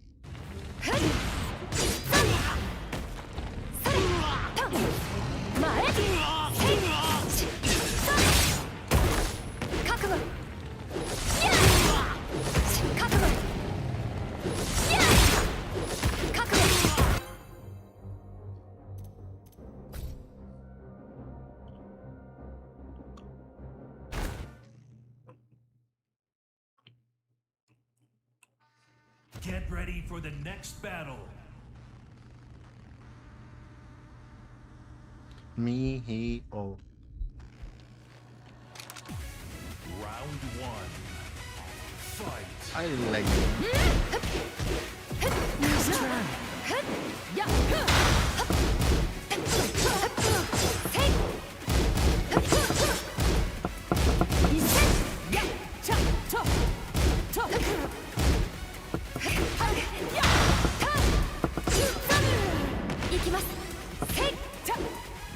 You're finished.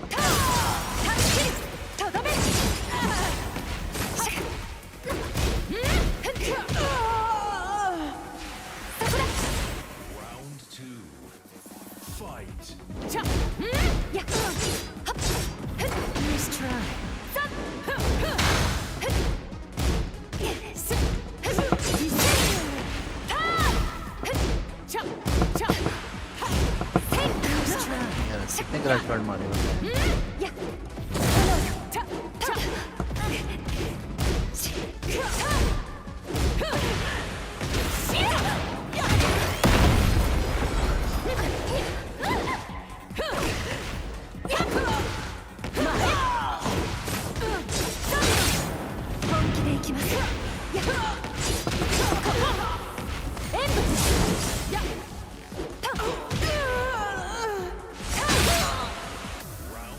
Like he did like 3 to 4 crash guards.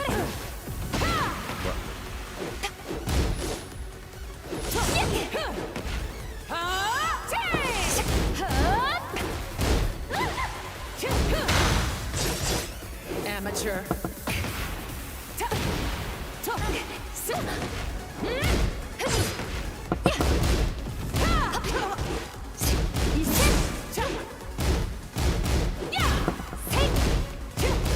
It's over.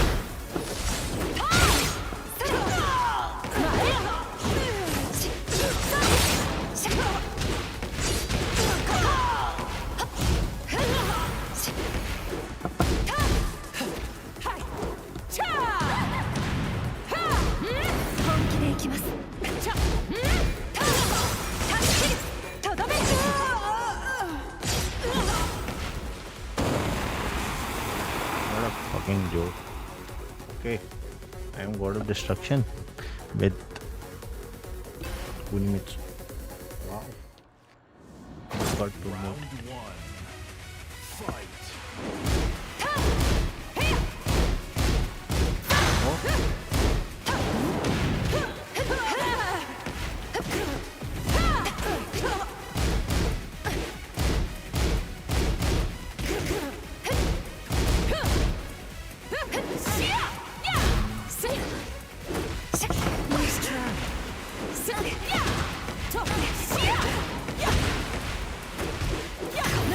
भाई मैं block किया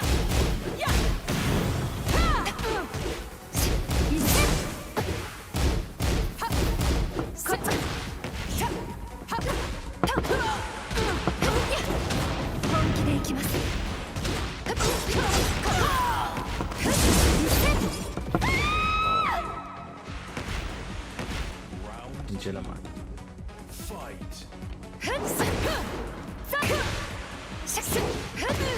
You're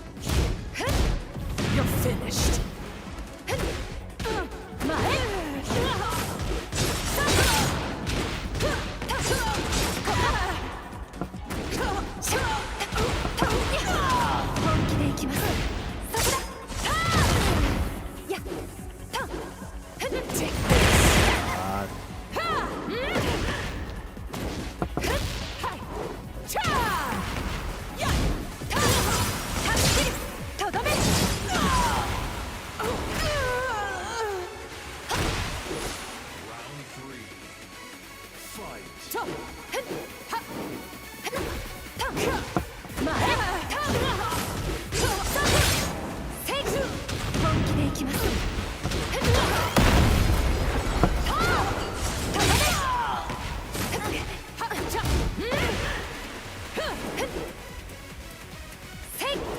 You're finished.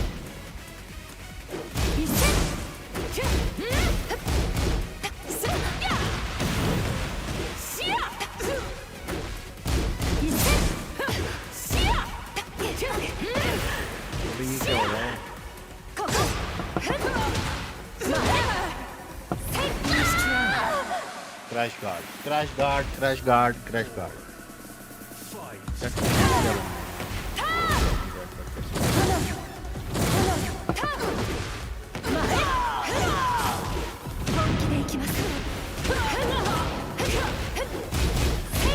You're finished.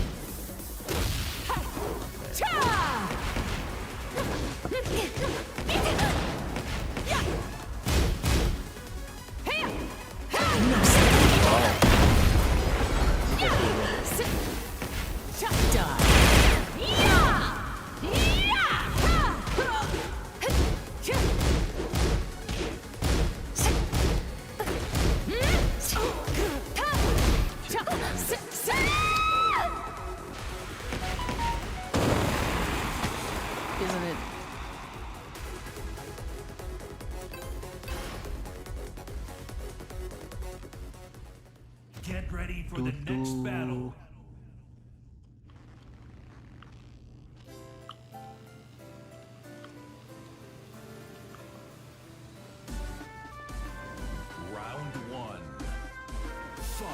Let him play.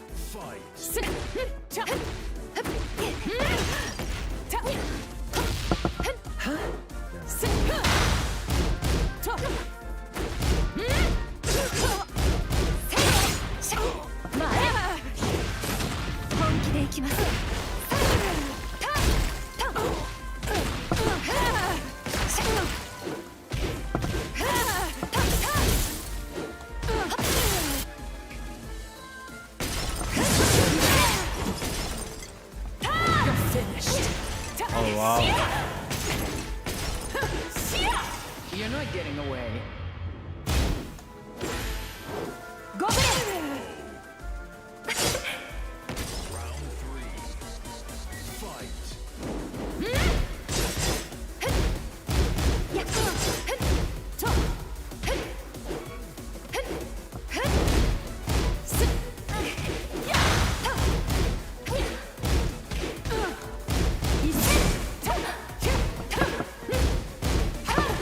It's over.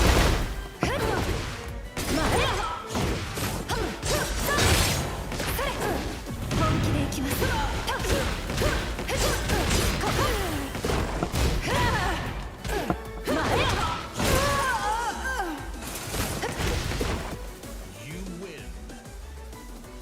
もしもー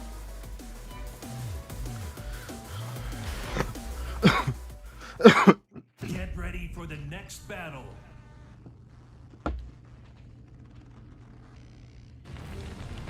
You know what, like, I think we should watch the rest of the tournament now.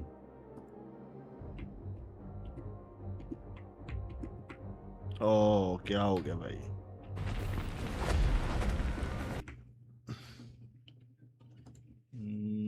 Where did it go? Okay. Because I'm not getting any subscribers, you know.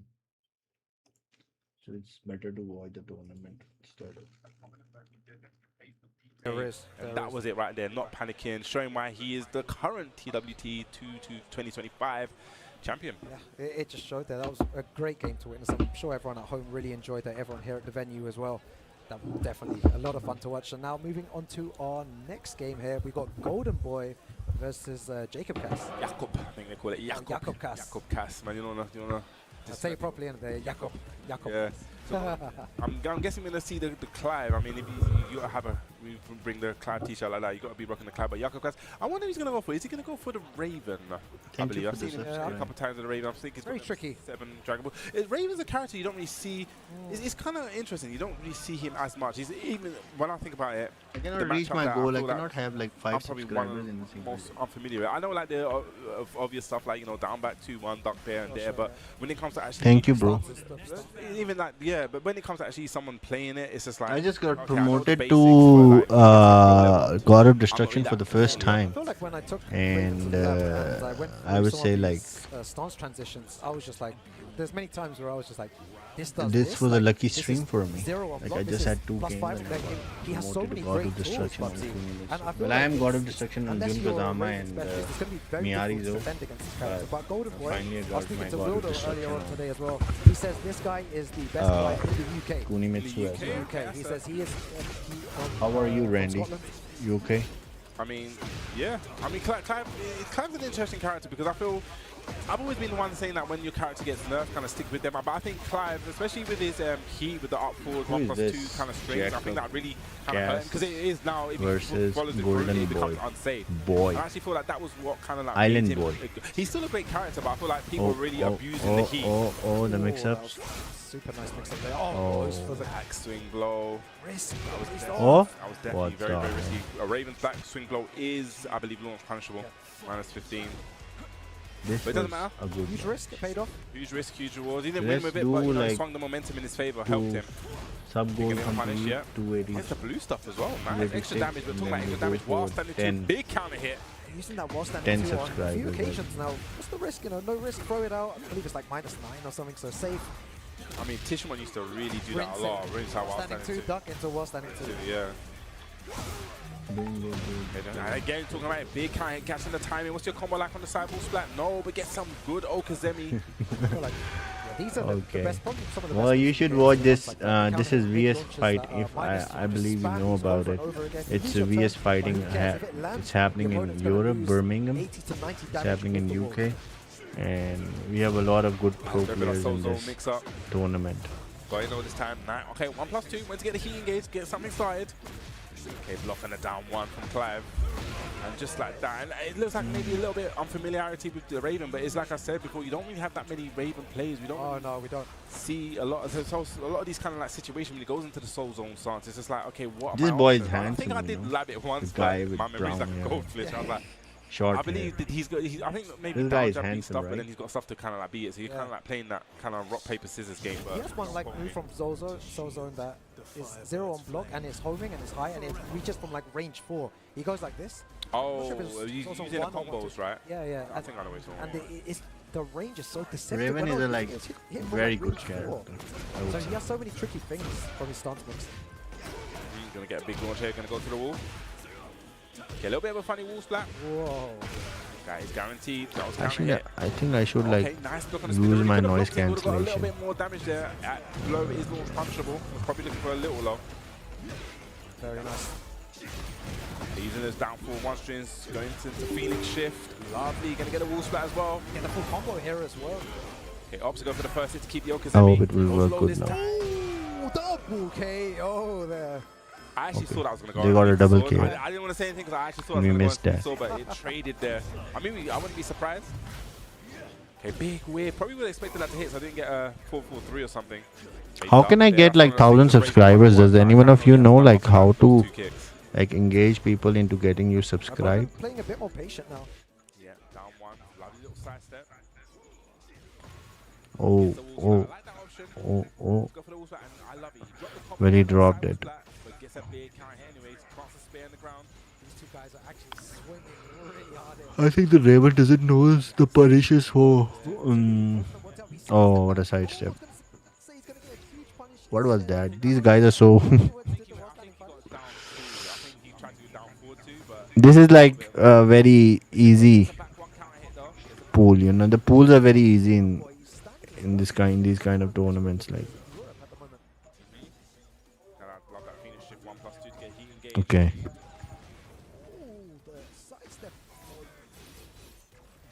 Test his knowledge, Bobsy. He's testing his knowledge. 1 pixel remaining. Well, thanks, bro. 3 for 3. Slides on in there. What are you gonna do? He's gonna do another back. Oh my God! He was ducking from before he even. Did the mix there. Very good stuff by Golden Boy. I mean, yeah. You said he's definitely been tipped to be one of the best Clive players. That's from Wilder. Wilder been giving me that good information. Side information. It's really interesting to see. You know, he's shaking his head. He seems like he's not happy with his performance, even though he did win that. But you know, probably expected. You know, I shouldn't have lost that first game. It's kind of looking like. But we'll see. Jakob Cass definitely. I believe online he's got the 7 Dragon Balls with the Raven. Let's see what he does here. 1 apiece. Using that down 1. I want to even see a lot more down ones. Could have got a punish on the while standing 1 this time. Okay, counter hit. Crush. Down back 2. He's playing in that back turn stance. Okay, nice punish. 1+2. Alright, shows he has the knowledge, but while standing 1 punish. Can't help sweep there from the Phoenix shift. Yeah, Bobsy, he took big risk there. Going to lose a lot of damage because of that. Okay, yes. I went for the parry. Interesting. But, you know, went for the 3+4, which is a very slower move. So, beat out those active frames. Is he gone as well? Is he going to backswing blow again, though, here? Is we gonna? Yeah, I think it's gonna. Yeah, this is gonna go down. I was a bit unfortunate. I was wondering if he's gonna go off. It looked like the floor was a bit awkward there. That was very, very good calculation. Jakob Gas. Knowing his positioning on the stage, very, very important. Under talked about thing actually, knowing about the position of your stage. Of the stage, know what it's kind of go for. Really important. Talking about position, one is positioned over that explodable floor. Needs to be very careful. Yeah, it's right there as well. One of them's going to be looking for it. Nice sidestep into launcher. You're going to get to the wall. This combo is sick. Yeah. We're going to go for the G clef. Okay, no. Goes to mix up. Plus frames. Also, yes, and goes for the Killer B. I believe that's called Killer B. That's a nice name, isn't it? Something like that, Killer B or thinking something. All right, one round away from moving forward here. Golden Boy needs to wake up, and you were talking about stage awareness, knowing where you are on the stage, and he's going to get a huge amount of damage because he knew that the explodable floor was with him. What's the mix-up? Flips him over. I like that option. Plus frames. Goes to the spinneroo now. What's the option? Okay. Starting to take a lot more risks now. Jacob Cass is really feeling himself. Golden Boy needs to find a way out. Match अभी तक खत्म नहीं हुआ ये. Nice punish on that. Yes. Went for the finish shift. 1+2. Goes low this time. Oh, and the power crush. Yeah, nice.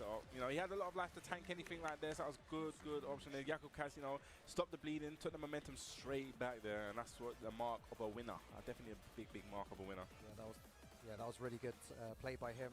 Golden Boy, you know, big props to him. Really put on a good show. He did a lot of things right with Clive, but just the stage awareness at the end from Jakob Cass was really good. I think he pointed out as well. Down to that. Just, yeah, he knew like where the explodable floor was. I mean, the first time it happened, I was shocked. I knew what the throw was. I think one's going to be on the floor, and I thought the other one's going to get thrown off it, so I didn't know how the interaction would go. But it's literally like it just clipped the corner tip. So it was, like I said, stage awareness. A great presence there to actually know, you know. Golden Boy did kind of nearly bring it back. He took that, and he saw him. He shook his head. He was like, I did win this second game, but I'm kind of like not happy with my performance. But Jakob Cass able to just kind of compose himself and take that out towards the end. It was really good, man. The Tekken action has been crazy today, especially that low-high match as well. And guys, if you want some more Tekken merch, I know everyone is always after the good Tekken merchandise, and we're lucky enough to have M.Rage sponsoring and making these amazing t-shirts. You have a King Arena and a Ling Xiao Yuan. Beautiful designs for Tekken 8. Big shouts to M.Rage. They were the people who also designed the Tekken World Tour Finals jackets too. So yeah, stay tuned for more information. It will be available and will be coming soon. Yes, guys. So I know you've been enjoying this Tekken 8 action, but we need to take a little bit of a longer break here. So definitely go get yourself. You know what I did? What I like tried to do today. I tried to make him bald, make him go bald, like in the house, like. Esports on the YouTube. You want to replay these things? You know, some of you guys may have been in the tournament, want to replay your matches and see where you went wrong, see where you went right. There's where you get it. Yeah, that's where you get all the information from Bubsy, man. We definitely need a break after all of that. It's going to be a slightly longer break, so we'll be back very shortly. Time, guys. Go and grab a drink, grab some snacks. There'll be more pool action at Versus Fighting straight after this break. गिरा दिया आपने.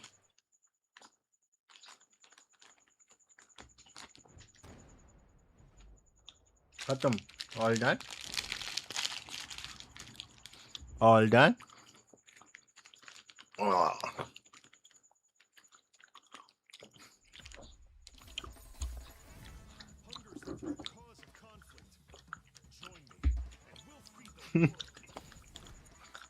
He always thinks like he's playing the game. I just hand him this controller and he thinks like he's the one. Whoa, it's a 36 minutes break.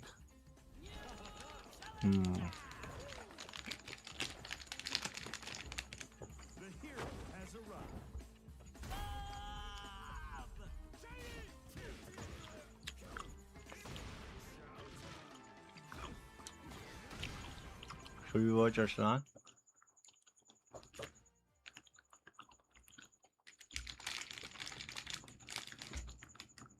Bro, I don't care. He like got 6 on Steve, man. This guy just started playing Steve like a week ago and he's like got 6 on Steve. Okay, this is his demotion match. No.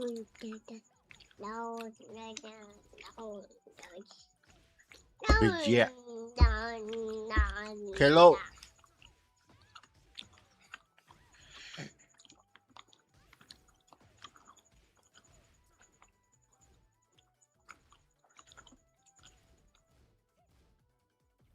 Is that?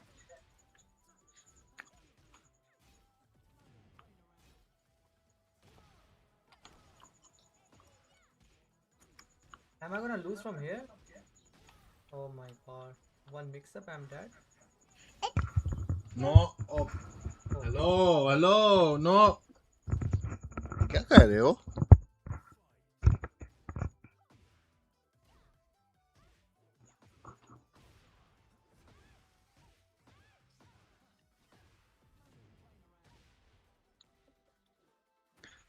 कैटो कैसे करती है? और doggy कैसे? That's so small. Doggy. Like sides of left and down. Side left and down. You Or can go down lion. for one, down for two, and also his homing move. Or It's actually so monkey. smart, no?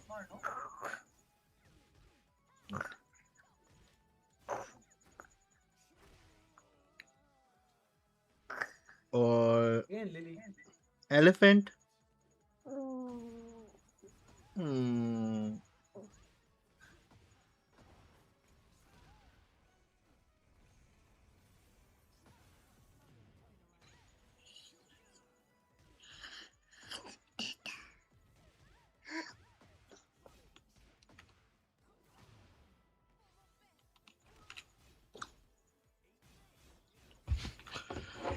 No. No. Oh wow. When he's here, like I have to control him. Like this is the biggest job I have to do.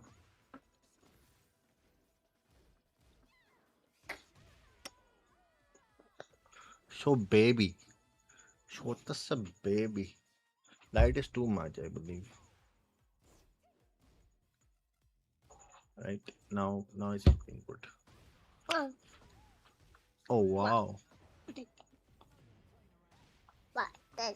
You look so ugly, bro. Oh nice.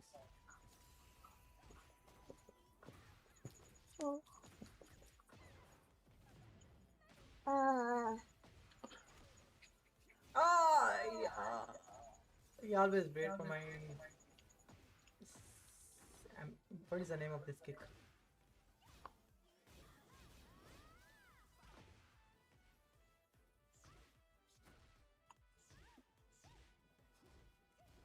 Aslan is playing an online tournament or what?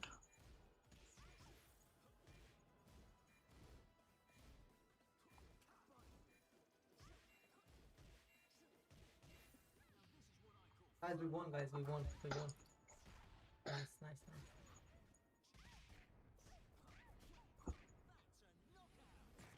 Spring kick, spring kick. Okay, spring kick.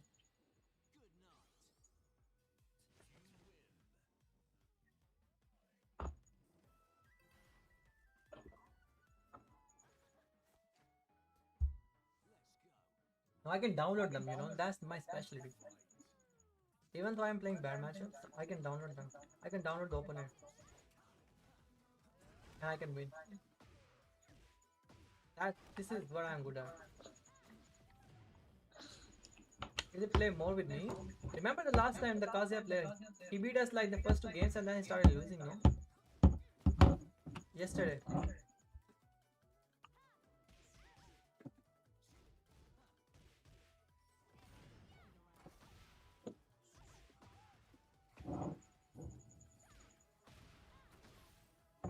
Okay, Lily. Ah. Oh, that's not good. Up. Yeah, oh, Marcus. Oh, you even know the name. 1, 2, 3, 4. Voila. वो कौन है? 1, 2, 3, 4,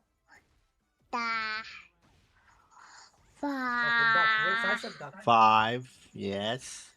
2, 2. That's the solution of size of duck. 3. 4, 4.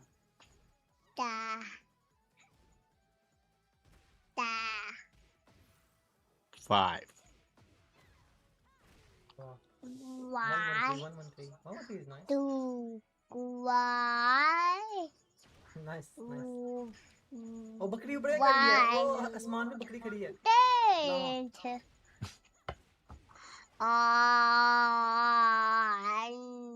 Arslan's stream is so bad. Like,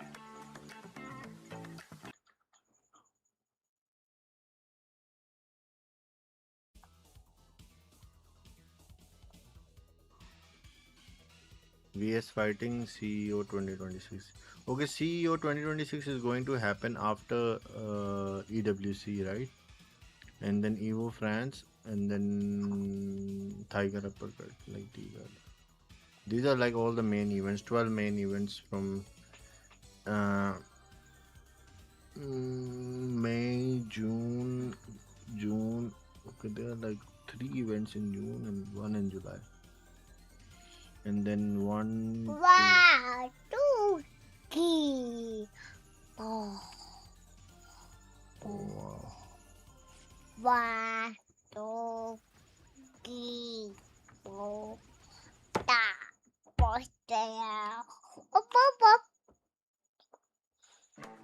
Up, up.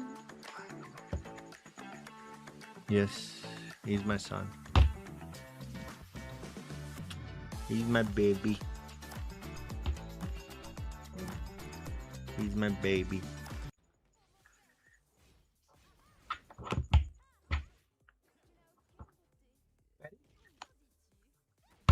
He is my baby. He's my first son.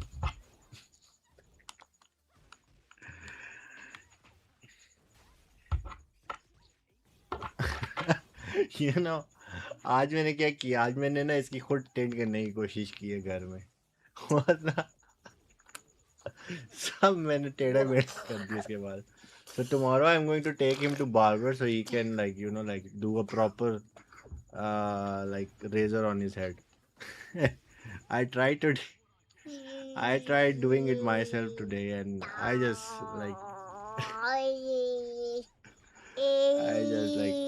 fucked up his hair. Oh, it's not that.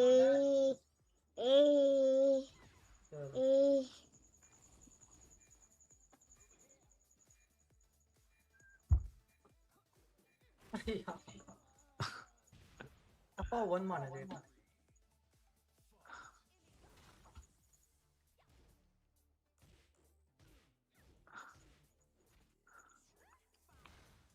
Oh.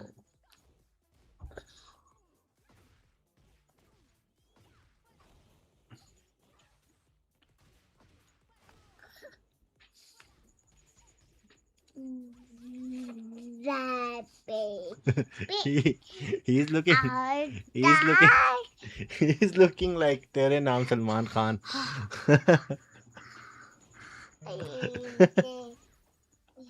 He's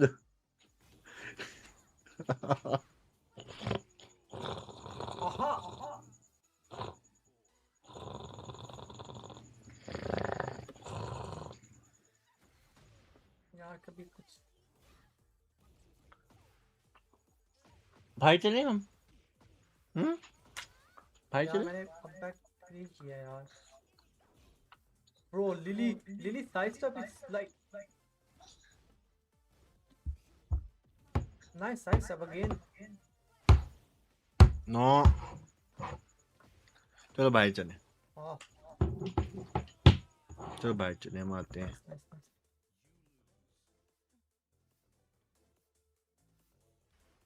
Oh, this matchup looks so hard. What I can do like in this match, it's hard. He's doing side step duck, and this move is risky, you know.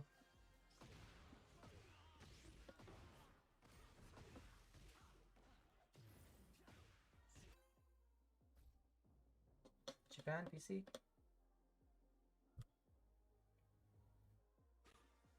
यार Brian मुझे पसंद नहीं है इसलिए मैं Brian से नहीं खेलता यार. God for Abba House. Promotion match for us or no? No. Thanks for the subscribe, by the way. I'll be back in like 20 minutes. Yeah. I can do this, then he cannot take side step, but Lily can take side step. That's weird. चलो भाई.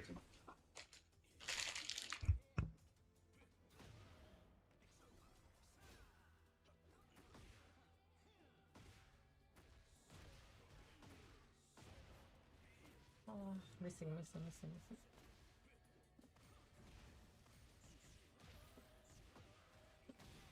Oh, nice.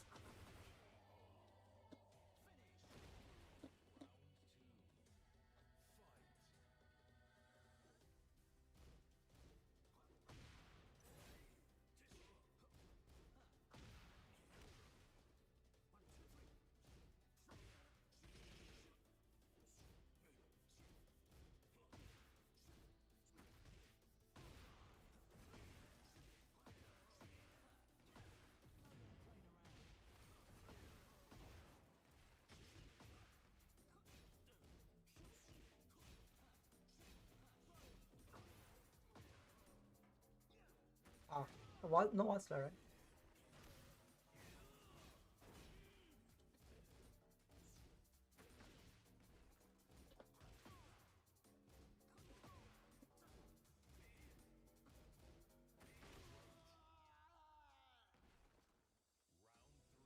Back 4-3.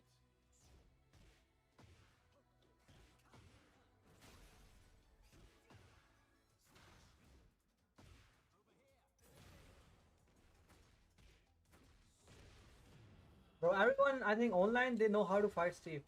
Even this gold for...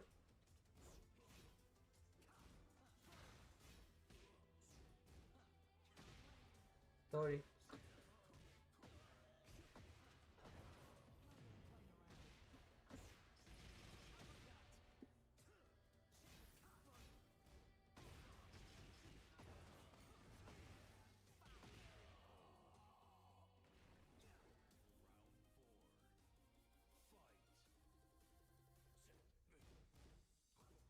GG's to Nia, guys.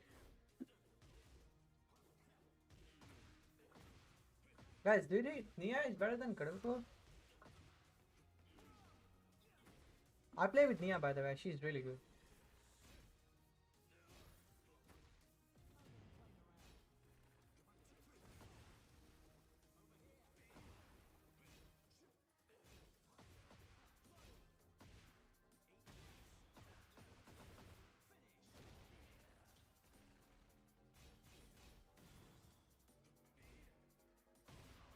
Guys, nice timing.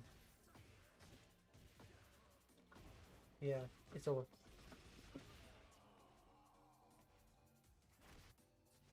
Nia is strong.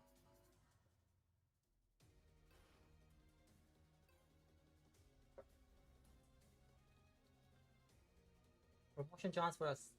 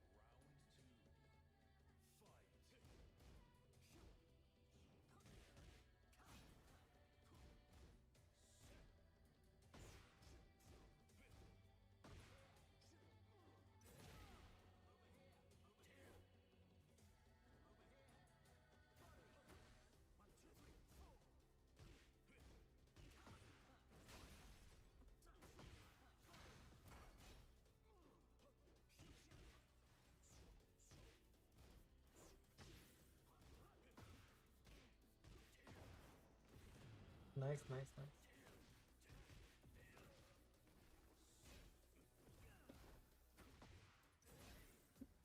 Ah! This move, it's a high crush. So that's why I thought he would do 1-1 or something like that.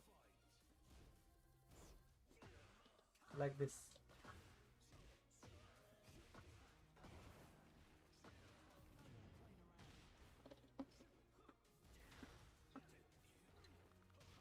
क्या मैं करने की कोशिश करता हूँ यार.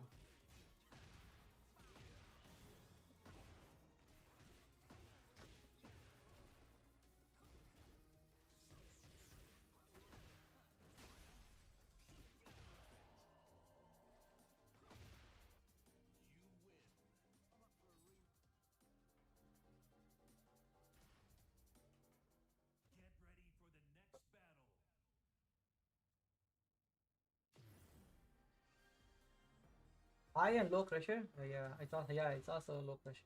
But it's like minus 18, 19, right? It's risky though.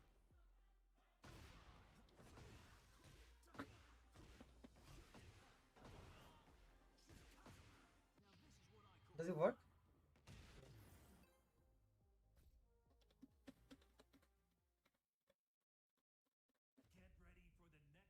Oh, Armor King, Mendy.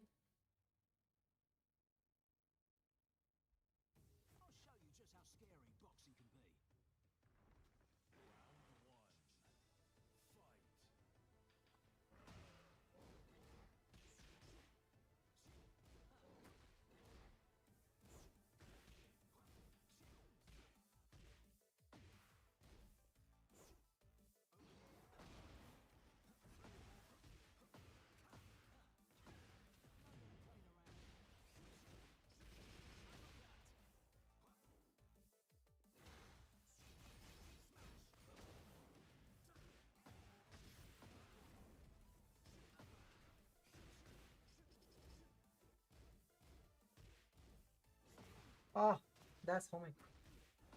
And mid.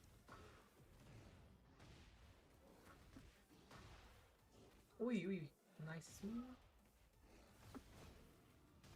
Oh, that's a trap. You cannot move. You cannot move after that? Wow.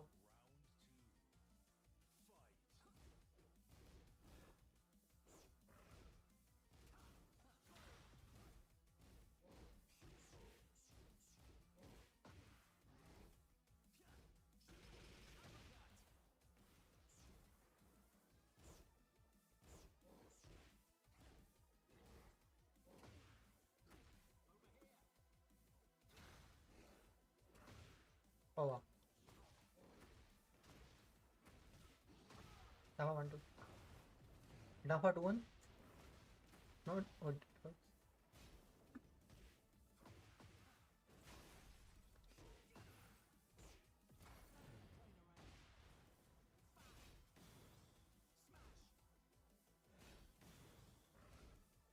ah, I did over here.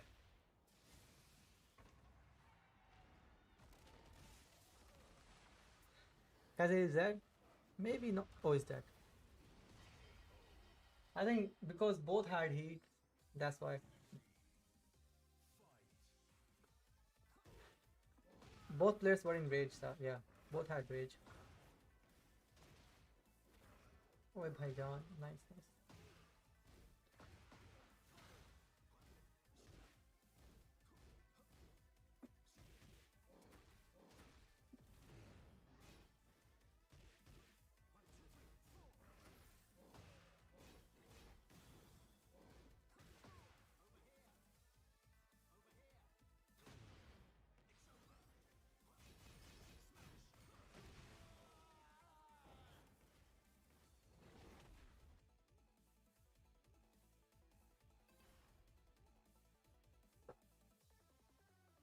Because I recently started playing Steve, that's why. I'll play Steve in tournament. I just started playing Steve. It's been like 3-4 days.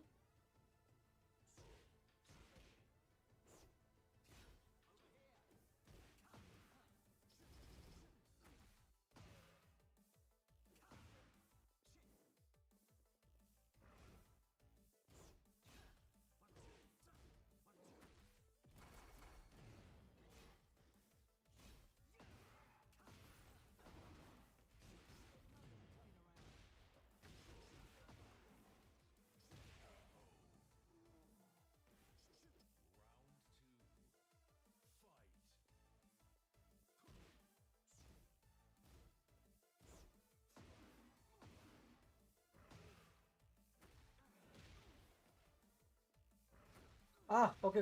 I don't. I want to.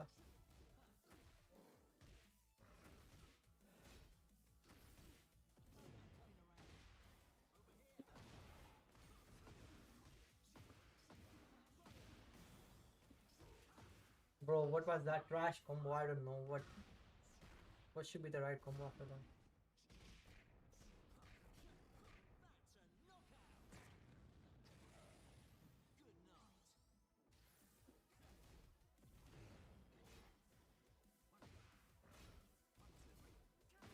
Ooh.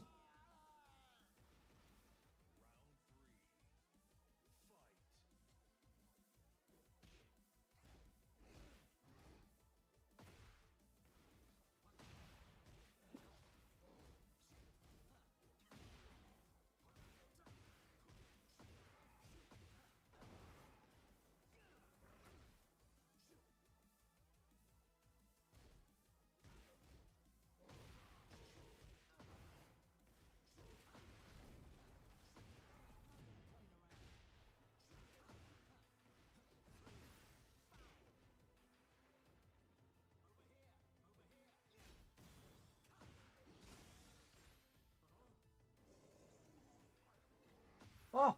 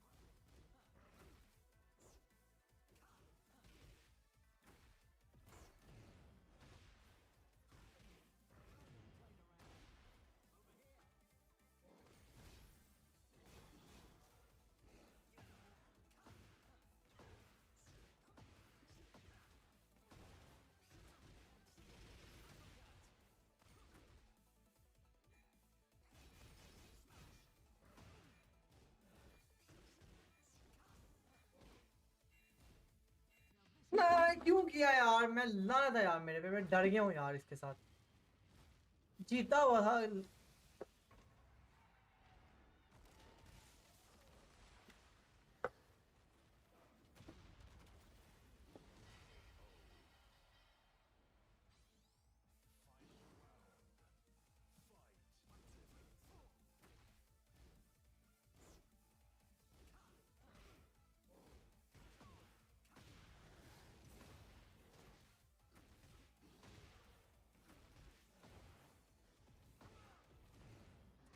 This match can't look kind of okay like for Steve. Okay, मर गए हम.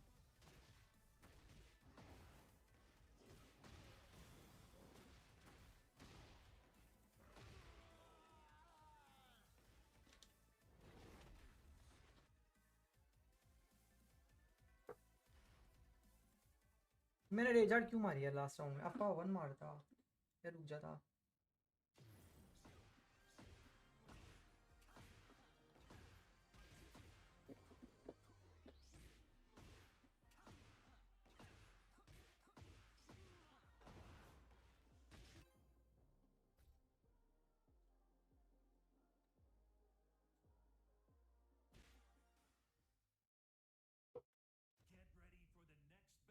Oh, the same Dragoner player. Guys, maybe last match with Steve and then we'll play Kuni or Nina.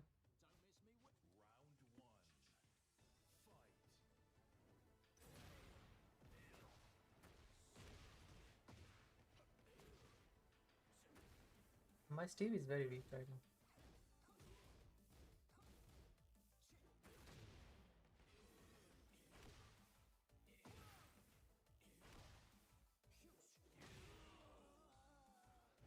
Ding.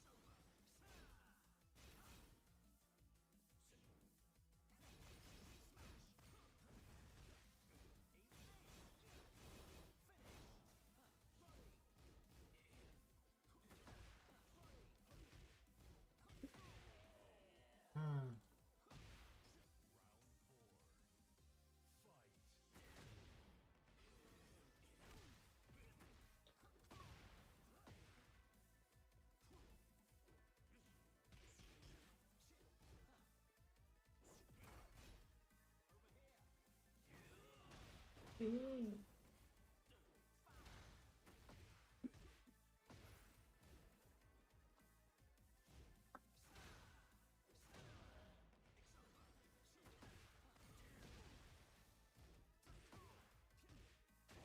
nice.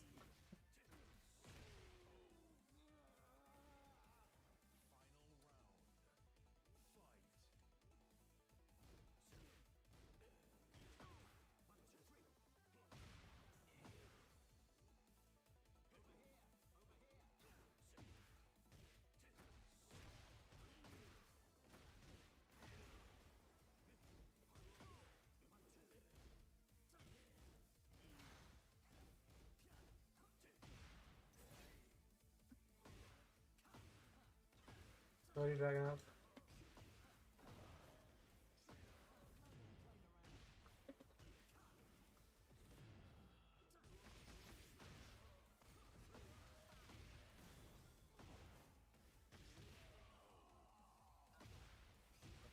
Beautiful combo.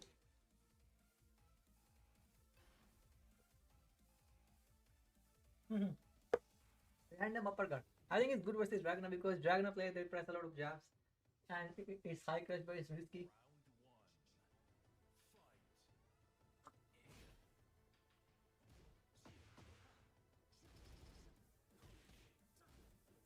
Nice. Ah, smart.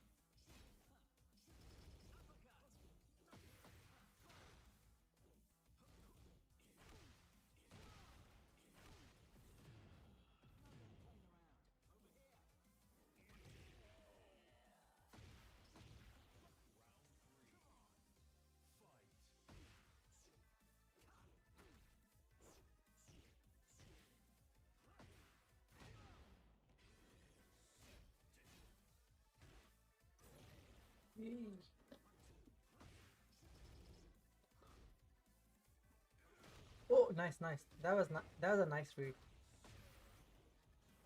Okay. Wait, is that a high crit? I didn't know that. Okay.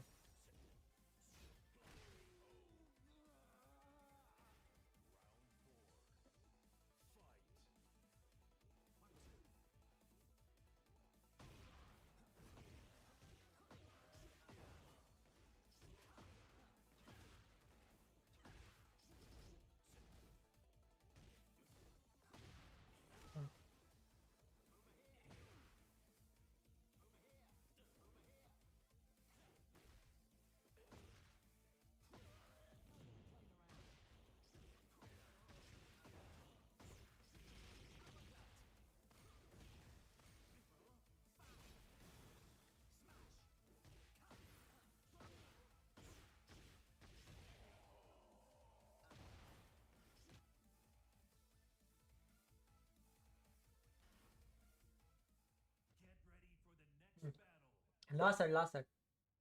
It's almost 12, yeah? Okay, last set.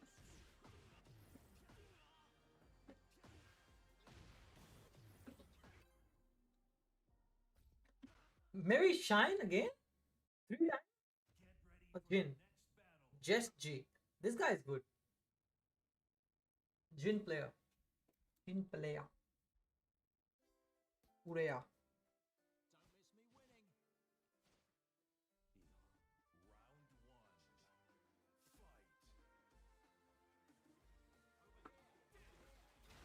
Ah, bro, it's kind of laggy. No, no, no, no.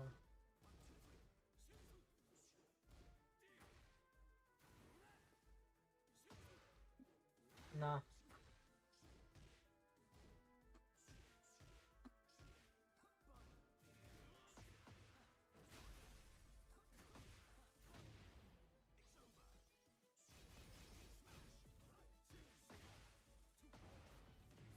Why 2-2 यार?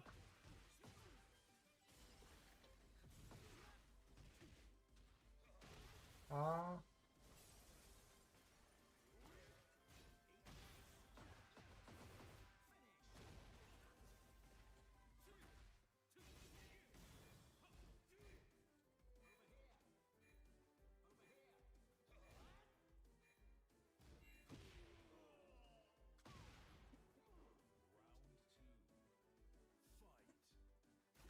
No, I didn't go to versus fighting. No visa.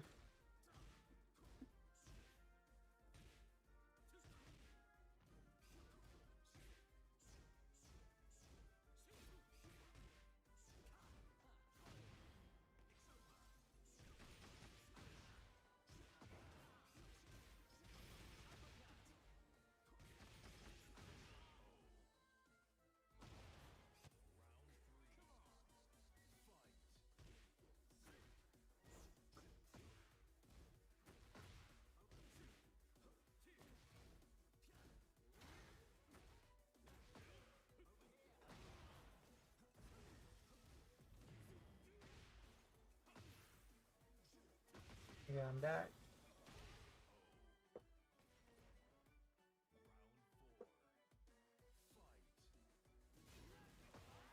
Oh wow. I actually ducked. I thought it's a low move.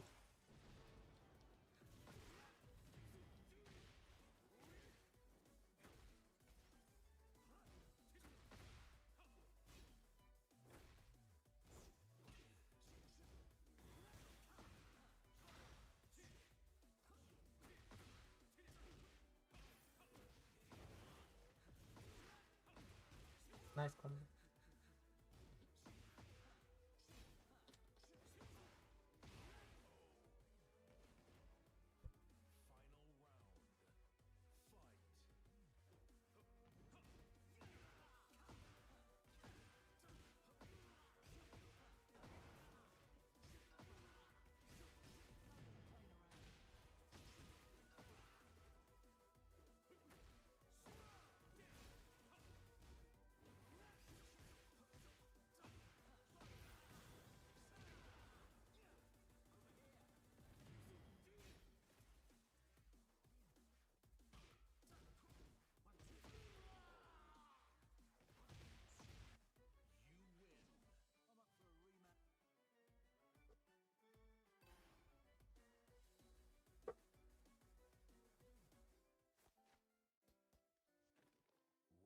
A demotion match for him?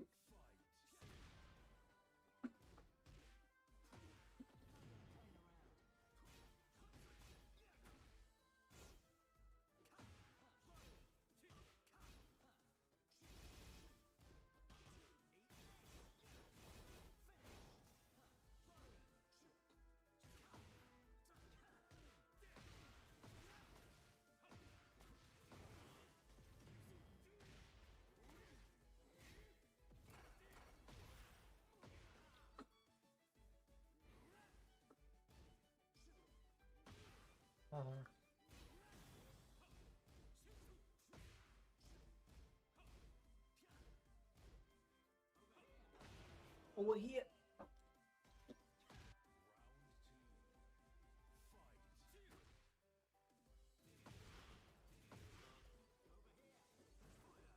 Sorry. Okay, nice.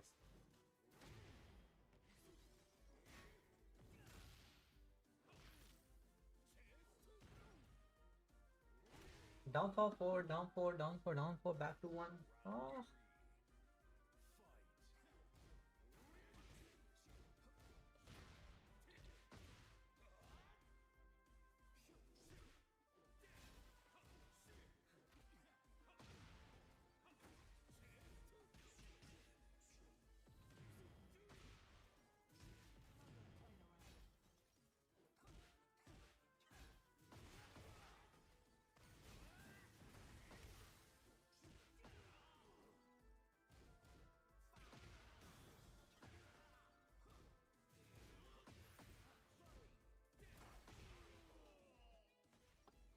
I delayed my power crash.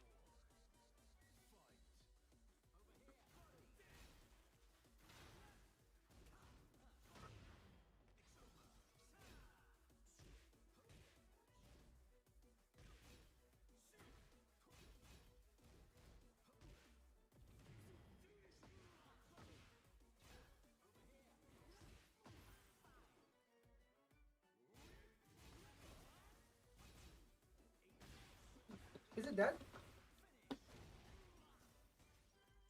Oh.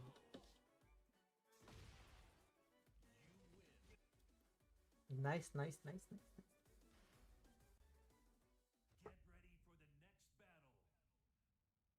किस चीज का volume? Game का volume या mic का volume? Who's in LCQ from Pakistan? From Pakistan, maybe a few players. Dawood, Noman, and a few. Not a lot of players. Yoma, क्या नाम है? Yoma, Yoma, Yoma.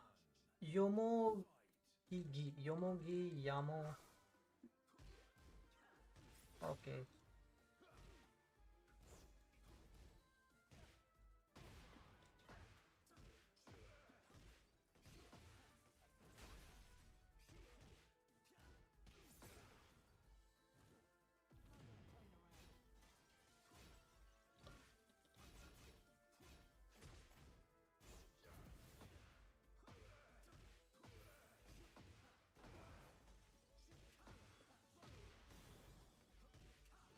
Bro, it doesn't work. What should I do?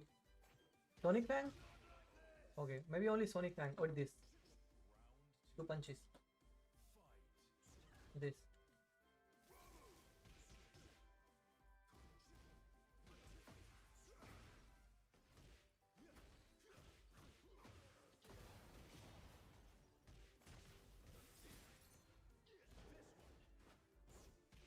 Uh-oh.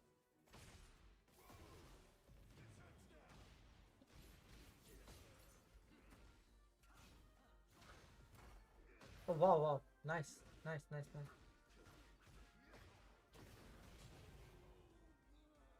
So this I can parry. I can do a power on. I got, I went to a round robin tournament 6 times in a row in London, and each one I went 0 and 3 because it was groups of 4. Every single week, the same thing happening. Played on streams, got blown up, and then all of a sudden, one day I escaped groups, and then I learned, oh damn, okay, this stuff is real. Top 16, and then just got destroyed, and then back to the drawing board again. And I think that's what's really fun about Tekken, is that we get to enjoy all of those, different aspects, the journey of getting to the top. Yeah, and that's what makes it worth it, right? The struggle is the reason why the success eventually and the scene is so sweet and so rewarding.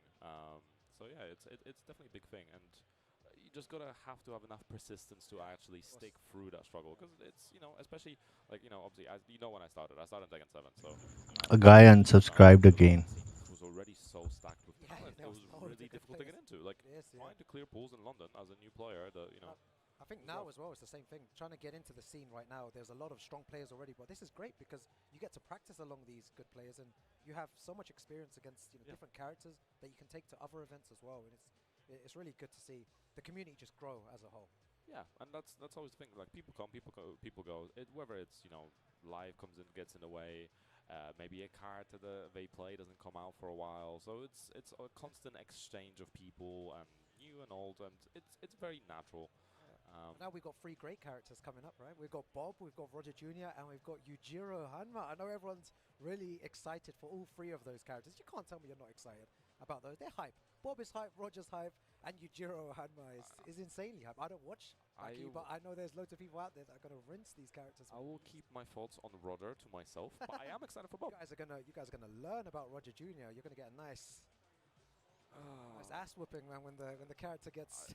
I'm gonna have to be doing some prime lab time to do that character, because again, like with a lot of other characters, like I have some Tekken 7 knowledge from seeing them on even playing some of the older games afterwards. So there's some familiarity with it. Yeah. With Roger, Roger is Tekken Tag 2 is the last time. Yeah. I've played against him in Tag 2, but and like before in DR and such, but I haven't played against him enough competitively to actually see what, you know, get used to the move. So it's almost like a new character to me completely. Exactly, especially you're right, people that haven't played the previous iterations, like Tekken 6, they don't know that Roger has a Hell Sweep, he has a unparryable tail, he has all of King's throws, he has a wave dash, there's a safe down forward one too. The list is, punline, the list is endless. And do you know what? I'll be watching your videos when you're labbing. Please stream Roger Jr., please, so I can just watch. I want to see everyone's reaction to the character. It's just going to be me, you know, getting increasingly annoyed. But oh look, another two fan favorites here, you know, King and Alyssa. Yeah, King, a very popular character as well. Alyssa, we've had, I think there used to be a few more Alyssas than in UK than now, but you know, still a character that we see some representation in players like Shirtle, etc. But as far as no Boxy's been playing Alyssa back in 7, so there's no surprises. And Sentenza has been a King player for ages as well, so confident character pick. So it's already more than half bar already from Sentenza. Nice. Good break on a 1+2. Oh, he activated Boxy already. This is the thing you gotta be careful with Alyssa, because once you go into distraction, ooh, okay. Jagu step away. That was a really good way to escape, and here with the Muscle Buster, goes for the Heat Smash straight after, and that's gonna be loads of damage, man. That move is so strong. I think most damaging Heat Smash in the game, if I'm not mistaken. Yeah. It's tough, and it's really difficult to step, so it is steppable, but at certain ranges, you have to be really on time to actually deal with it, so that's the key. It's a risk. Alright, that's what people don't realize. It is steppable, no one's saying that you can't sidestep it, but it's just very difficult to step, especially when someone's depends on range as well. I think at range 0, it's fairly doable. At range 1, it feels really, really difficult. If maybe impossible. Maybe I'm just bad at the game. Who knows? Nice. I like not committing to forward 2-1, instead going immediately for the throw, getting a counter hit. What's a chunk of damage already? You're right. What's good about Sentenza is that he's using those giant swings, using a lot of them, and it seems to be working. So I don't really want him to change his strategy here. Boxy going to get huge damage. Nice. I like backing off. Boxy does have an advantage right now, but that wave might cost him. This round feels like it's lasted forever. A couple of seconds remaining and finishes the same way as the last round. Just it was kind of going in burst. Maybe both of them kind of scared to close out some of the rounds. Maybe scared to overcommit on the pressure. Nice break. I love that, man. I feel like I just want to clap, man. It's just if something's working, use it again, man. Don't stop. Oh, now he's mixing things up. Counter here as well. Chunk of damage. Oh, that's a lot of damage in the front. Oh, yep. Good sidestep. Should be carried through, maybe back and forth. Oh, actually, want me to be. Oh, so close. It's about a 2-4, and I see them. That's a ribbon. Spike damage. Good combo there. Doesn't quite get a wall, but it's still pressure. Nice interrupt. Okay, good break. That would have been so costly with the rage. I wonder if he's going to try to activate heat or something. Goes for a down jump again and goes for another throw. Just mixing his throws up. This is really dangerous stuff. Uh-oh. Oh, no. Notice that he was staying on the ground, King. Oh, break. Giant swing again. Yeah, but I think this is something that was kind of bringing Boxy down a little bit. We saw some fairly large waves that kind of cost him the rounds there, where he felt like he was getting close to getting the round and was kind of getting back the health deficit, making back the health deficit. It just wasn't enough because he wasn't quite dashing up to make sure that those moves are landing. He was just kind of whipping out, maybe a little too hasty. Yeah, exactly. And we got a few King players in the crowd there as well. You got like someone there who's big advocate of King. He says like he says that maybe he says that like he's fine and no changes need to happen. I completely disagree. Oh yeah, there's a lot of things that King excels at. There's so many great tools that he has, especially the homing throws as well. Just the thing Boxy needs to notice as well, because Sentenza's kind of using a lot of down jab right now, so we're seeing a lot of interrupts from him, and Boxy has managed to step a couple of times, but just to call it out a bit more. God, oh my God, because he just goes into it. That's one of the best heat smashes in the game for sure. Oh, 100%.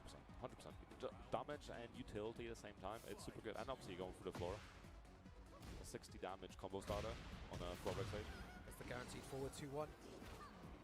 Yeah, you're right, Sentenza going for the down jab a lot, going for all the multiple throws. Boxy is doing so good in breaking them, but in the end, 70 damage for that. Staying in the ground, nice delay. Uh-oh. Not able to react. It is reactable, but it is difficult, and it can recover a little bit fast as well when you're trying to punish it. 2 throw this time, so then you're just mixing up the throws, and when you have a full mix like this, you have to be using it, like you said. Exactly. Sentenza is using the mix up, and the thing is, Boxty is just refusing to duck. He just prefers to try and break the throw. He's just cutting him down, the down forward ones while standing fours. Oh, that just about reached as well. I wonder if he's going to duck the next one. Oh my god, he does. Very nice. Big damage here. He's going to go for the 3-2-2 as well. Yes, he is. Yep, he's mounted. Oh my god, the damage. King. Tenza moves forward here. That's a really scary thing against King and Heat, right? Because you don't want to stay on the floor because the threat of that heat smash and potential ground throws. But if you get up immediately, then there's obviously some other OP options that he can throw out. So you are in a very bad position. You probably want to get up ideally as quick as possible and then break the throw or do whatever he's doing. But it's a rough situation to deal with. And I think for Boxty as well, the other thing I noticed is he would backdash a little bit, right? But he would on running 2 from a certain distance, which just made it predictable. And we saw Sentenza duck and punish it, and it's a lot of damage with the moment he duck and punish it. A lot of damage. It's a big wall standing punish, and this is what you have to be very careful about. If you're always going to use this button at a certain range, you're giving your opponent almost like a visual cue of like, cool, you see me at this range, you now expect this move because I keep doing this. So it's a pattern that you're falling into. So that's something. That's why obviously in previous entries, but even in this entry still, instant wall running is a very important tool to use because you want to be harnessing those moves from as close as possible, so they're never telegraphed like in that way. But also the other thing I would say, I think that matchup, like obviously Alyssa, very good backdash.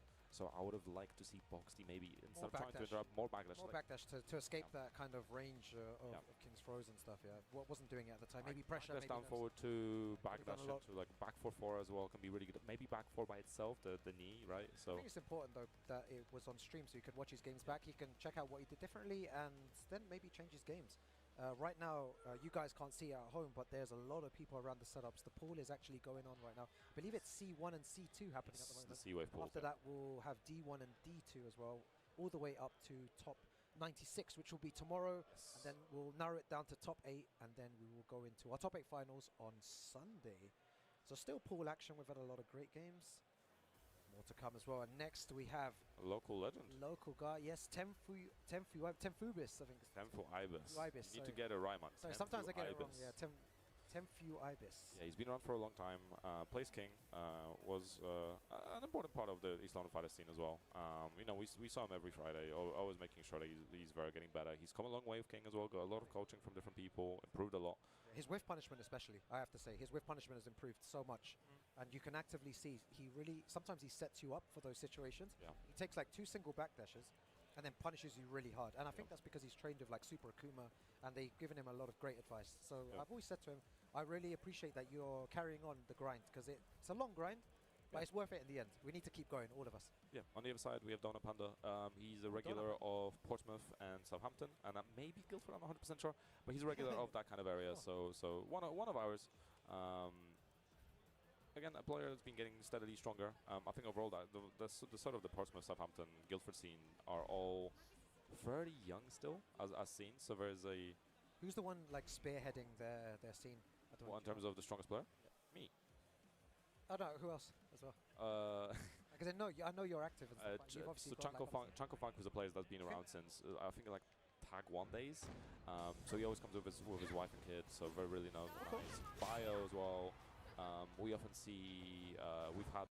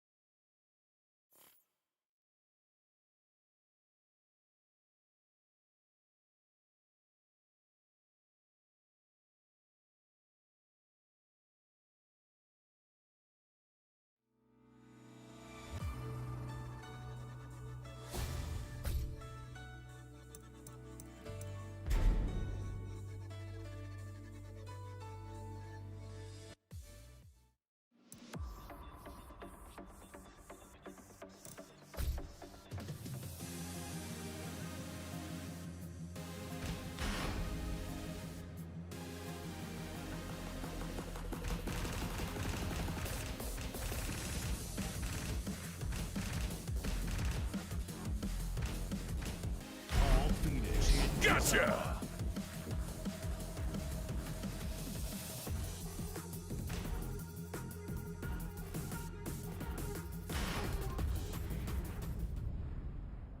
Get ready for the next battle.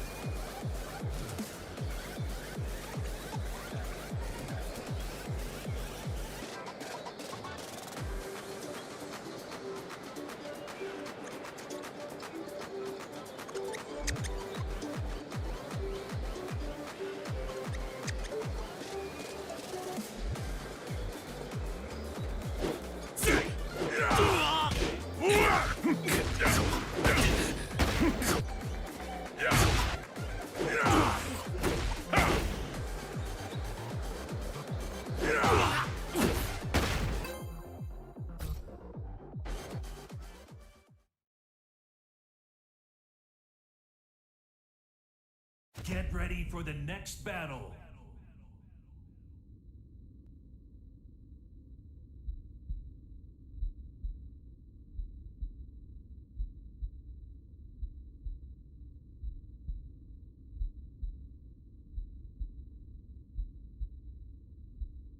Kazuya Mishima, I fucking hate Kazuya.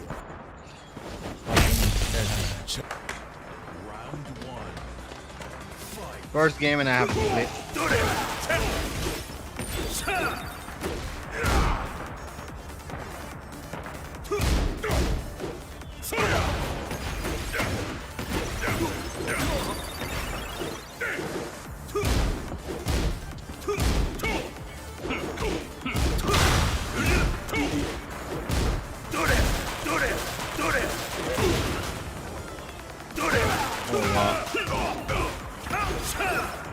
Computer players.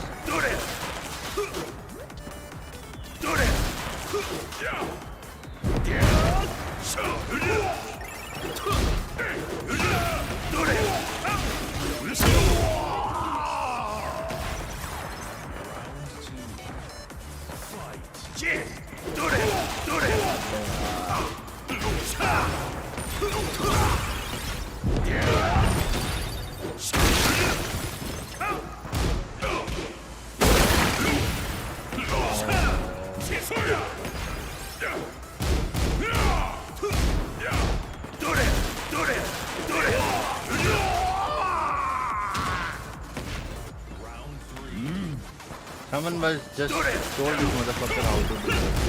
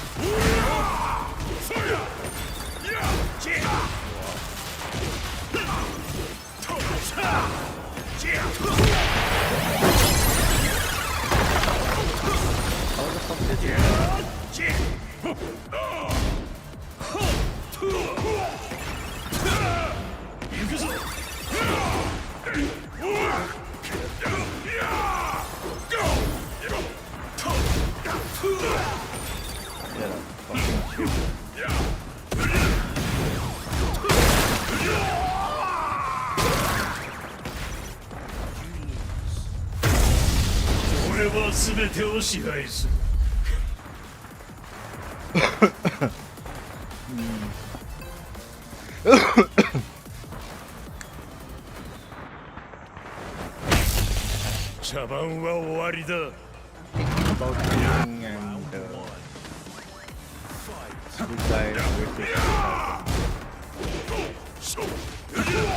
अरे यार ये कैसे लगा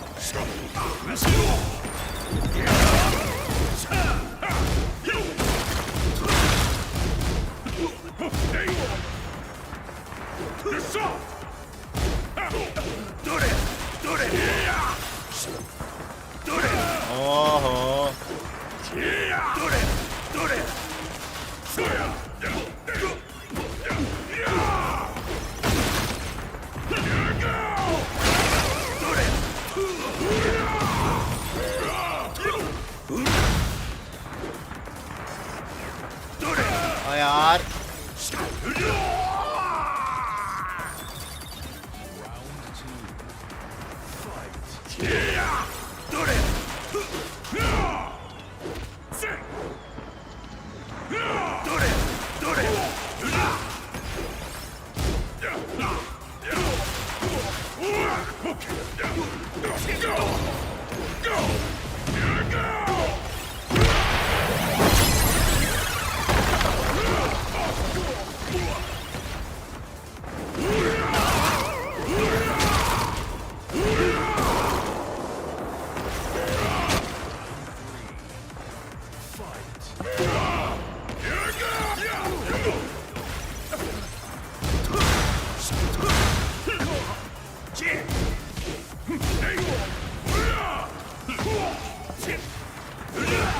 अबे यार ये कैसे लग रही है what the fuck man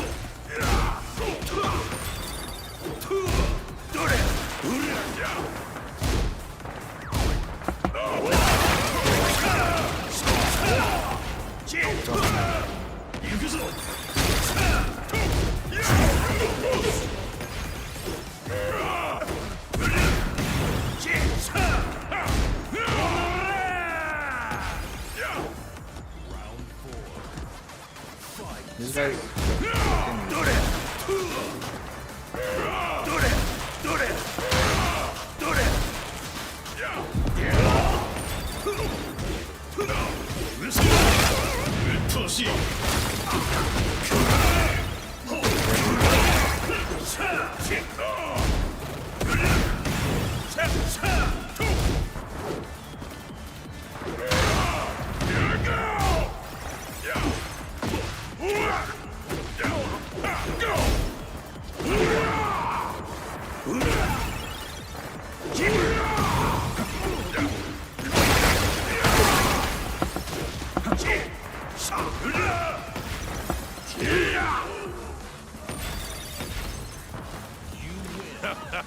I'm in top condition.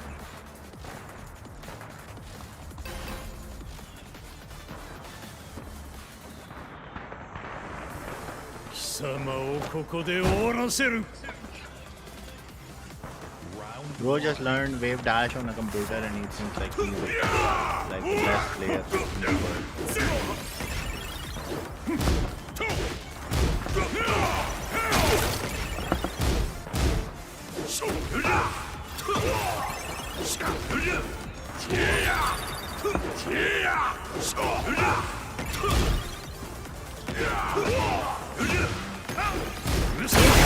Oh, what the fuck?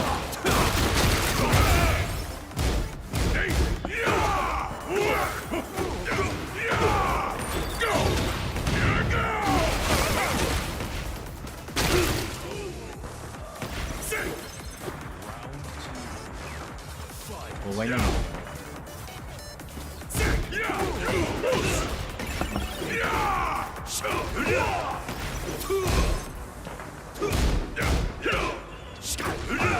I'm blocking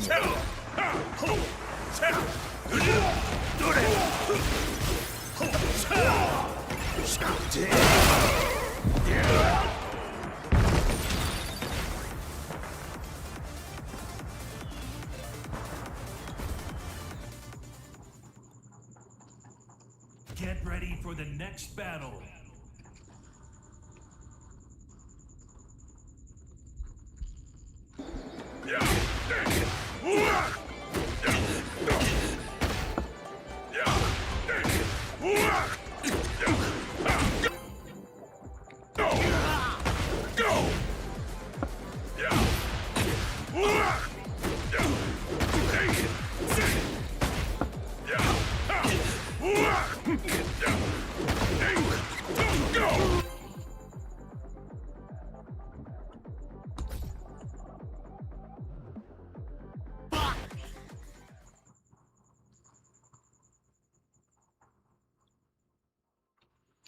Get ready for the next battle.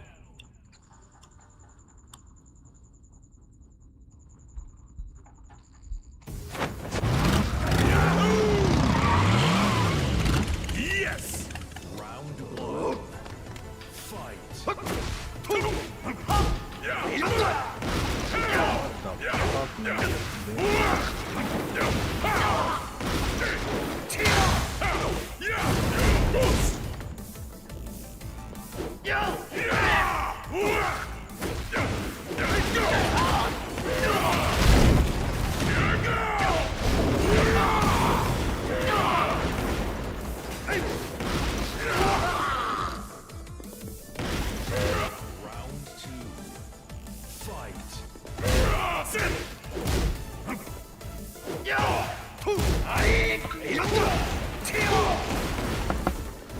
अबे यार ये कैसे लग रही है?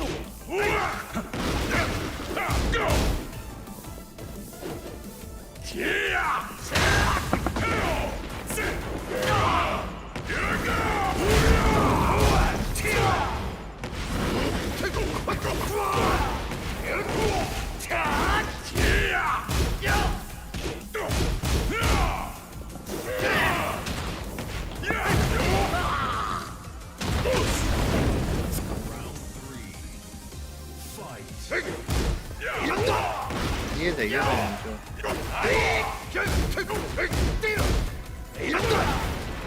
ये पीछे चला जाता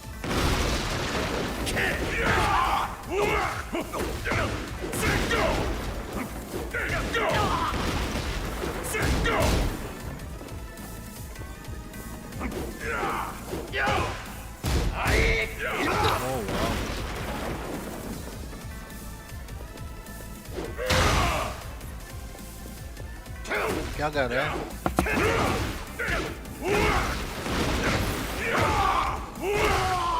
ठीक है किया इसने उड़ के इसने फिर कुछ मारा है खाइए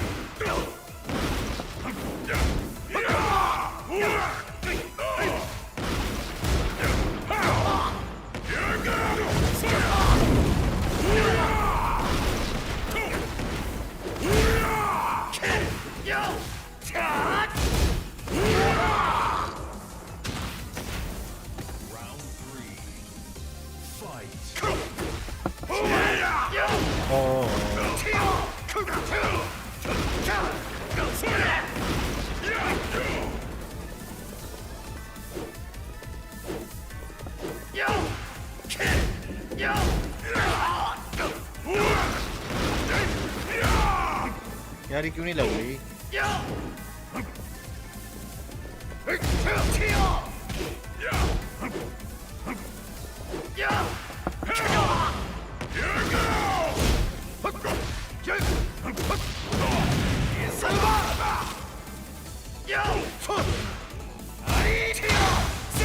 I'll show you. यार ये क्या हो गया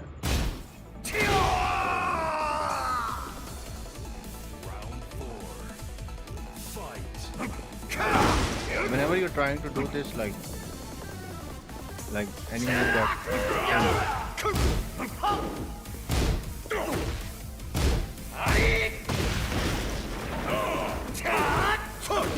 क्या हो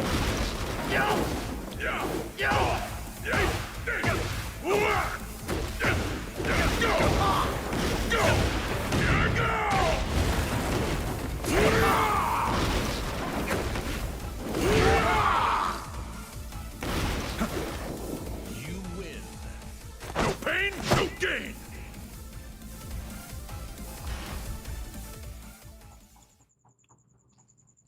Get ready for the next battle.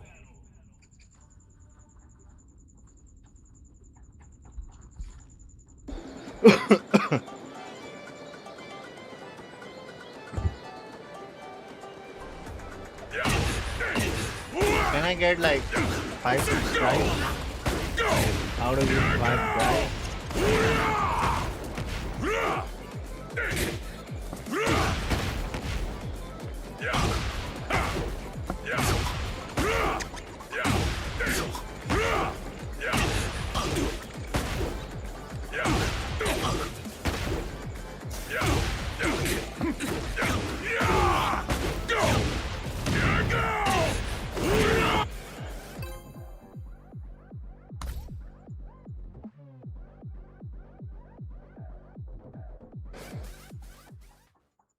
It's like impossible to get like 1,000 subscribers.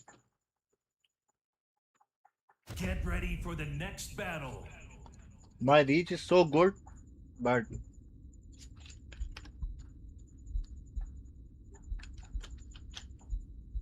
I don't get subscribers at all.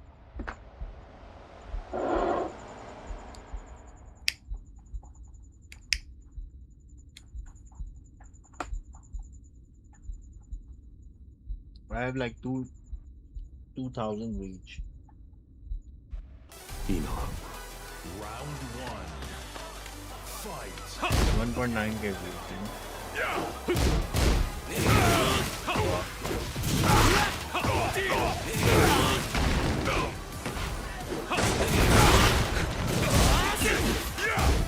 Wow, what a block.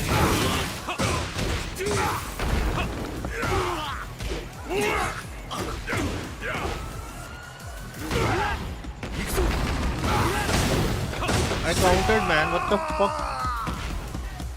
Round 2. Fight.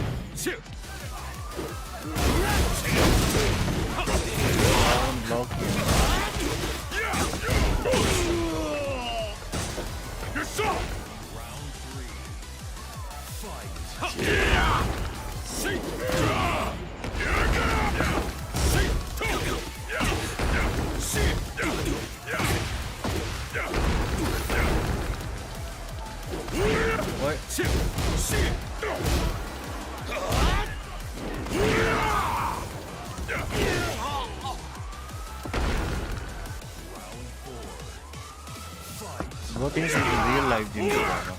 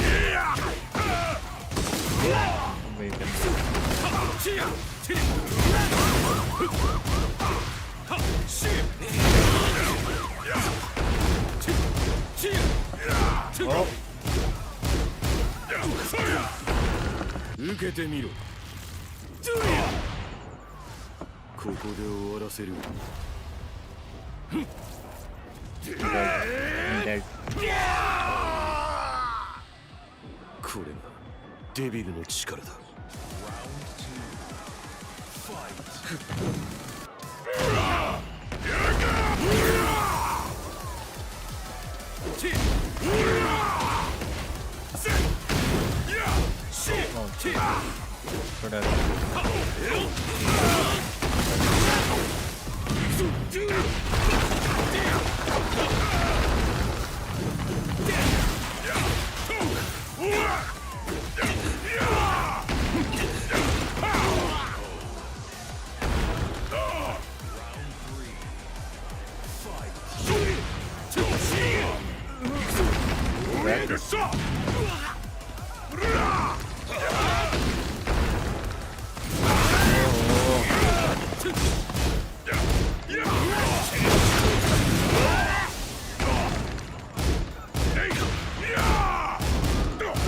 नहीं ये भी नहीं लगती ना कितना कुत्ता करैक्टर है यार ये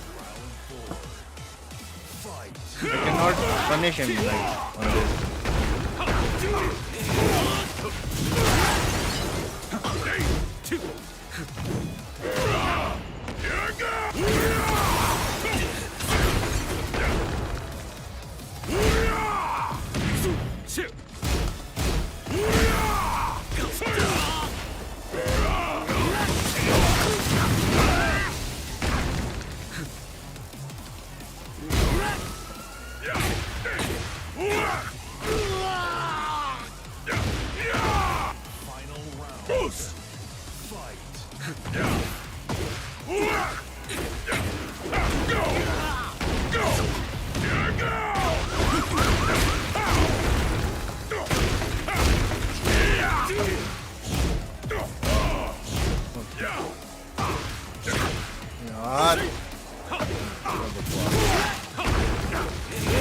क्या मारूं क्या लग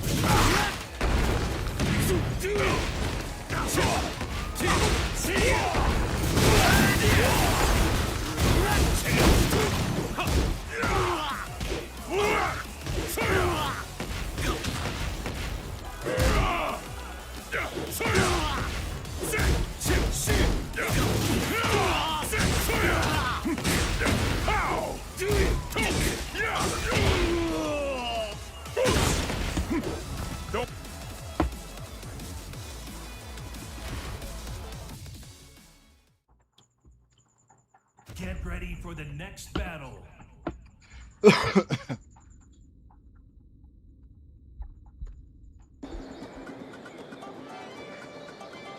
I was just lucky I won this.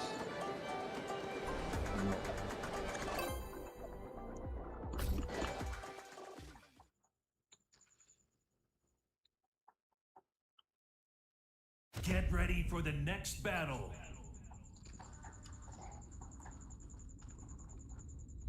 Okay, revenge time.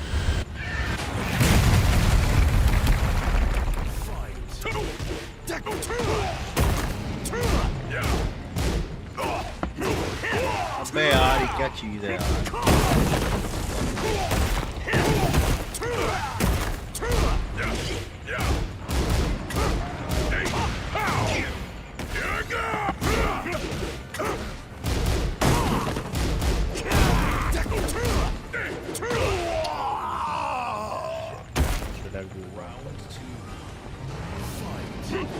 This guy plays such a pathetic. Oh, why? How is this even possible, man?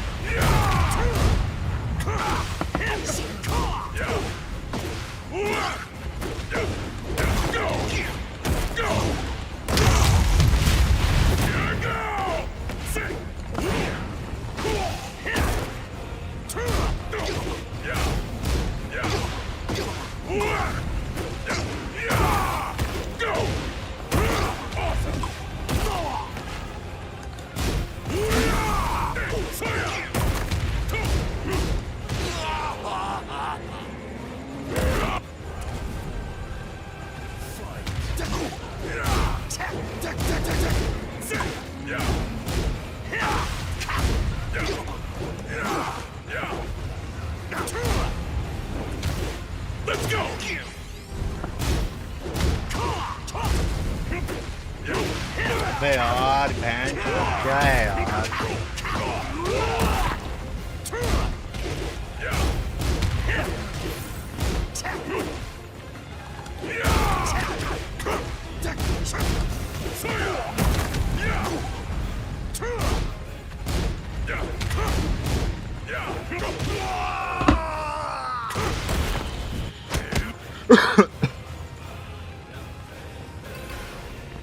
You guy plays such a shit, bro.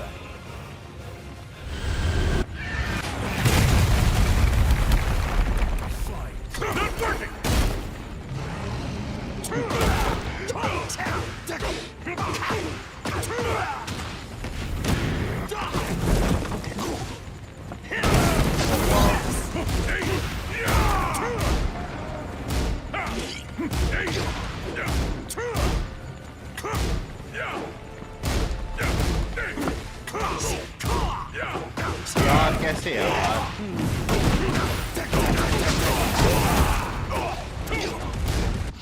Oh नहीं I didn't do this.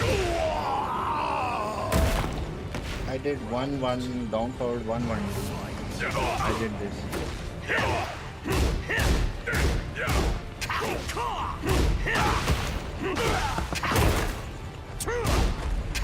I wonder how this guy is still supreme. Like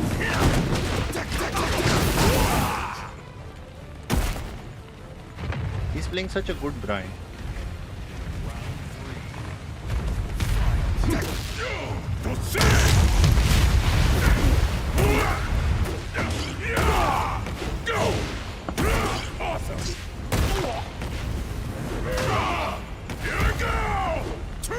यार क्यों नहीं लगी? ओ यार ये क्या है यार?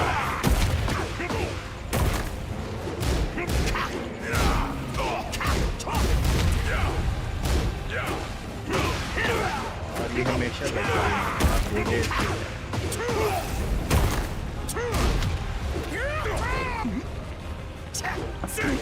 Let's go!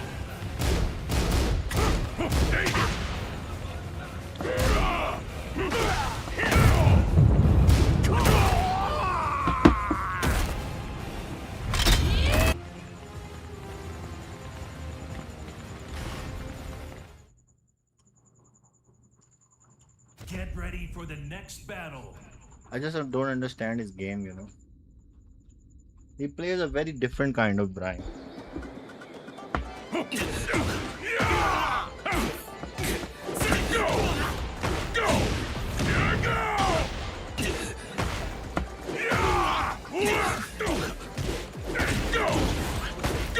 I'll kick your ass!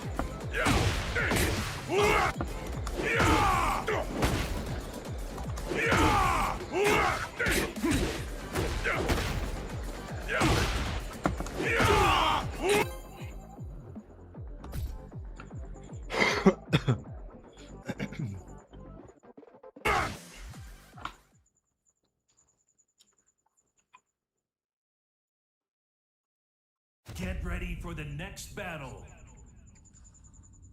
I think my 貴様をここで終わらせる Yes! Round 1 Fight! fuck you. Yeah! Go! Go! Yeah!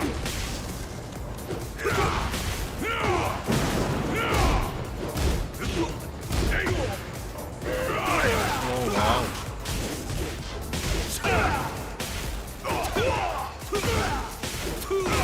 Ah, okay.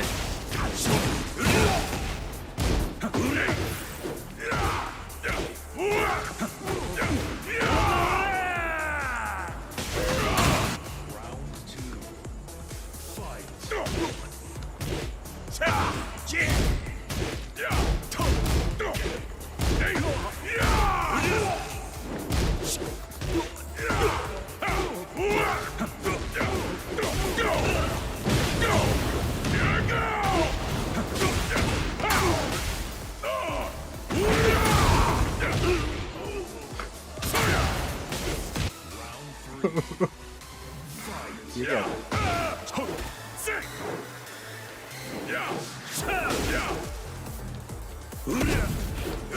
Oh, what the hell? ये कैसे लग गया है? Like, how the fuck is this even possible, man?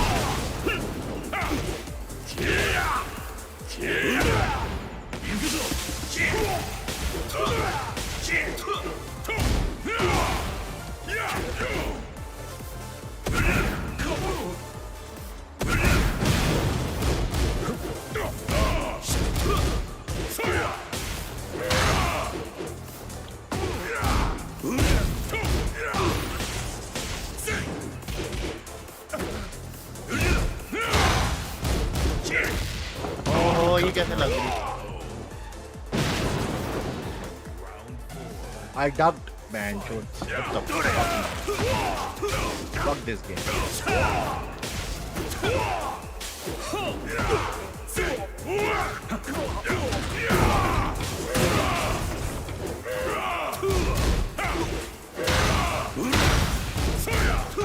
Wow.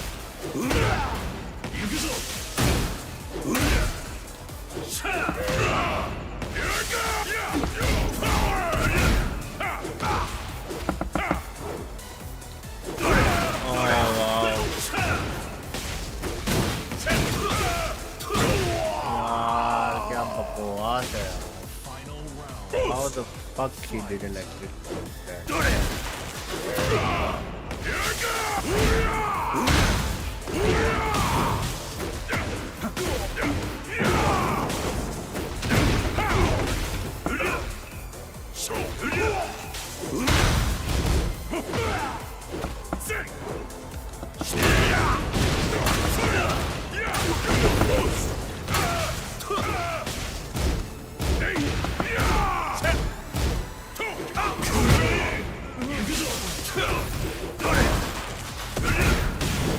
I'll show you. Strongest in the universe.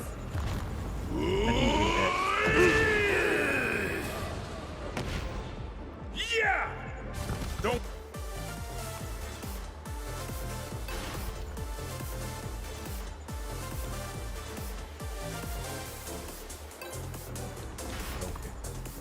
Fucking god of destruction. Get ready for the next battle. I'll be back.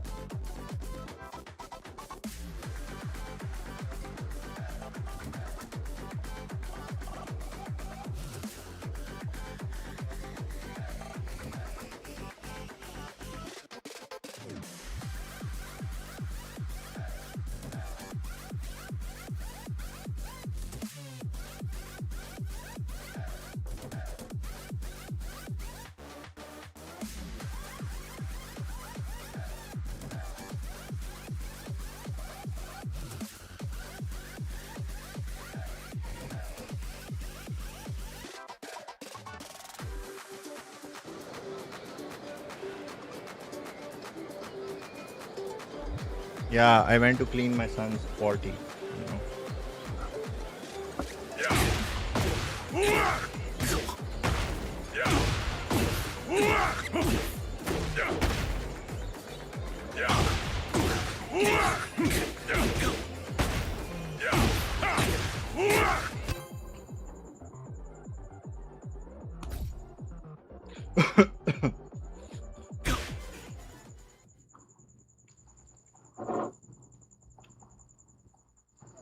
Get ready for the next battle.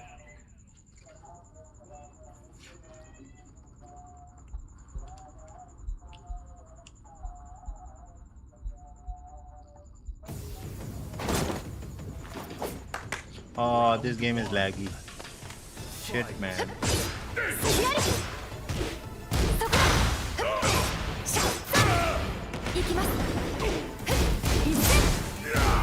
Oh.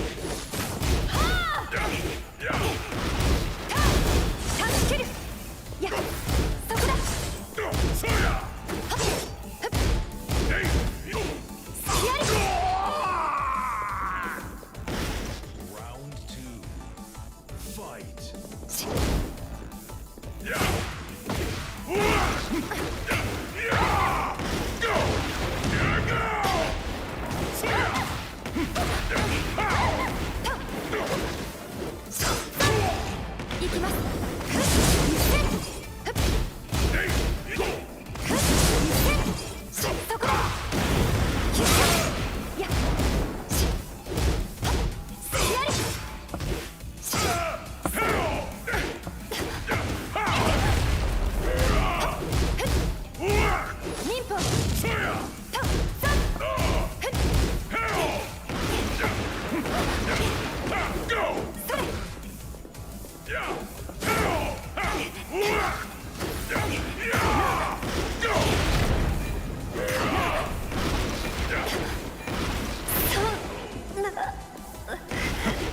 Round 3. Fight.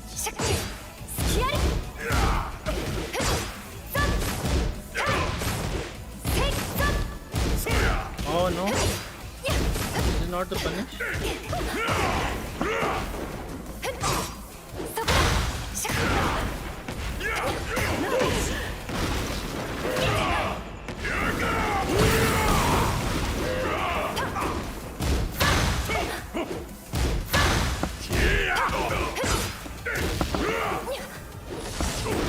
Oh, how the fuck?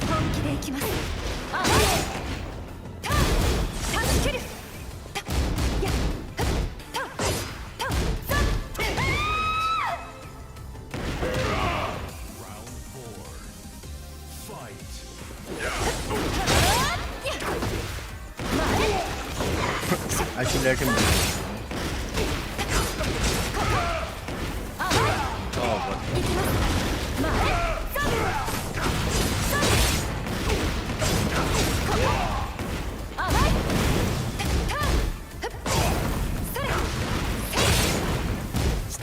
Ah, I blocked it. Final round. Boost. Fight. What the fuck?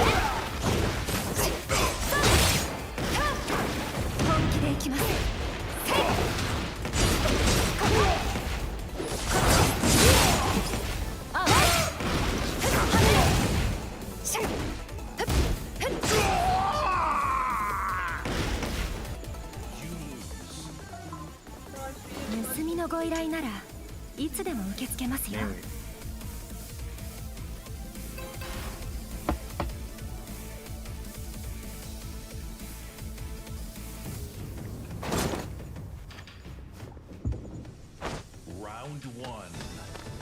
Fight.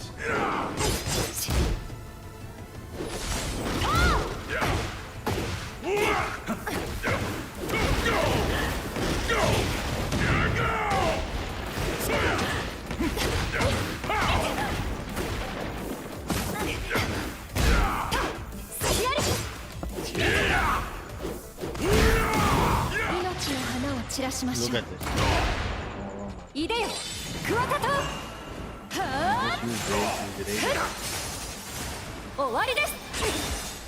は恨まないでくださいね。本気でいきます。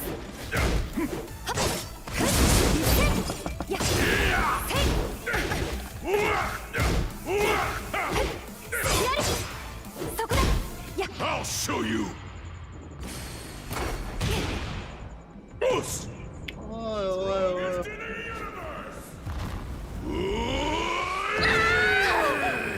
What was that? Yeah. That was a fucking most slow motion ever. Yeah.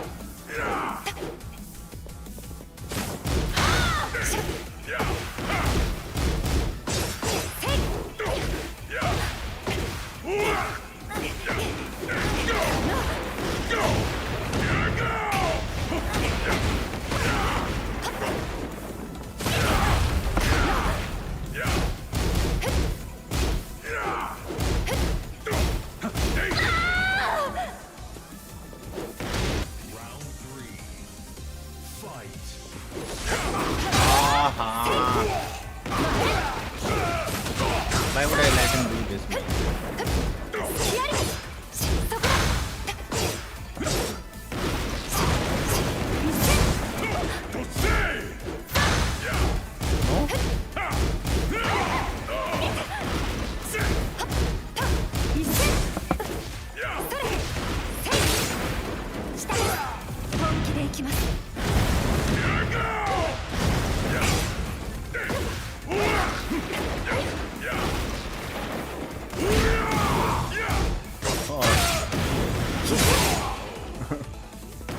Should have used that.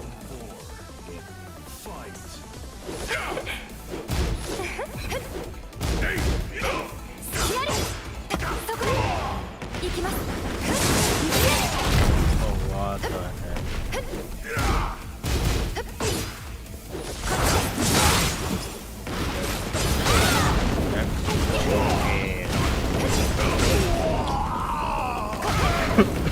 Man, the mix-ups of opponents were very good.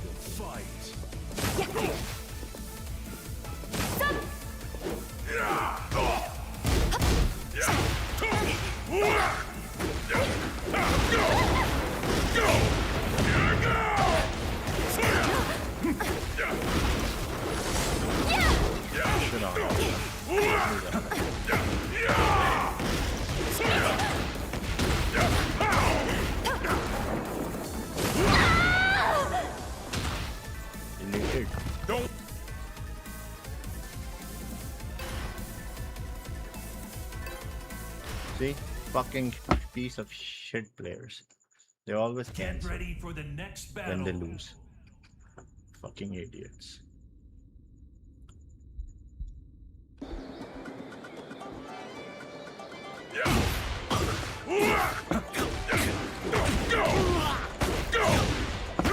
Awesome. You're soft.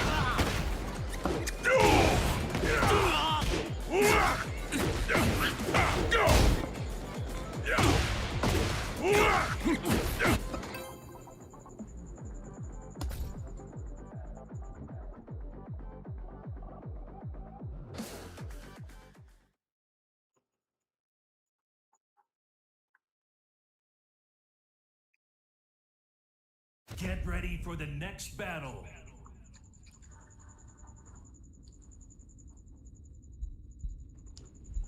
Glitch dad white. Yeah! Round one. Fight.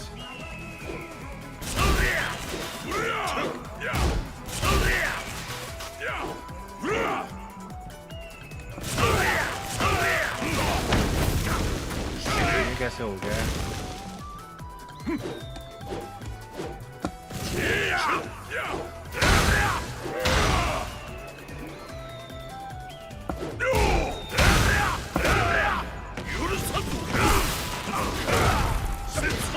What is this? The fuck? Round two. Fight.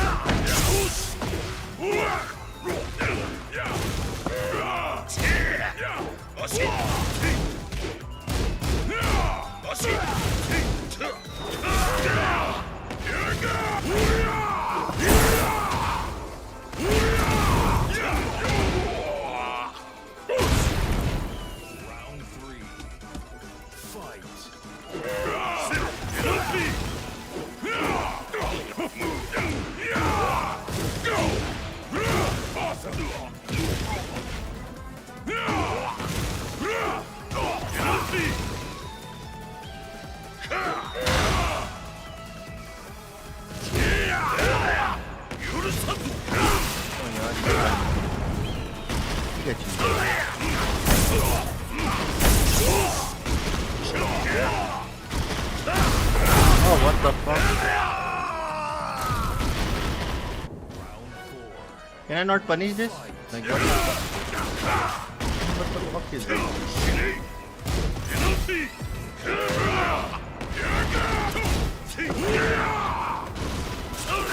Ui.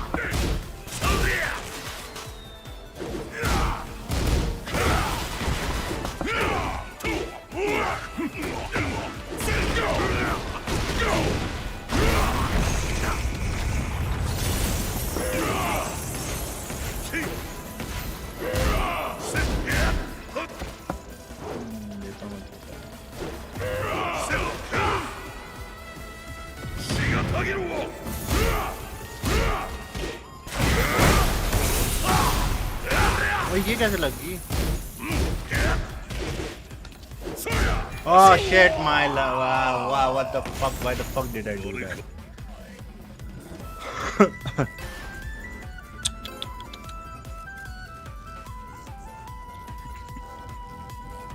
You're like. このわしを倒せるとでも思っておるのか?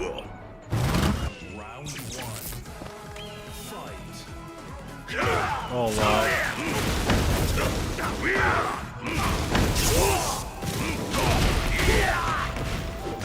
Oh? क्या गया?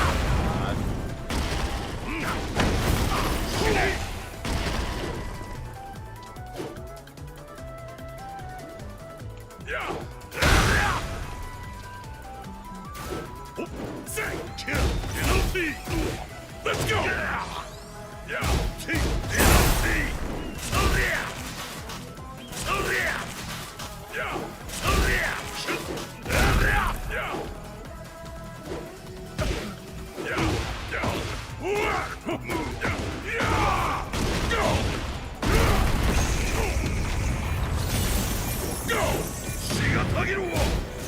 I'll show you!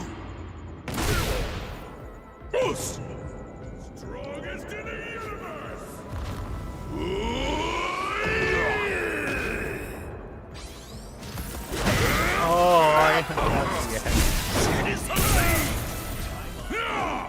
Time ही खत्म हो गया. I should have not used that.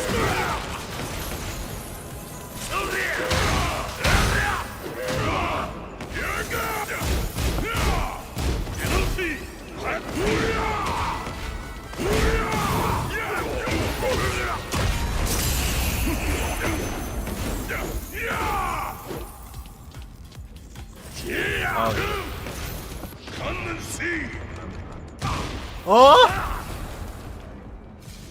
This is not possible, you know. Like he hit me on like I don't know.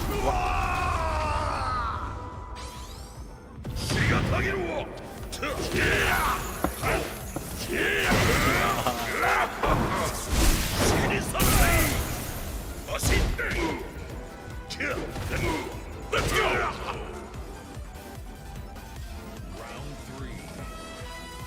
This was not possible, you know.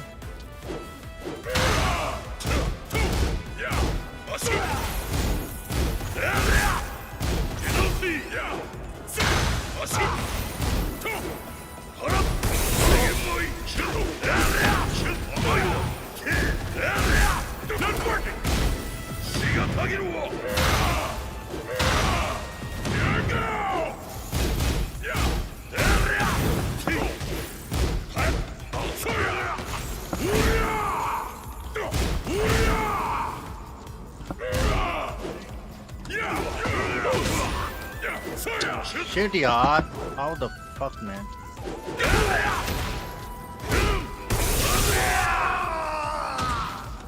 Can I like react to this or not?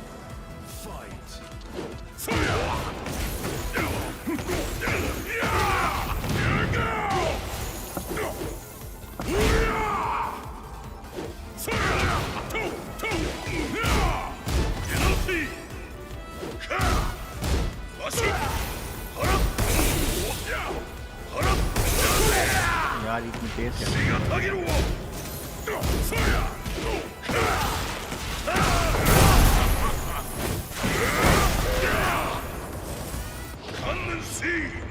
I'm dead.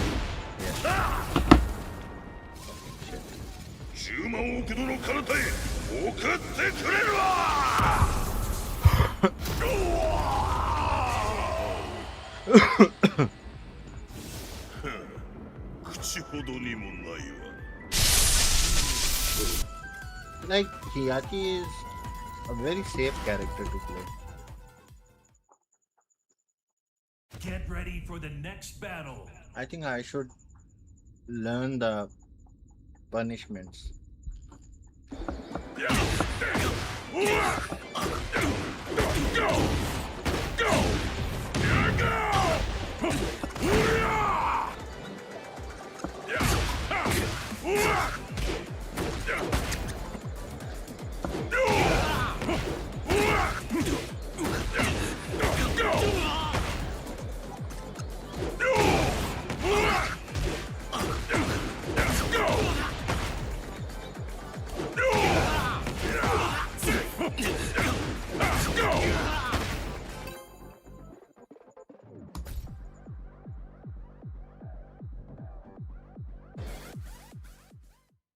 Go hit the subscribe button, guys. Get ready for the next battle.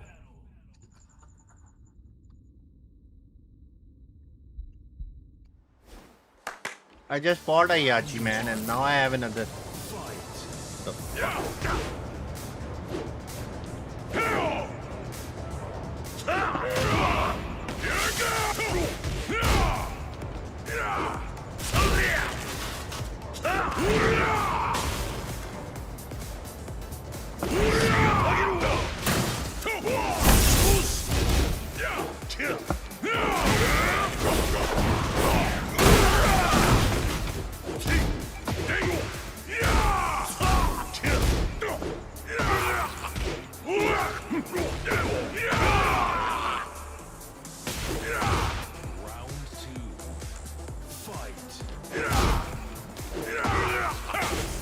Oh, ये नहीं लगी. What a great launch.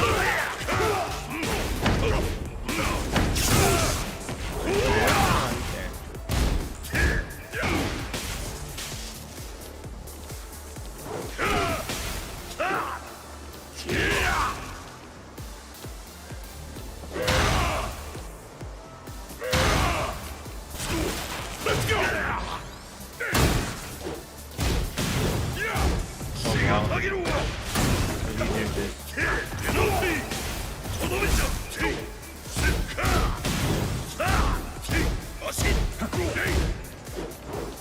Aha!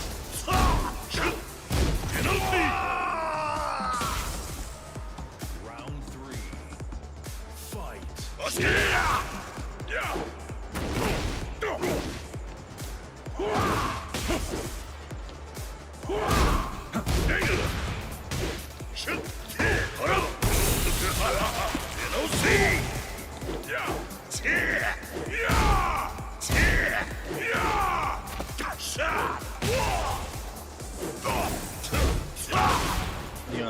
Dog के लिए यार please. Go! I'll show you. Boost! Strongest in the universe.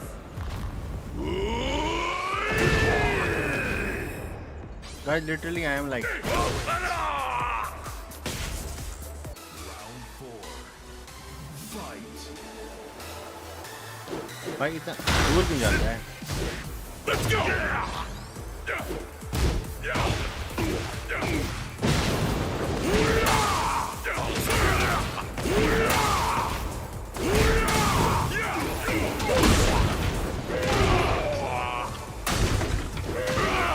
Don't worry.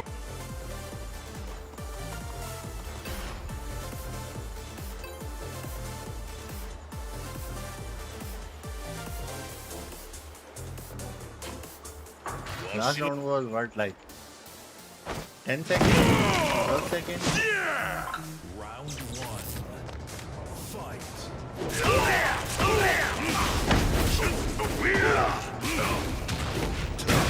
wow, what is going on?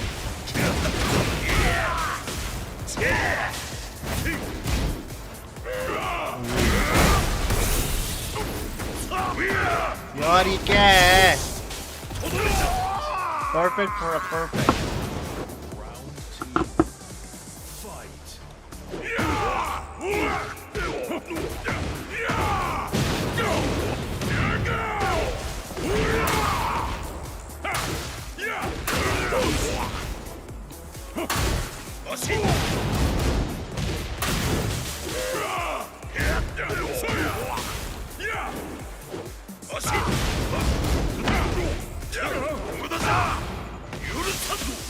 Oh?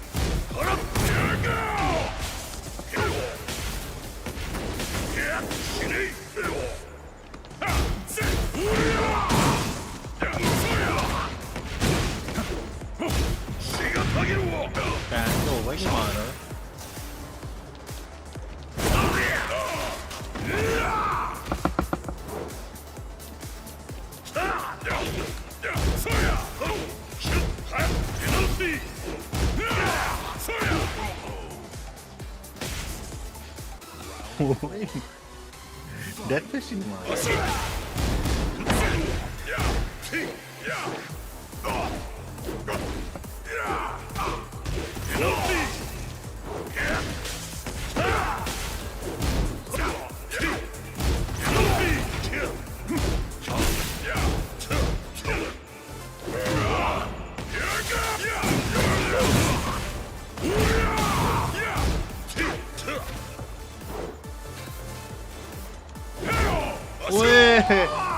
ये क्या हुआ था?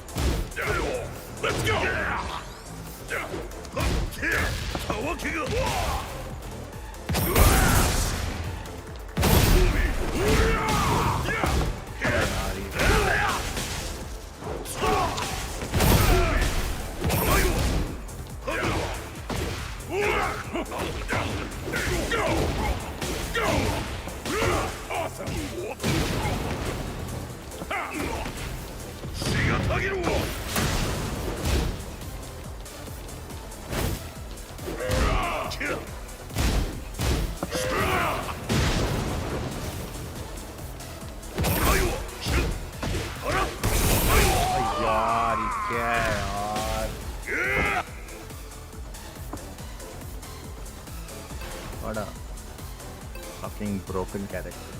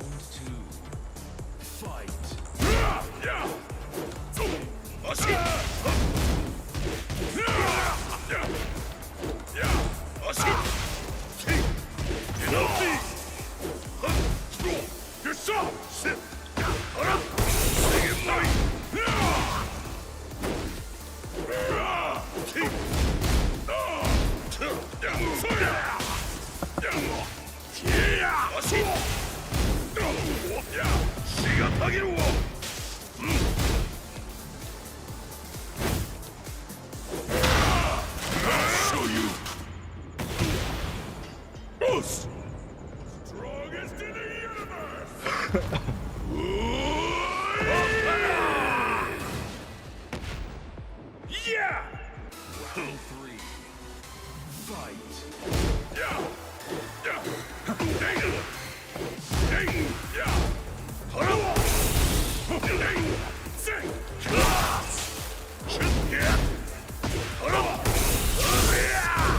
Oh wow!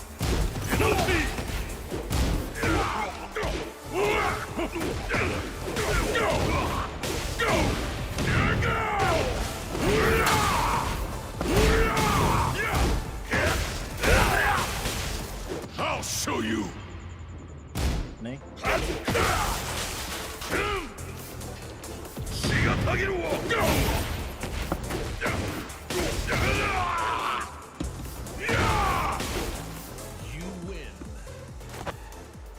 जोर की चपेट पड़ी है ना उसके मुंह में. Ready for the next battle.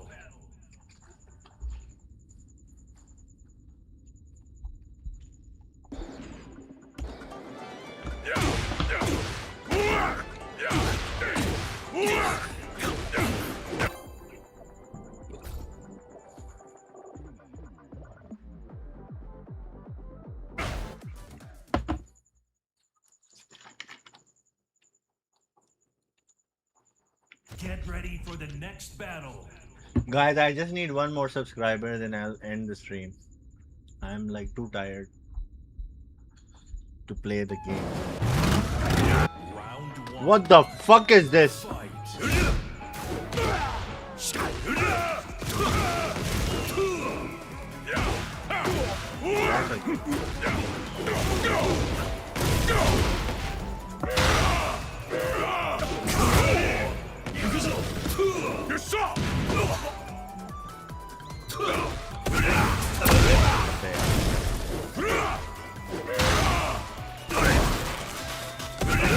Oh, this tracks, right?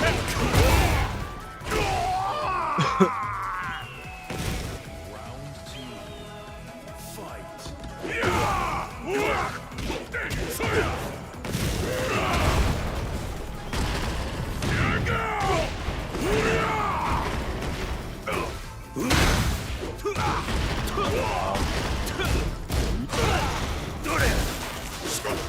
यार इतनी दूर से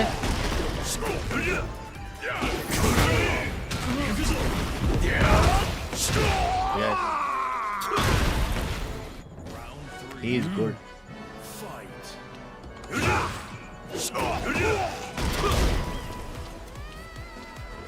Bro, I can...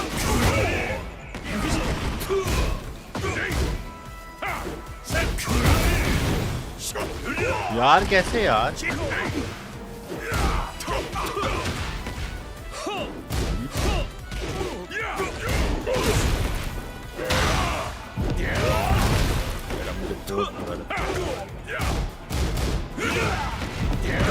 Okay, next game.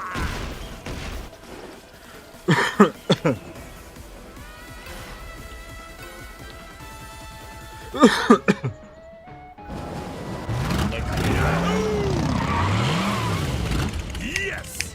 Round 1. It's very hard to get read on it.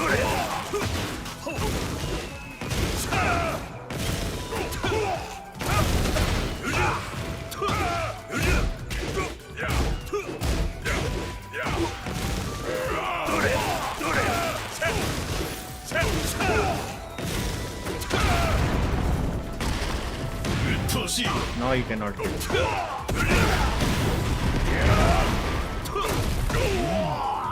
I've blocked it. Round 2. Fight.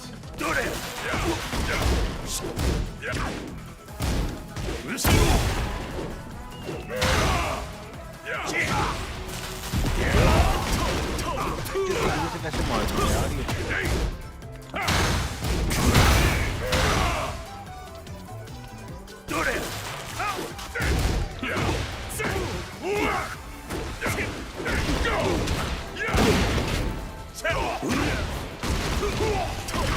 God.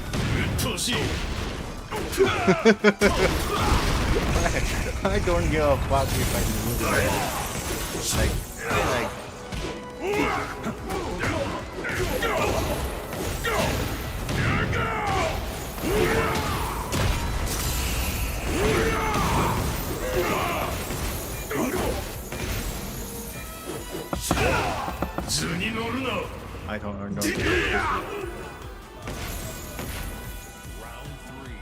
You know, Hiyachi's rage art, it tracks you.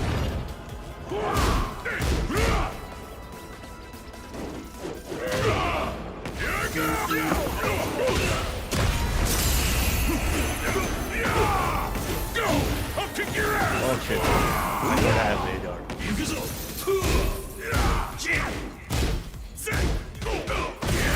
ये कैसे मार दिया इसने?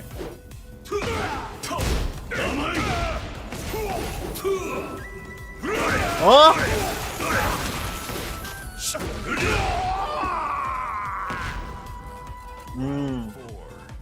That gun really has a long range. He woke up and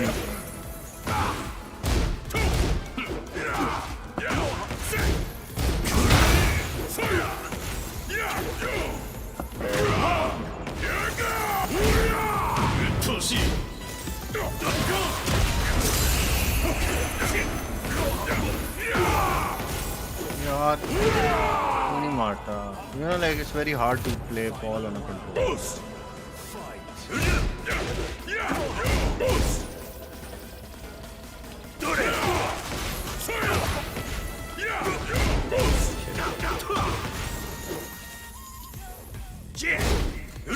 Oh, एकदम कैसे मार दिया down forward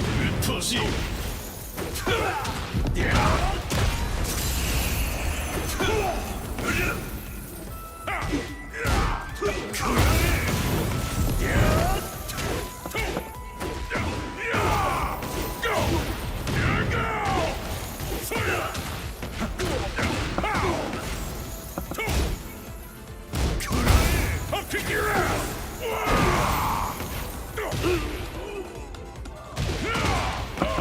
Don't.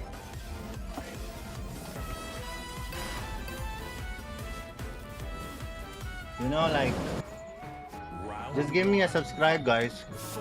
I have to end this game.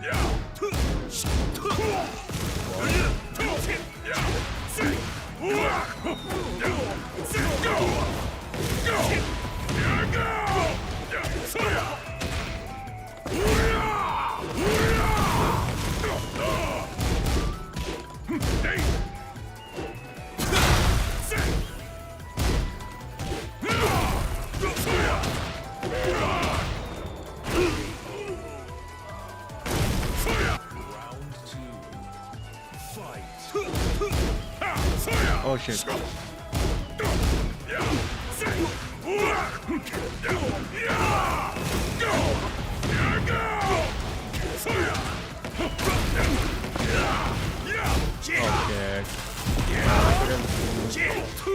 The dead thing. I always do that, but I don't know.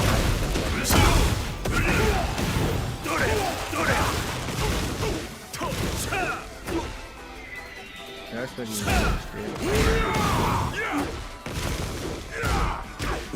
Oh, अच्छा इसमें भी है 100 yes.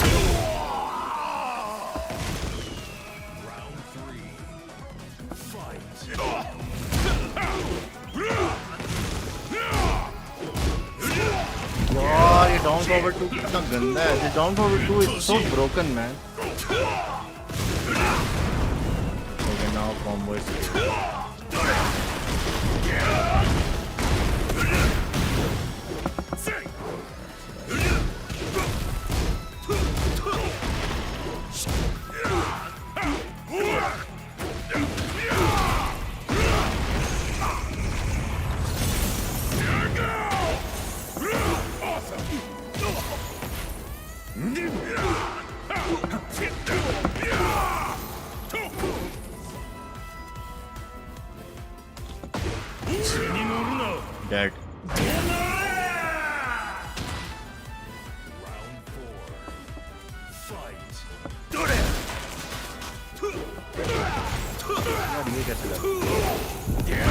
Oh wow.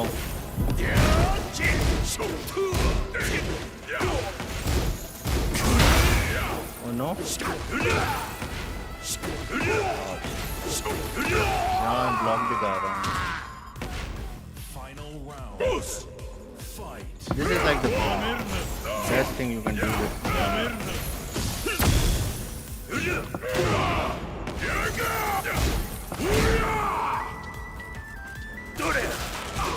यार ये कैसे लग गई है?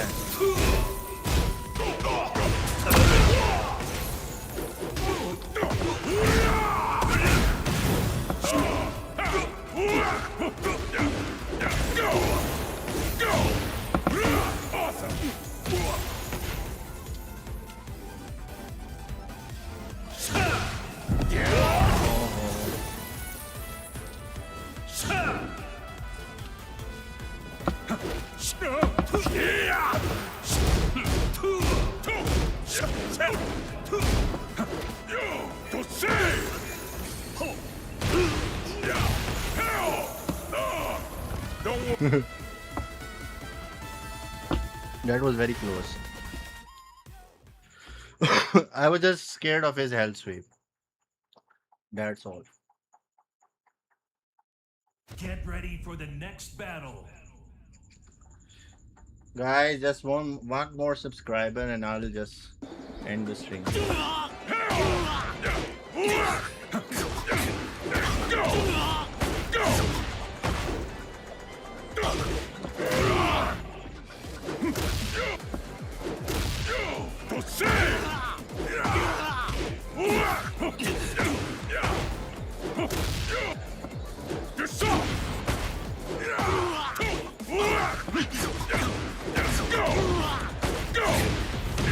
You know, like the only thing that Zoya makes you like do is like you just have to block his health speed.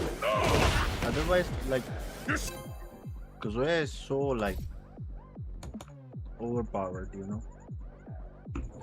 Thanks for the subscribe, and after this game I'm gonna just end the stream because this asshole accepted it. Thank you very much for the subscribe.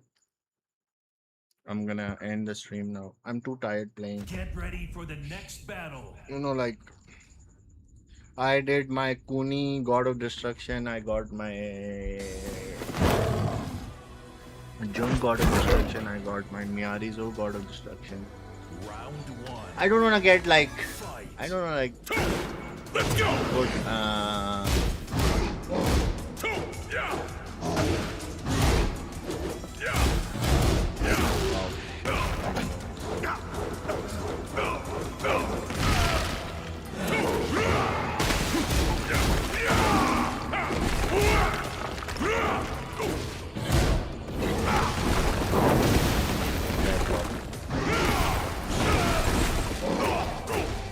Oh. Round two. Fight.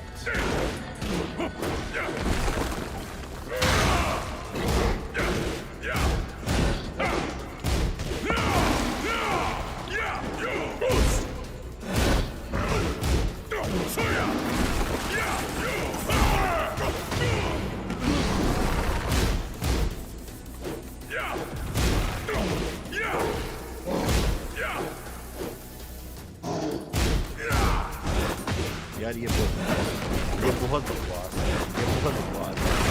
There is no fucking I'll show you. There is no fucking block to there is no fucking punish to this stupid ass of a down.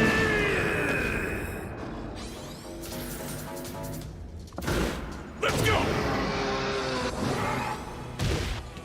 Let's go.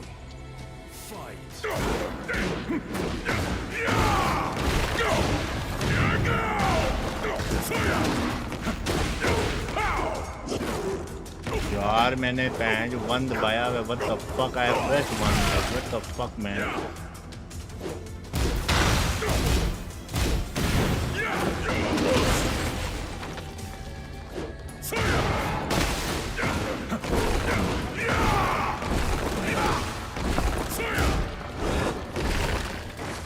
ये क्या था?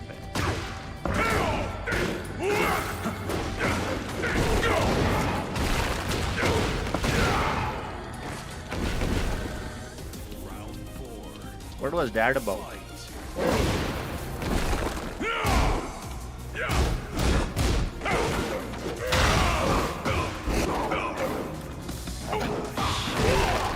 Mix up.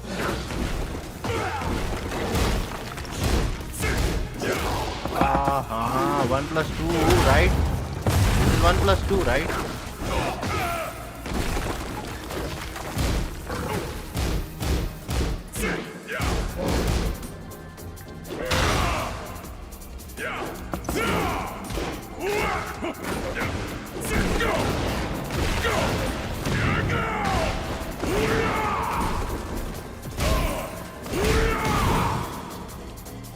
I'll show you.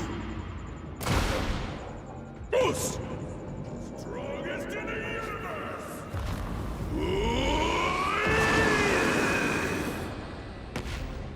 Yeah. Don't worry. I'll win for you. Yawalaikum. Win or lose, this is my last game. Let's play Need for Speed after this. I really want to play Need for Speed. Round 1. It's been many days. I haven't played Need for Speed. My bad.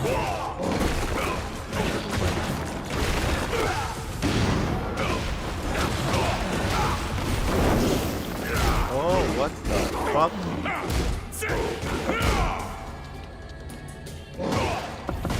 यार ये क्या बकवास है यार ये क्या बकवास थी यार How the fuck did that hit me from nowhere?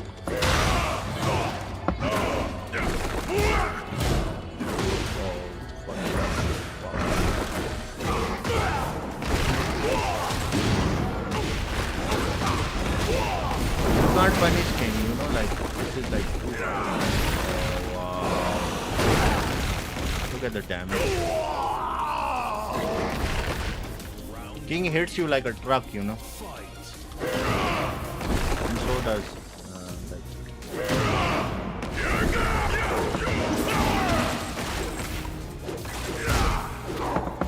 God. Oh fuck, man.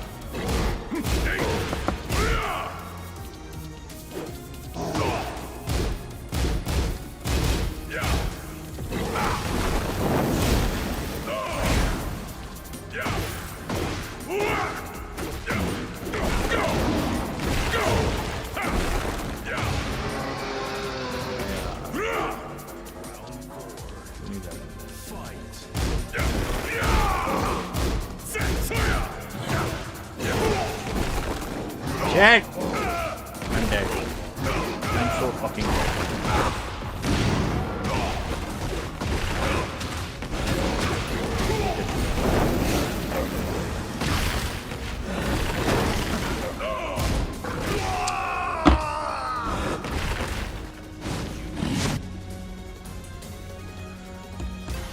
I should not press 3+4 while I'm down like that. That costs me around always. Round 1. Fight.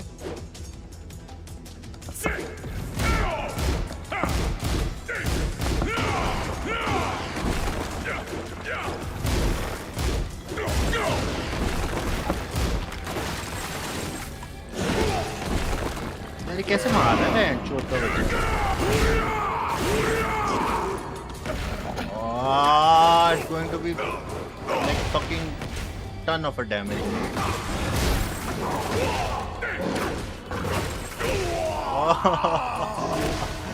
क्या हो रहा है ये? Man, this is so fucking bad.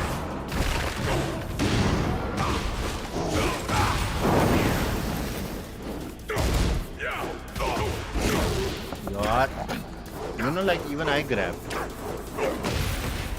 This is so nice.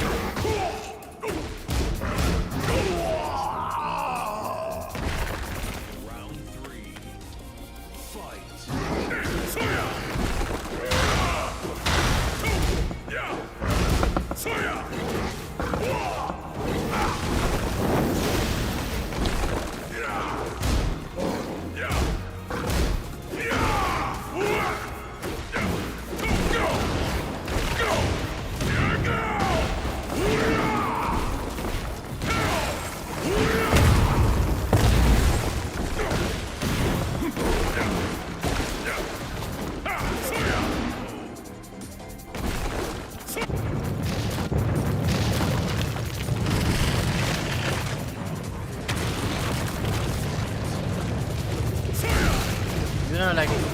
This is what.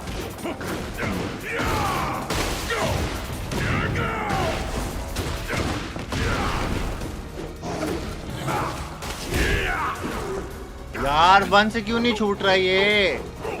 How the fuck, man?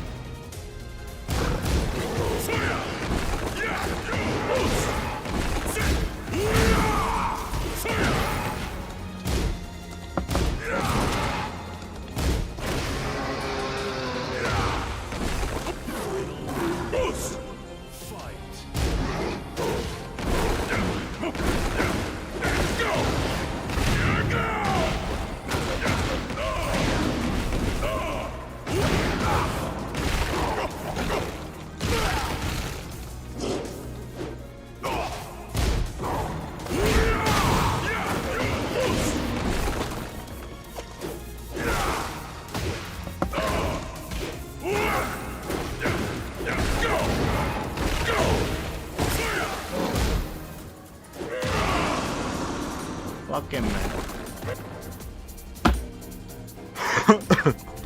Okay, guys, this was my last game. Get ready for the next I'm done battle. for Tekken today.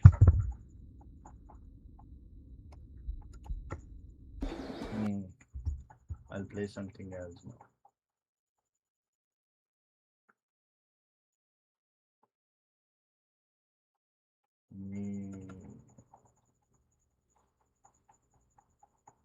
Oh shit.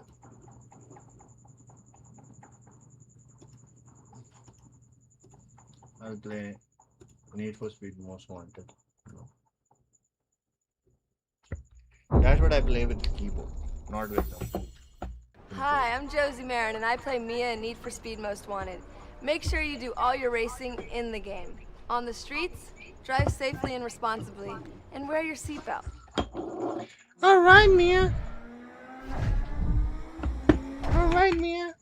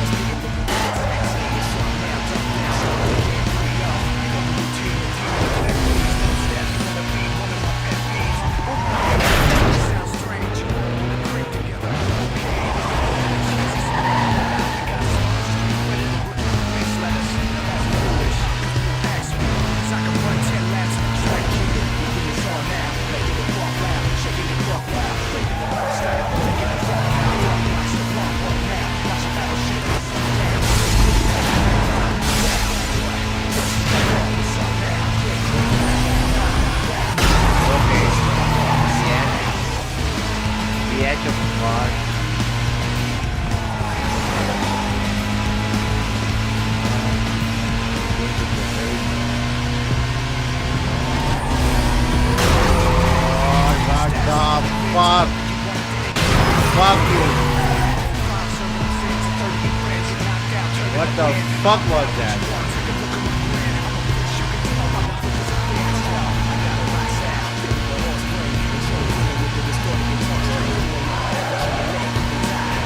What the fuck?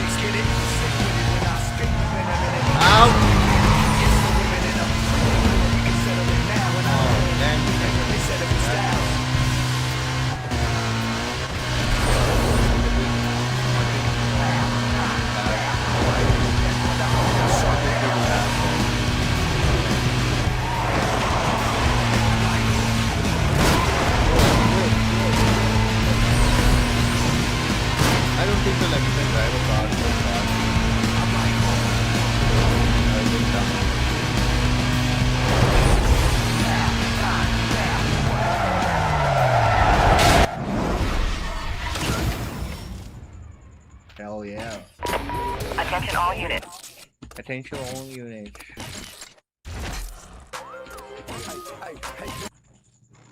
No, I have to get another car. Let's try the same round with the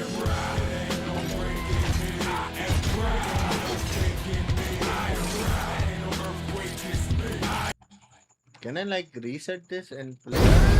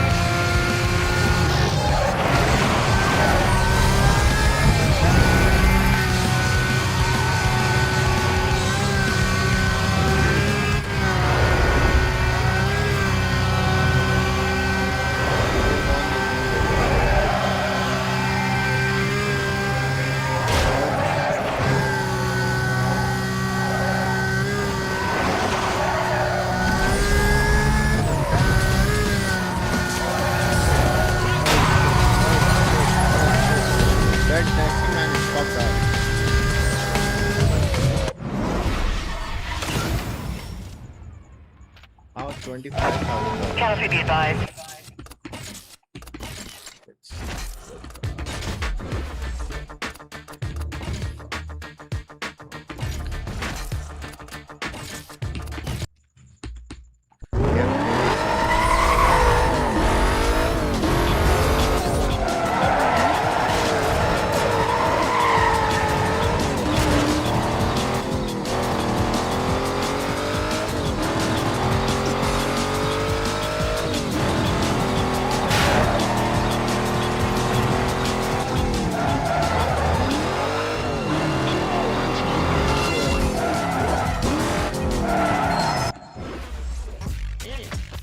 No, where do like you upgrade the car?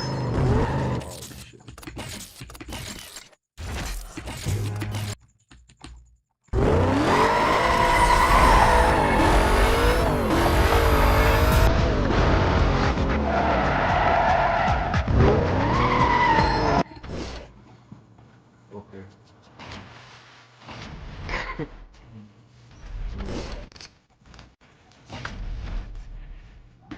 Performance, ultimate, transmission. Did I upgrade this car? I don't think. There's something left. Tire. Huh?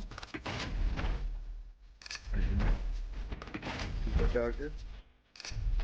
Wow.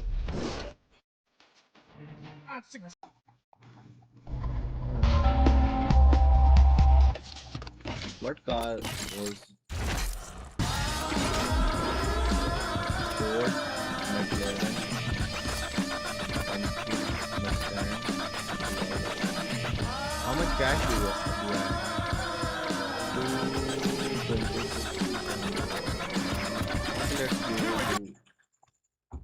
buy it.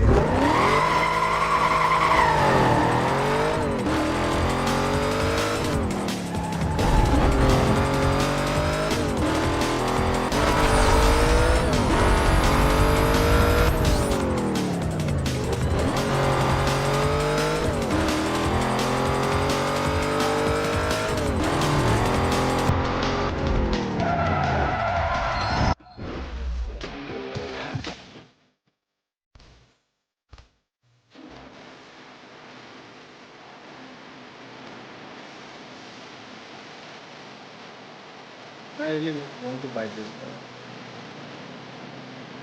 But I have to win a few more ways to buy this. मुझसे ला दो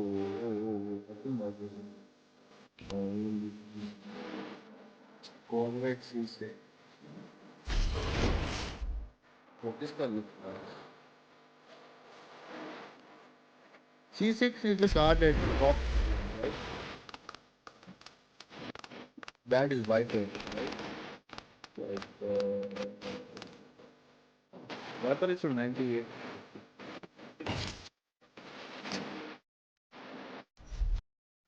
I think I should win a few more races. That's Porsche pull up, Air Force foot up, automatic wrist stick, therefore shook up.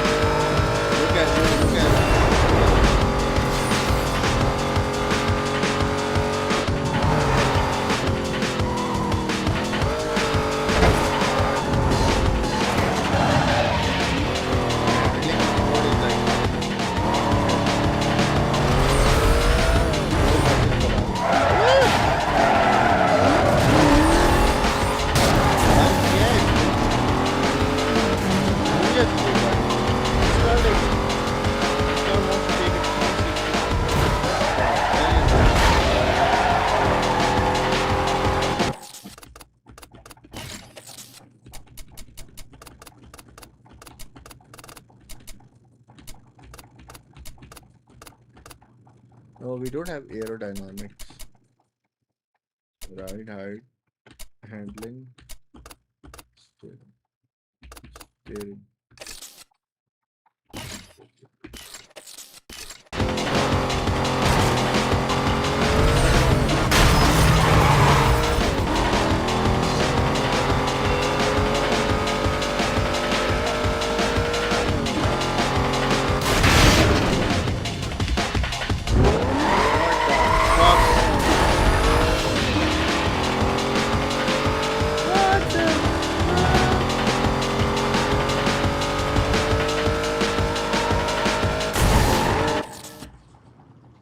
Man, what happened to my game?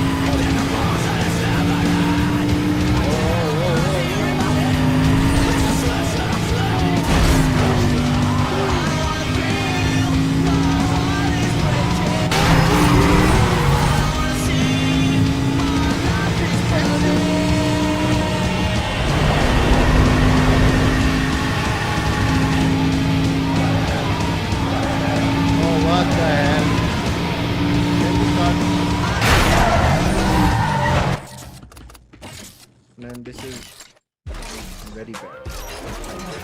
You know what the fuck is wrong with these guys? As I ride up and down Martin Luther King Drive, standing tall, looking down. Boys snitching all day. I look around on the floor. Come in the field and sell 5 pounds on the clock. Ain't you? Fuck them bitches.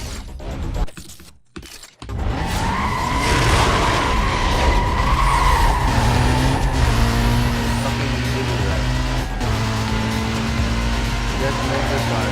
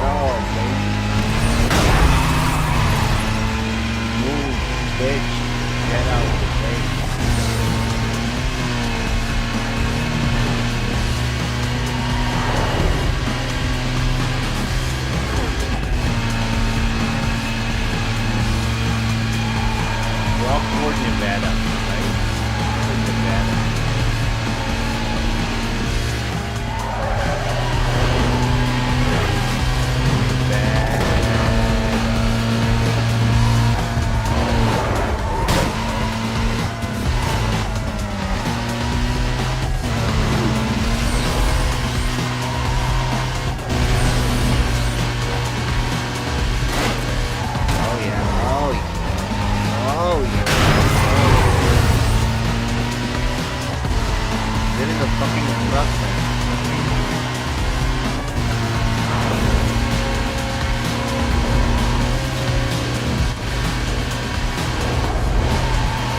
Whoa, whoa, whoa, whoa, whoa, yo, yo. Can I do this? Oh, it's just like 35%? I'm driving the car for like 5 minutes. Just like 35%. Oh my god, I have 12 tool booths that I have to cross. And I'm on like 4th, I just crossed the 4th one. But I have. I think the next one is 4th.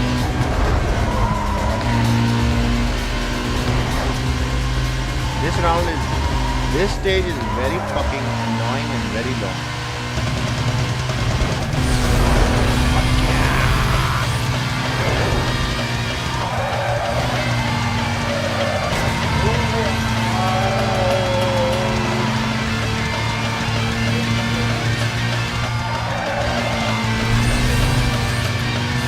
Fuck you, truck. Fuck you, 22 units. Whoa, whoa, whoa, whoa, whoa, whoa, whoa, whoa, whoa.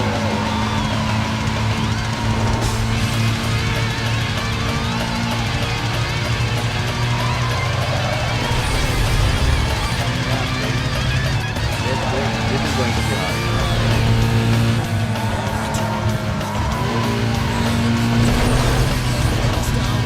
Oh, sunshine, bitch.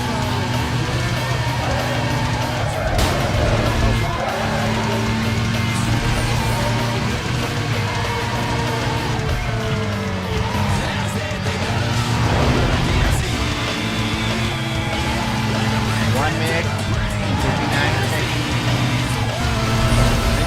Let's do it.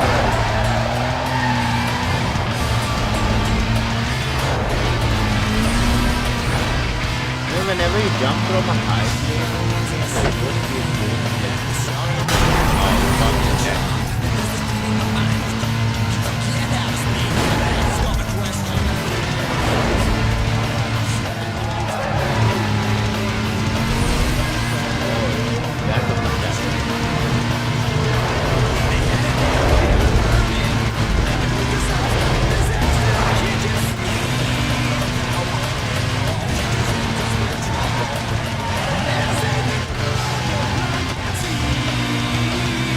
oh shit, oh shit.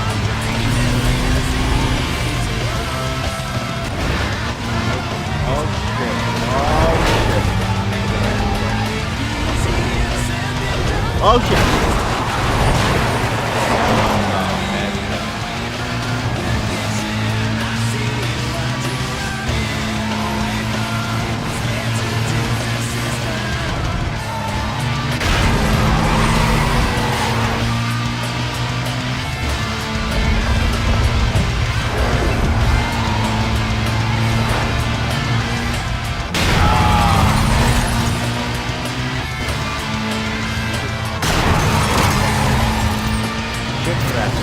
They come on your face.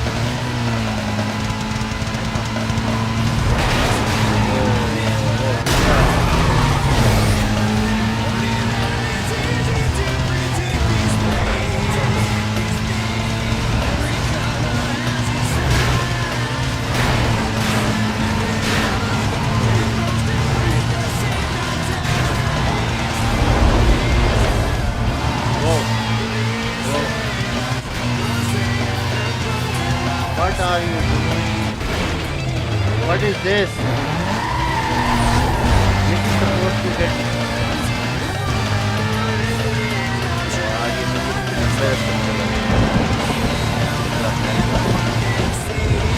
Oh, what the hell is this? It's raining.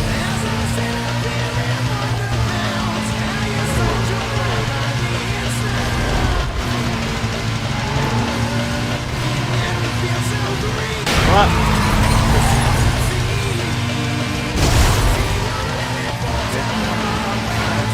Shit! I don't see shit.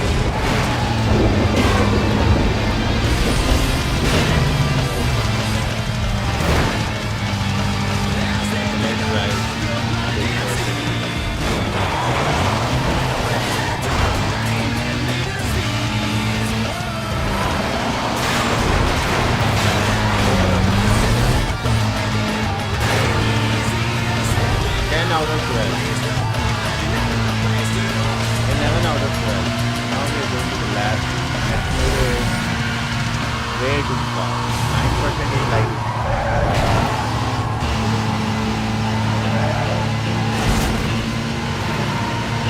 I think we have to go through those settings.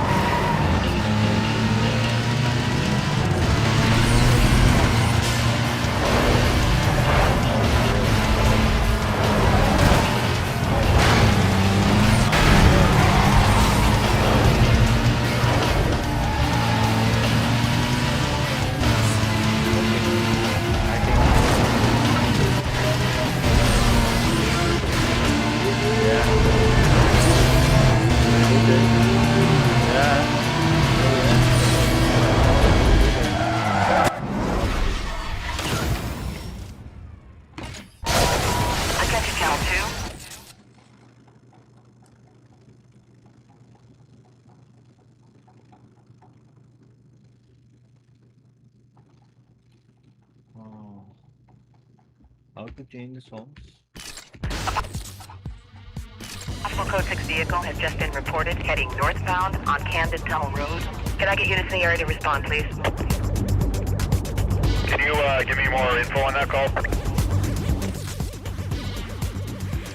Look back we're I don't want to get caught. Listen. I am right, ain't no breaking me. I am right, ain't no shaking me. I am right, ain't no earthquake kiss me. I am right, I am right, I am right, it ain't no breaking me. I am right, it ain't no shaking me. I am right, ain't no earthquake kiss me. I am right, I am right. I need how much more cash? Like the simplest way to earn more cash is like play this game in like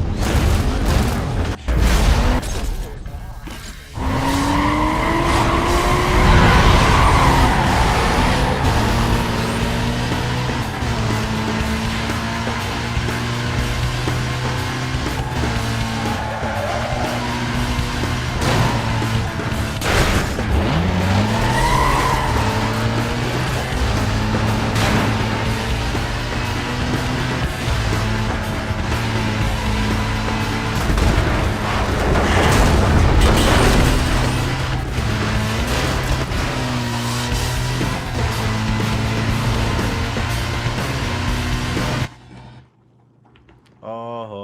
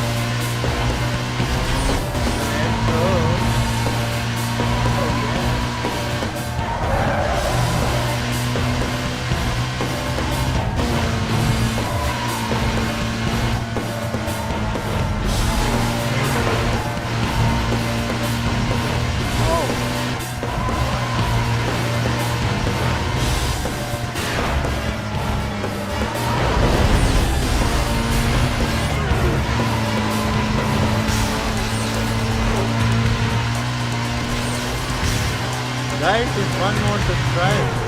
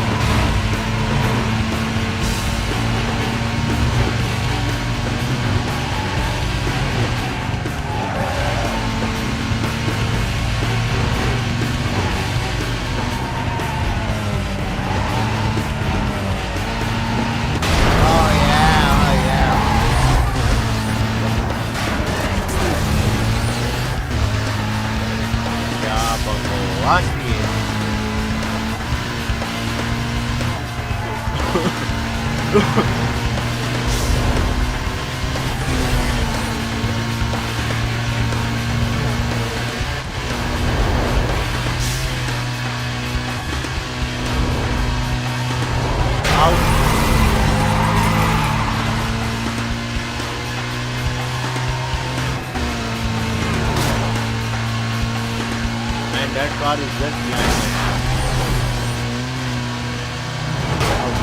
Oh shit!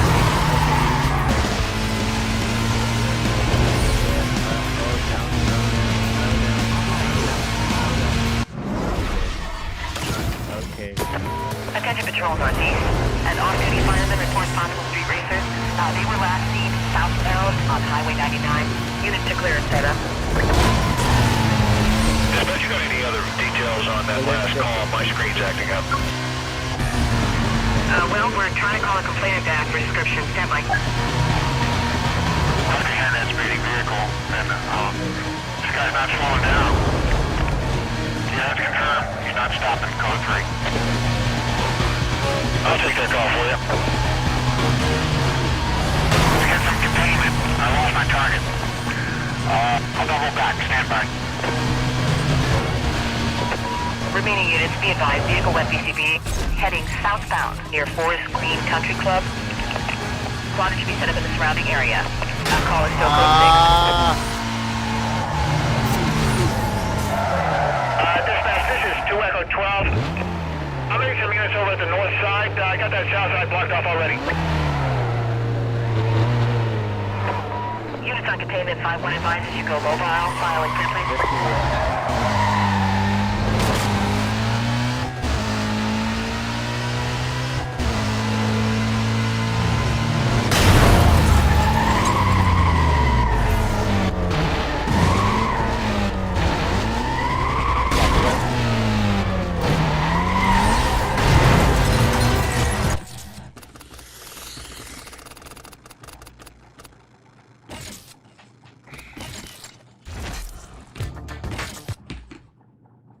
यार ये ना I have a problem here.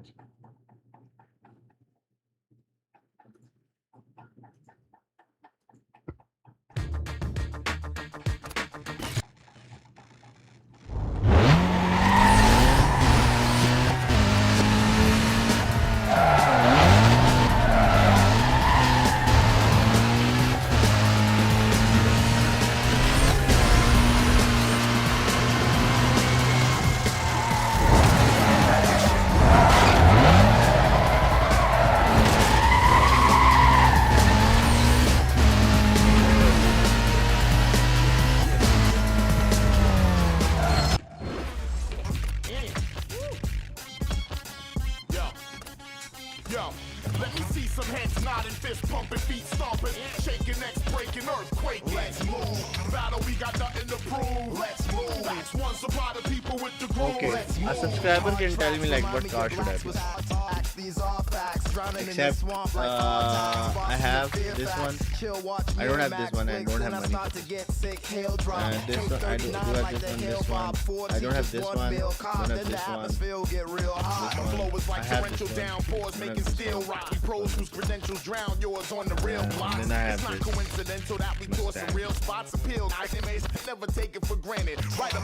What car should I buy?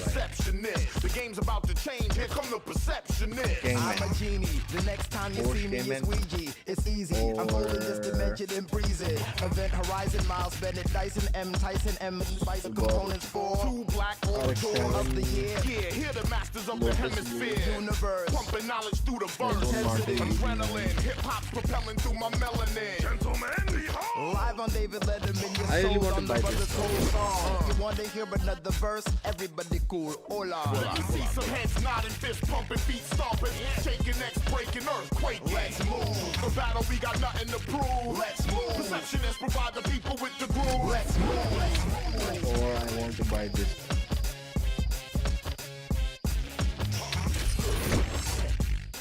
This car looks nice, right? We want wanna show you what depression is, so we'll speak in split sentences. Get sick, hail drop, mega tripe, use a mega knife to slice through the afterlife. Soul spill, so ill, so.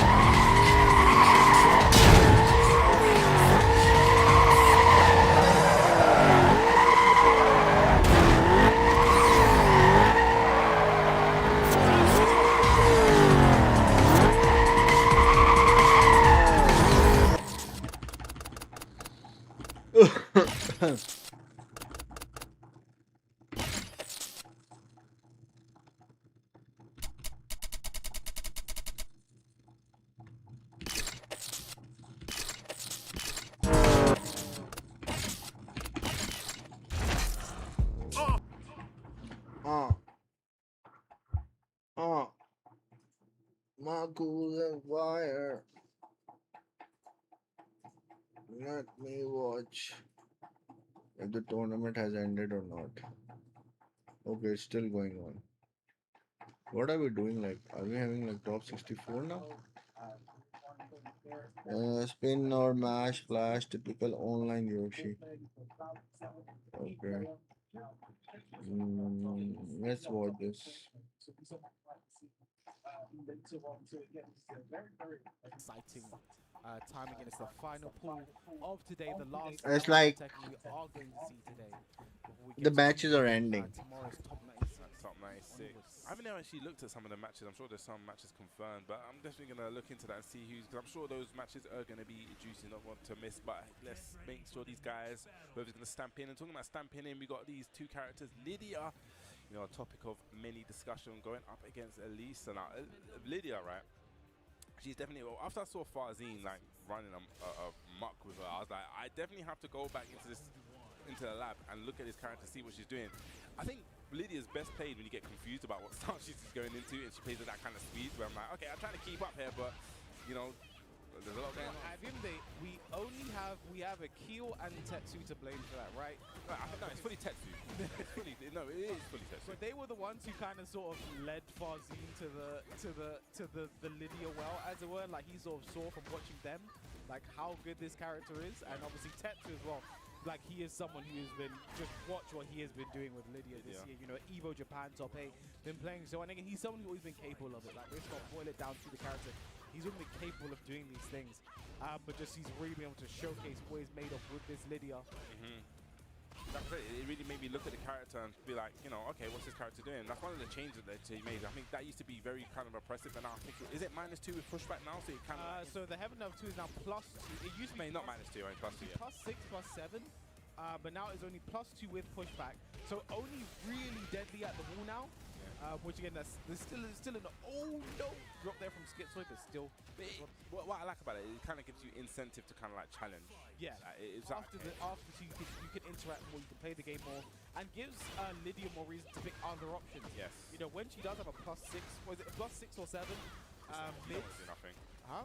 You don't want to do anything. Yeah, it's like when she has a mid that plus that she can just do that is that you can't really do it. Like you're less incentivized to play the game, but now it's we can play the game more, and I like that.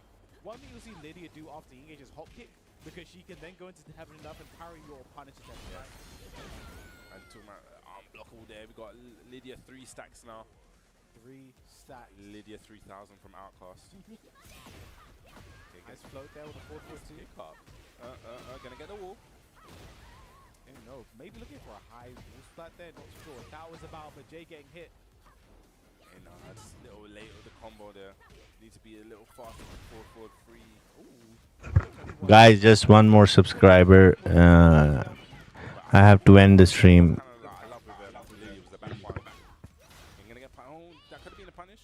Like I have to end the stream. Just one more subscriber.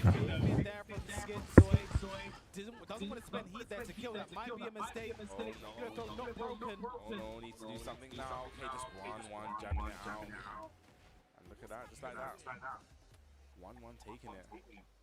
I mean, Elise as well is a really, I feel, underrepresented character.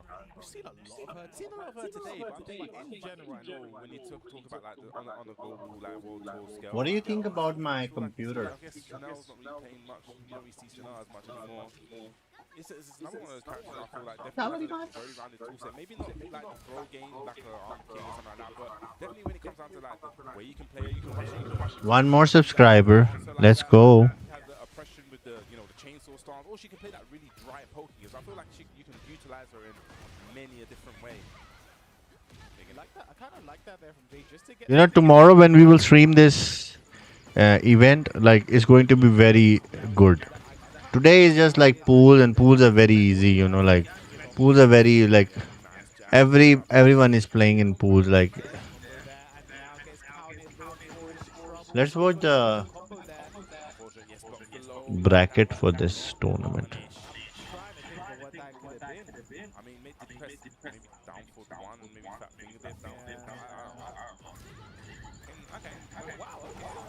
Now we had 2 Pakistanis registered for this tournament and they didn't go. One was Arslan Ash and the second one was Qasim Mir.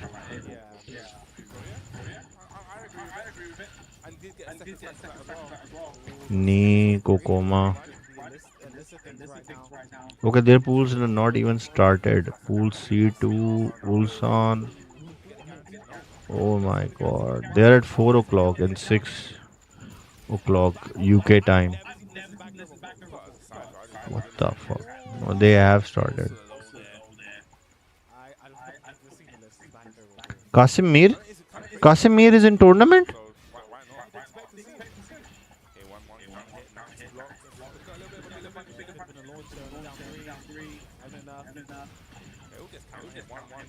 No.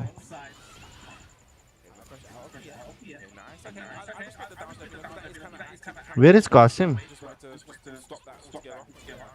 Oh! Qasimir. Qasimir खेल रहा है.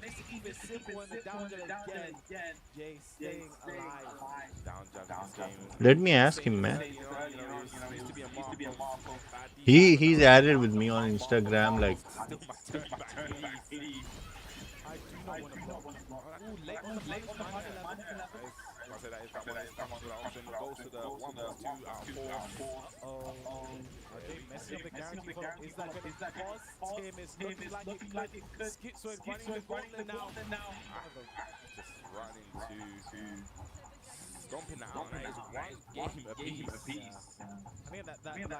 Okay, he's already qualified for tomorrow.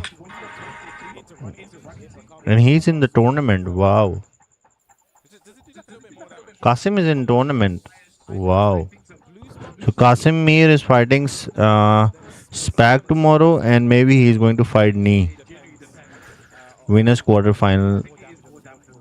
Yes. Wow. He's in tournament.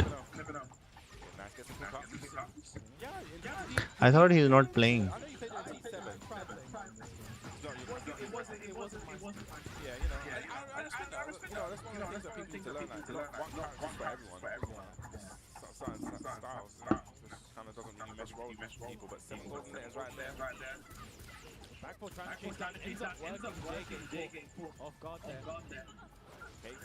Yeah, probably had to cancel the order block.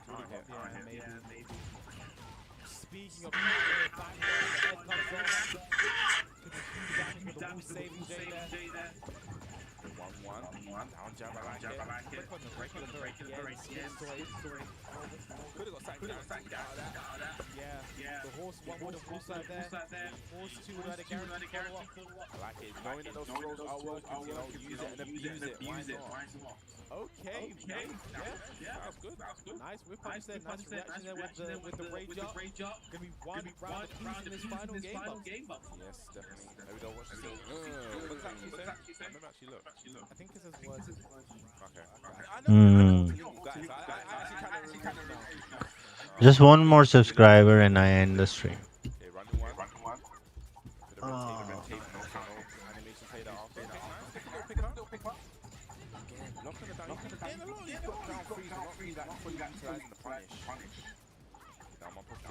Position's not where you want to be. Back against the wing. You get out of there, lads. Just get out of there. Down jab. Alleviating some pressure. No punish. Go for 1+2. I think gonna jam him out. Okay. There's a hit anyway. It's on the ground. 1-2 pressure. Went 1+2. That's 1+2 at the horse. Oh, I'm learning. I think that should work every single time that second. I mean, this is these kind of recognize. In this kind of thing, when you're in this kind of heat of the battle, like you see something working, we had learned to kind of abuse it as well. Until your opponent shows you kind of like an option that they've learned their lesson and abuse it. Like you see with the first block, okay, can't hit red tape. Okay, get someone one fight hit. Like goes to the mid option this time.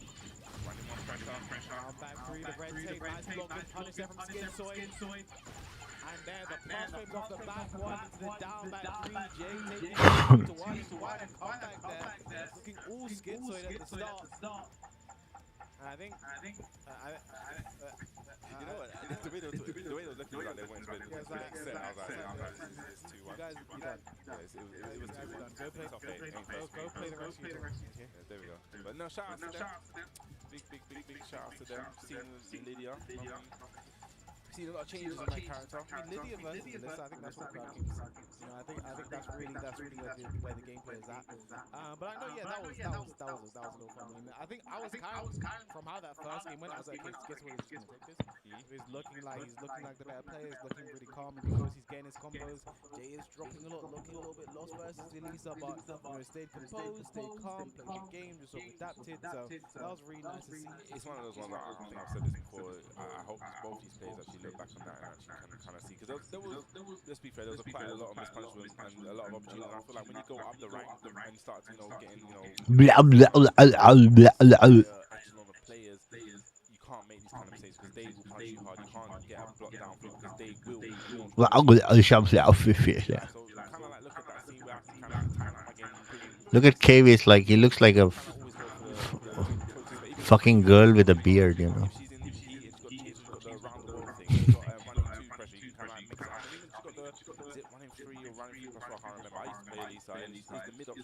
A ton of other options you kind of like want to run in. It doesn't always have to be down because, like I said before, when you come up against a high echelon kind of character, it's going to be that kind of thing where, okay, you're going to lose 50%. It's not really a good option for a neutral tool. Yeah, like you don't have to always take risks. Like I think there are times in this game you absolutely have to. You know, I think if you're down, if you need something like absolutely have to take these kind of risks, right? But I think for the most part, I think Alyssa's a character you kind of be a bit more safe. You kind of make sure, like, she has more safe ways to get in and play the game, pull out the changes. And when she does, very, very, very difficult character to deal with. We didn't see much change for pressure. Yeah, we didn't really see a lot of that. Maybe that's again more things to think about and then take away. It's definitely one of the things I feel that she excels at. The amount of chip damage, the amount of like she can really lock you down with the chainsaw. So okay, we can have an XIV versus QD-Oled, both UK there, and we got the treat of another Lydia. Just one more subscriber, that's all. They saved all the Lydias for the end of the day versus Falcon. Now this is another character that I feel has, slightly. What do you think of Falcon actually? I think he's very good. I think I was having this conversation literally earlier today with Tetsu, in that I think the biggest problem with Falcon is when he has a bad matchup, it's bad. Yeah. If he has a bad matchup, it is bad. But if the matchup is even or slightly in his favor, he's gonna have a great time. For instance, I think the top 3 characters, because I think Falcon is the closest thing I have to a secondary right now. I play him a lot. I think his top 3 worst for me are Kazuya, Lee, and Eddie. Just because of lows of the heavy punch, right? Kazuya, you can't side with the vortex at all. You're just blocking 142 patch side fist. You're just blocking these, and then every low punch fall. For Lee, every low punch fall, and he gets countered by everything. And then Eddie, 443, you can't sidewalk it, and every low is launch punishable, right? So I think that's like, to me, it's worth 3, but like, matchup like this, for instance, the Lydia, I think it's absolutely fine to walk around. He can get on the front foot and stay there. Something very interesting is, I feel like when Falcon did launch, people were like, he's not as good, but he kind of keep up. I think as much as the game kind of like progressing, the meta and how you can play him, he's definitely a character that I think needs to be kept an eye on. I definitely think he's 100% viable. I think people didn't think he was that viable. People were like, yeah, he's good, but he doesn't have that Tekken A kind of factor. I don't know whether it was propaganda or what it was, but I remember playing Falcon very early, seeing so many tweets, yeah, he's not that good, he's the fair character. Yeah, and I think what had happened is the most recent character that came up before Falcon Run was Anna. Oh, okay. In comparison to that, compared him to Anna release, I think that's what happened, and they're like, okay, no, this is Guys, एक subscribe कर दो यार, क्या हो गया? Mixing you up from range 3 with a standing 3, all his lows doing damage. Up 4-3 was one of the craziest additions to me. Falcon Run in this game. It was practically booming for quite some time. They nerfed it when it came to Season 3. But like his tracking was ridiculous, low crush fast blocks done. I think he has everything he needs. Just the main problem for me when it comes to Falcon Run is his bad matchups are bad. Yeah, I think you touched on it as well. I think one of the key things is that definitely that standing 3. I think it's like one of those things. I think it's like really Tekken 8 based, where it's kind of like, okay, you kind of have to play around it first. Like, okay, I'm gonna put a couple 3-4s in so you can start respecting the 3 into the extensions. And I really feel that in the first or 2 in that kind of setting, Fat guy is like you can start to mix it fucking up. Start to get away with that, the homing +3, and yeah, so it's definitely a character I feel like that. A long way. Obviously, it helps now you got like old guys winning against the young guy. Like, how is? Something Like he has more experience in Tekken 8 than. Again, because I mentioned Bam, I think he's not the best character to main. I think he is almost a perfect secondary character. You know, because I think I think he's quite simple to play.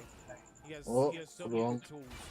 And I think he is I think he's almost the perfect secondary character. And again, I think Tekken World Tour Finals last year, there was so many pocket Falcon rounds. You know, Rank 2 at that time, his Falcon was to the pocket character. Ryan pulled out pocket Falcon round. And then in the LCQ, we saw so many Falcons. I think he is almost the perfect side character. And he has, I think if you do end up winning this, you do see how it pays with someone like Rank 2, for instance. You know, he's the person from watching that. So wait, you can actually hit confirm down for 1-4, while 2-4. These are strings. You can hit down for 1-4. Okay, I genuinely didn't know that. You can hit confirm these strings. Okay. And then the better you are, I think Falcon's that character where the better you are as a player, the more he scales to that, right? Okay. Alright. Get a smash against the last eco, so remember that. Nope. We're going to break it through. We're just going to spend the heater if he can. Doesn't get a chance to. Yeah, only +2 now. As I said, it has incentive now for people to challenge. A little bit more pushback. You know, you can play the game a little bit more in that situation. Okay, went for the home in. 1+ frames there. Just use the frames there. +2, 2-4, keeping it safe. I like it. Using that pressure. I think that's one of the things that kind of cools down on when you start to pressure him a lot more and you're really sticking in his face. Yeah. But I think one thing that's very good is going is up forward too. You know, it's a power pressure you can actually do from crouches. It kind of fun goes to the combo. He can actually do that from crouch. Very fast power press. It's safe. It is a high though, so that's something to keep in mind. No punisher on the down forward 2-3. Yeah, talking about high, that could also be ducked the second hit. Yeah, big launch, heavy over, went into heaven and earth. Good throw, broken first time. Okay, 4-2-1-2, only guaranteed when he has the Gorilla install. Gold meant for the unblockable, but has 3 stacks now. No, obviously that's -10, but you know, always had to threat the last hit. Kind of fun. Ooh, it's gonna re-wall that. Wanted it, but I think it's already got the wall start there. But back one, get away. Back one. Round this second game. So we're gonna see Iron. Take it, or Zora's going to take the final game. He gets a hit guaranteed. Oh, broke the glass. There we go. What's the mix up? Okay, goes mid. 4-4-2 again. Nice. Against the wild side 2-1 gets the heat engage. No break on the one, just paying attention. He's not okay. He went for the mid this time. He's most likely going to go for the high this time. Next time. He does have heat as well. I like this pressure. You know, even though he's not scared, he's really locking it down. Could sidestep right there. Guaranteed low there, back one more hit does it, down back 3. I actually hit him as he was waking up there. That was a reverse sweep, right? Yeah, great work there from Kaifa. Staying alive in the game, staying alive in the tournament, staying alive with the Lydia. You know, I think was that back-to-back Lydias? It was, we had that tree, I know. I'm not even like, yeah, I'm just gonna end that sentence right there. She's a popular character right now. I think so is Falcon. Like again, I think definitely one of the better characters in the game, in my opinion. I'm just kind of surprised, like, it's just interesting to me to see how he just kind of like rolls kind of out of nowhere. You see, I'm kind of like running online, I'm seeing like a lot more. I think the rise in character popularity just from like an online perspective. I've seen a lot more facts, and Kazuya seems to be everywhere now. Everywhere you I've seen so many Kazuyas online these days.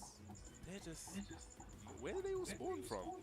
I feel like this is Akari and Keisuke. They birthed a generation of Kazuya players. I mean, is that a gift or a curse? We'll let you decide. I mean, I was talking about this earlier. I think when it comes to the way they've nerfed certain characters as time goes on, I think the more they nerf heat, the more they nerf like oppressive offense and things like that. I think Kazuya is one of the characters who will just slowly creep up. Even if he doesn't get changed at all, he will slowly creep up and get better and better and better. I think Feng is another one of those characters. Slowly will creep up and get better and better and better if they start nerfing these extra tools. Maybe that's what happened with Fat. Maybe that's one of the kind of also ease mitigation. No, but I'm just saying in general, like why we're seeing him. Yeah, no, but yeah, so he's got a little bit better just because of that as well.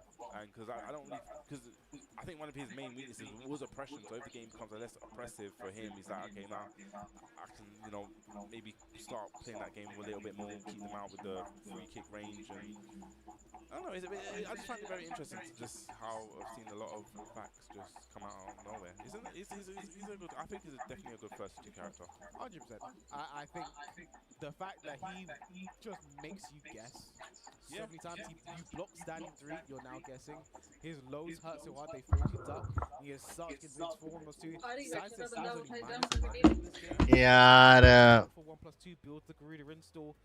He kind of has a very simple, easy loop to kind of play. It feels like everything he knocks you down with gets forward. What's that for 1+2? I swear, it just feels like whenever I get none, And he flips you over, you wake up, like you're just not having a good time, honestly. Bro, like, does this guy get guaranteed knockdown forward after everything? But After a lot of things, to be fair. It's like, it's basically like a big part of his game. Yeah. But I'm just trying to look through the bracket. We have players like we have Kokoma in these pools as well. You got Komaran, Kane, and Trench. You mentioned Sin. We actually saw early. We've seen earlier this year actually qualifying for EWC. Someone who should be sort of staying around in Europe. Probably is going to be going to France very soon. Yeah, very soon. Talking about Kokoma EWC. He's one that's qualified, I believe, for the past 2 years, and he's yet to qualify. So well, last year he qualified through the LCQ. Yeah. So if you can do it once, you can do it twice. Do it twice. History tends to, sometimes repeat itself. That old saying. He is someone I do kind of feel a bit for, because he was 1 round away versus Keisuke at DreamHack earlier this year to have that qualification. Yes. And then. And then since then he's been further and further away since then, and those are things that really will play on your mind. You really think about them. You were this close, you couldn't make it happen. Like, it does really hurt. I generally feel that with Kokoma, he is one when it comes down to it's like last chance saloon, guys. This is the last train. He's like, he just somehow pulls it out of the bag. And I we're talking about LCQ for ECW is next week. I generally feel that we're gonna see. What did I say? ECW in there? EWC tongue tied. It's been a long day. But yeah, we got the next match. We got Darren GM versus Tani. Another great British match. We got Steve, great British character. They need to voice him with Danny Dyer. I swear, man. They need to get the voice of Danny Dyer on this. He needs to be proper cockney. Yes, that's the only guy. You try me, go. You want to hang about, mate. We're getting live, You got Direct HMSM versus Tani. Steve versus Yoshimitsu. Again, popular characters in the game. You're going to see them very often. Tani's been early there as well. I've never really kind of seen this match. I wonder how good Steve's, was it Outback 2 is against, was it Outback 1? What, the homing? Yeah, the homing. I wonder how good it is against Yoshi to kind of like really lock him down. Nice! Ooh, I like that bait and the punish too. Look at this combo. Massage you, let rip, 85 damage. Nice! Back to the wall. Where are you going? Darren HM getting the first round. That was definitely a road, man. What are you doing, cuz? Get back to this wall. Where are you going? Where you going, bro? Get back on this wall. We're definitely going to go to the wall. And I like the way he kind of brought that back. It was literally just off of one bait. Baiting that flash. Again, Steve can be a very snowball character. Again, we're going back to, and then the perfect peekaboo forward 1+2 as well. You get a re-wall stat as well. Sonic Fang. Yeah. Again. Oh, this Saji. Ooh, didn't get all the hits though, but the down bag 3. Darren HM. Okay. That's one thing I kind of feel. I've seen this a lot. Steve players like they do the massaging, they kind of just peel off the wall like a tangerine, bro. It's just like, no, but then they don't stick. That's one thing I like to, I feel sorry for them about. But that was a beautiful combo, beautiful conversion. I love the, he's very patient. He's made out of the flash second time, but being too patient, you can't watch that flash. It will trip you. Should go to the wall here. They'll step in on him. One more time, no. Oh, okay. Fair enough. Nice use of the right weave too. Oh no, had one less wall hit. Nice punish there on the flash. Darren really coming to play. I think it's like 3 for 3 on them flash attempts. It's like, no, these flash attempts aren't working. It's something that you now need to think about. It's like, okay, I went for the flash. It didn't work once. I respect it. Try it again. Second time, and third time it kind of got you killed. It's like now. It's like Darren GM, general manager, show him why he's the boss. Liking what I'm seeing. Yeah, no. I love the combos. It's almost like Bull Rage-esque. If you guys don't know, look up them Bull Rage combos. He's a Steve connoisseur. Right? Big opportunity now for Tani. I think that's how it started the first game, right? Had a launch, took to the wall. Darren had to make a comeback. And it was because of the flash. Yeah. The baited out flash. Just Spencer back 2-2, Spencer he dash. over here. And out Fox. Let's have a life lead now. Doesn't need to overexert himself. Just as I was about to say it, he just, you know, hung himself out to dry. And this is where you don't want to be a little bit of a drop on the combo. Okay. You're not sure what he was going for there. Back to 2. No duck on the second hit. 1-1 with the punish. Spinning out. Oh, up 2. Keeps the combo quite simple as well. Sonic Fang. There we go. Spends the heat actually. 2-2. Okay, he went for the rocket punch, rocket launcher. Okay, Albatross 2 goes low. Nice break on the 2 throw. Nice use of the outfox. Doesn't launch though. 9 seconds left to go. Good break on the 1+2 throw. 4-4-2. No, misses the 4-4-2, but catches with the down forward one there. A bit unfortunate. Got 4-2 instead. Flicker power crush just messes up the follow-up, but Duran's still looking good. Nice punish. Yeah, I don't think down 4-2 or Hockney would have reached there, but that was good awareness there. Okay, one finally, you know. Is that the first flash that's connected? First one, yeah. But you know, I like it. He's not deterred. You know, resistance wears down resistance. I mean, it just wears down the block. You can't block it either. Okay. Ooh, you're lucky for that one. He's punished you heavily for that. Okay. Ooh. Nice counter hit confirmed there with the back 2-1. I'm about to say that definitely looked like he confirmed that. Yeah, but no, drops the combo and then gets counter hit. Diren, is he going to activate his heat here? No, he's not. What were you? Goes for the Massage. Here we go. Went for that low. What are you going to do? Albatross 2. And yeah, just the 3 to the 4. Tani finally getting around on the boards. Yes, 1 round apiece. Fishing with that back 2. Yeah, is that back 2 actually counter hit confirmable? I've seen the way Kane uses it, it looks like. Okay, I'll ask Kane. That's how He's the most honest guy here, trust me. I believe it is. Punish that, nice. All right, here we go. I like it, just being a little bit patient. No, he had the plus frames, but you know, he's prone to throw out a flash. Okay, guess no guaranteed damage for that. I think you can get the grounded punch down 1+2. Running 2 plus frame, and there baits the flash again. Another back 1+2 drops the combo. Was looking for a re-wall splat, does not get it, but nice jab to float the helicopter.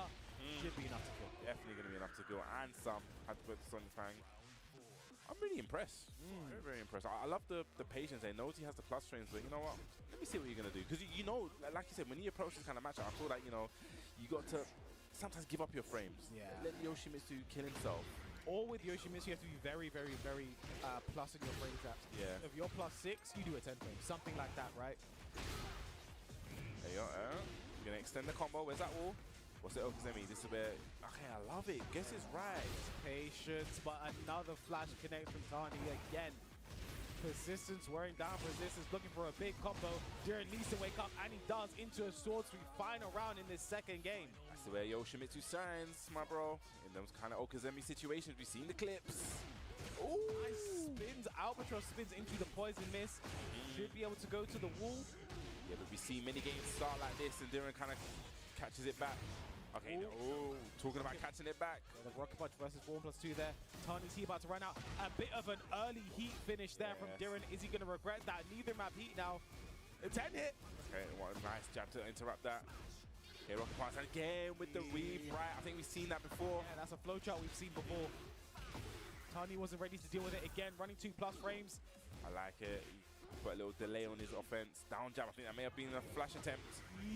19 seconds to go, down 2-1. One more hit's gonna do it. And just throws out the wild, standing 2-1. But a very great game there from those two. I think Diren, very, very impressive. You know, the way he baited, the way he punished. He baited so many flash, punched with a wall splat every single time. Didn't keep it simple. Or punched with a Sonic Fang heat dash into Massage. I mean, very excited from that gameplay. He definitely played that match, I feel like how it should be played. Like with Yoshimitsu, I know he's very oppressive in this game, but at the same time, he's prone to making these things, you know, these flashes and making these kind of like hard reads. And once you, like you say, he punished him very, very hard. It wasn't just no Sonic Fang, it was literally, I'm going to do, was it the forward 1+2? The back 1+2. Back 1+2, and actually getting the wall splat. So it's very, very hard punishes. So it's kind of like, well, it actually didn't deter him because he still kind of got a couple successful flashes. But I feel like more times when it kind of like mattered, especially when his back was against the wall, I think we saw like 1 or 2. And also with the, was it rocket punch, QCF1 into the right weave. Yeah. Also, so you know, kind of noticed something right there. No, it was just really, really clean gameplay. And you know what else is really clean, Bubsy? What's clean? Tell me.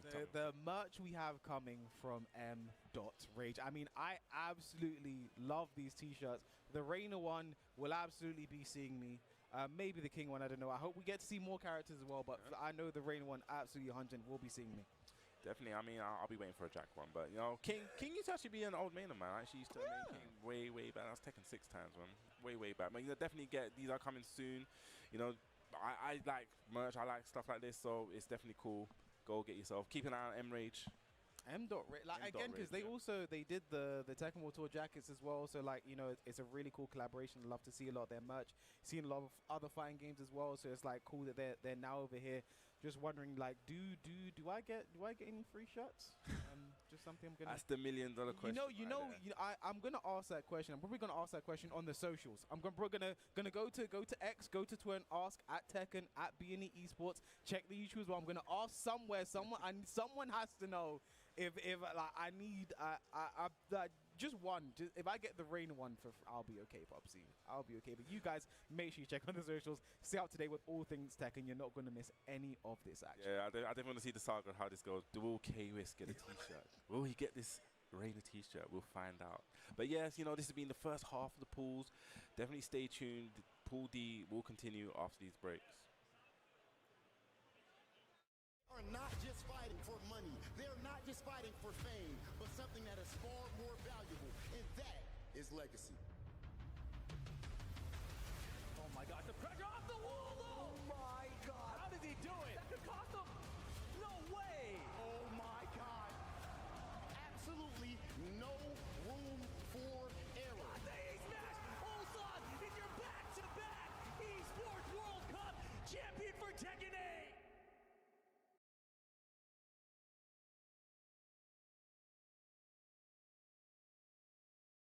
Take a look.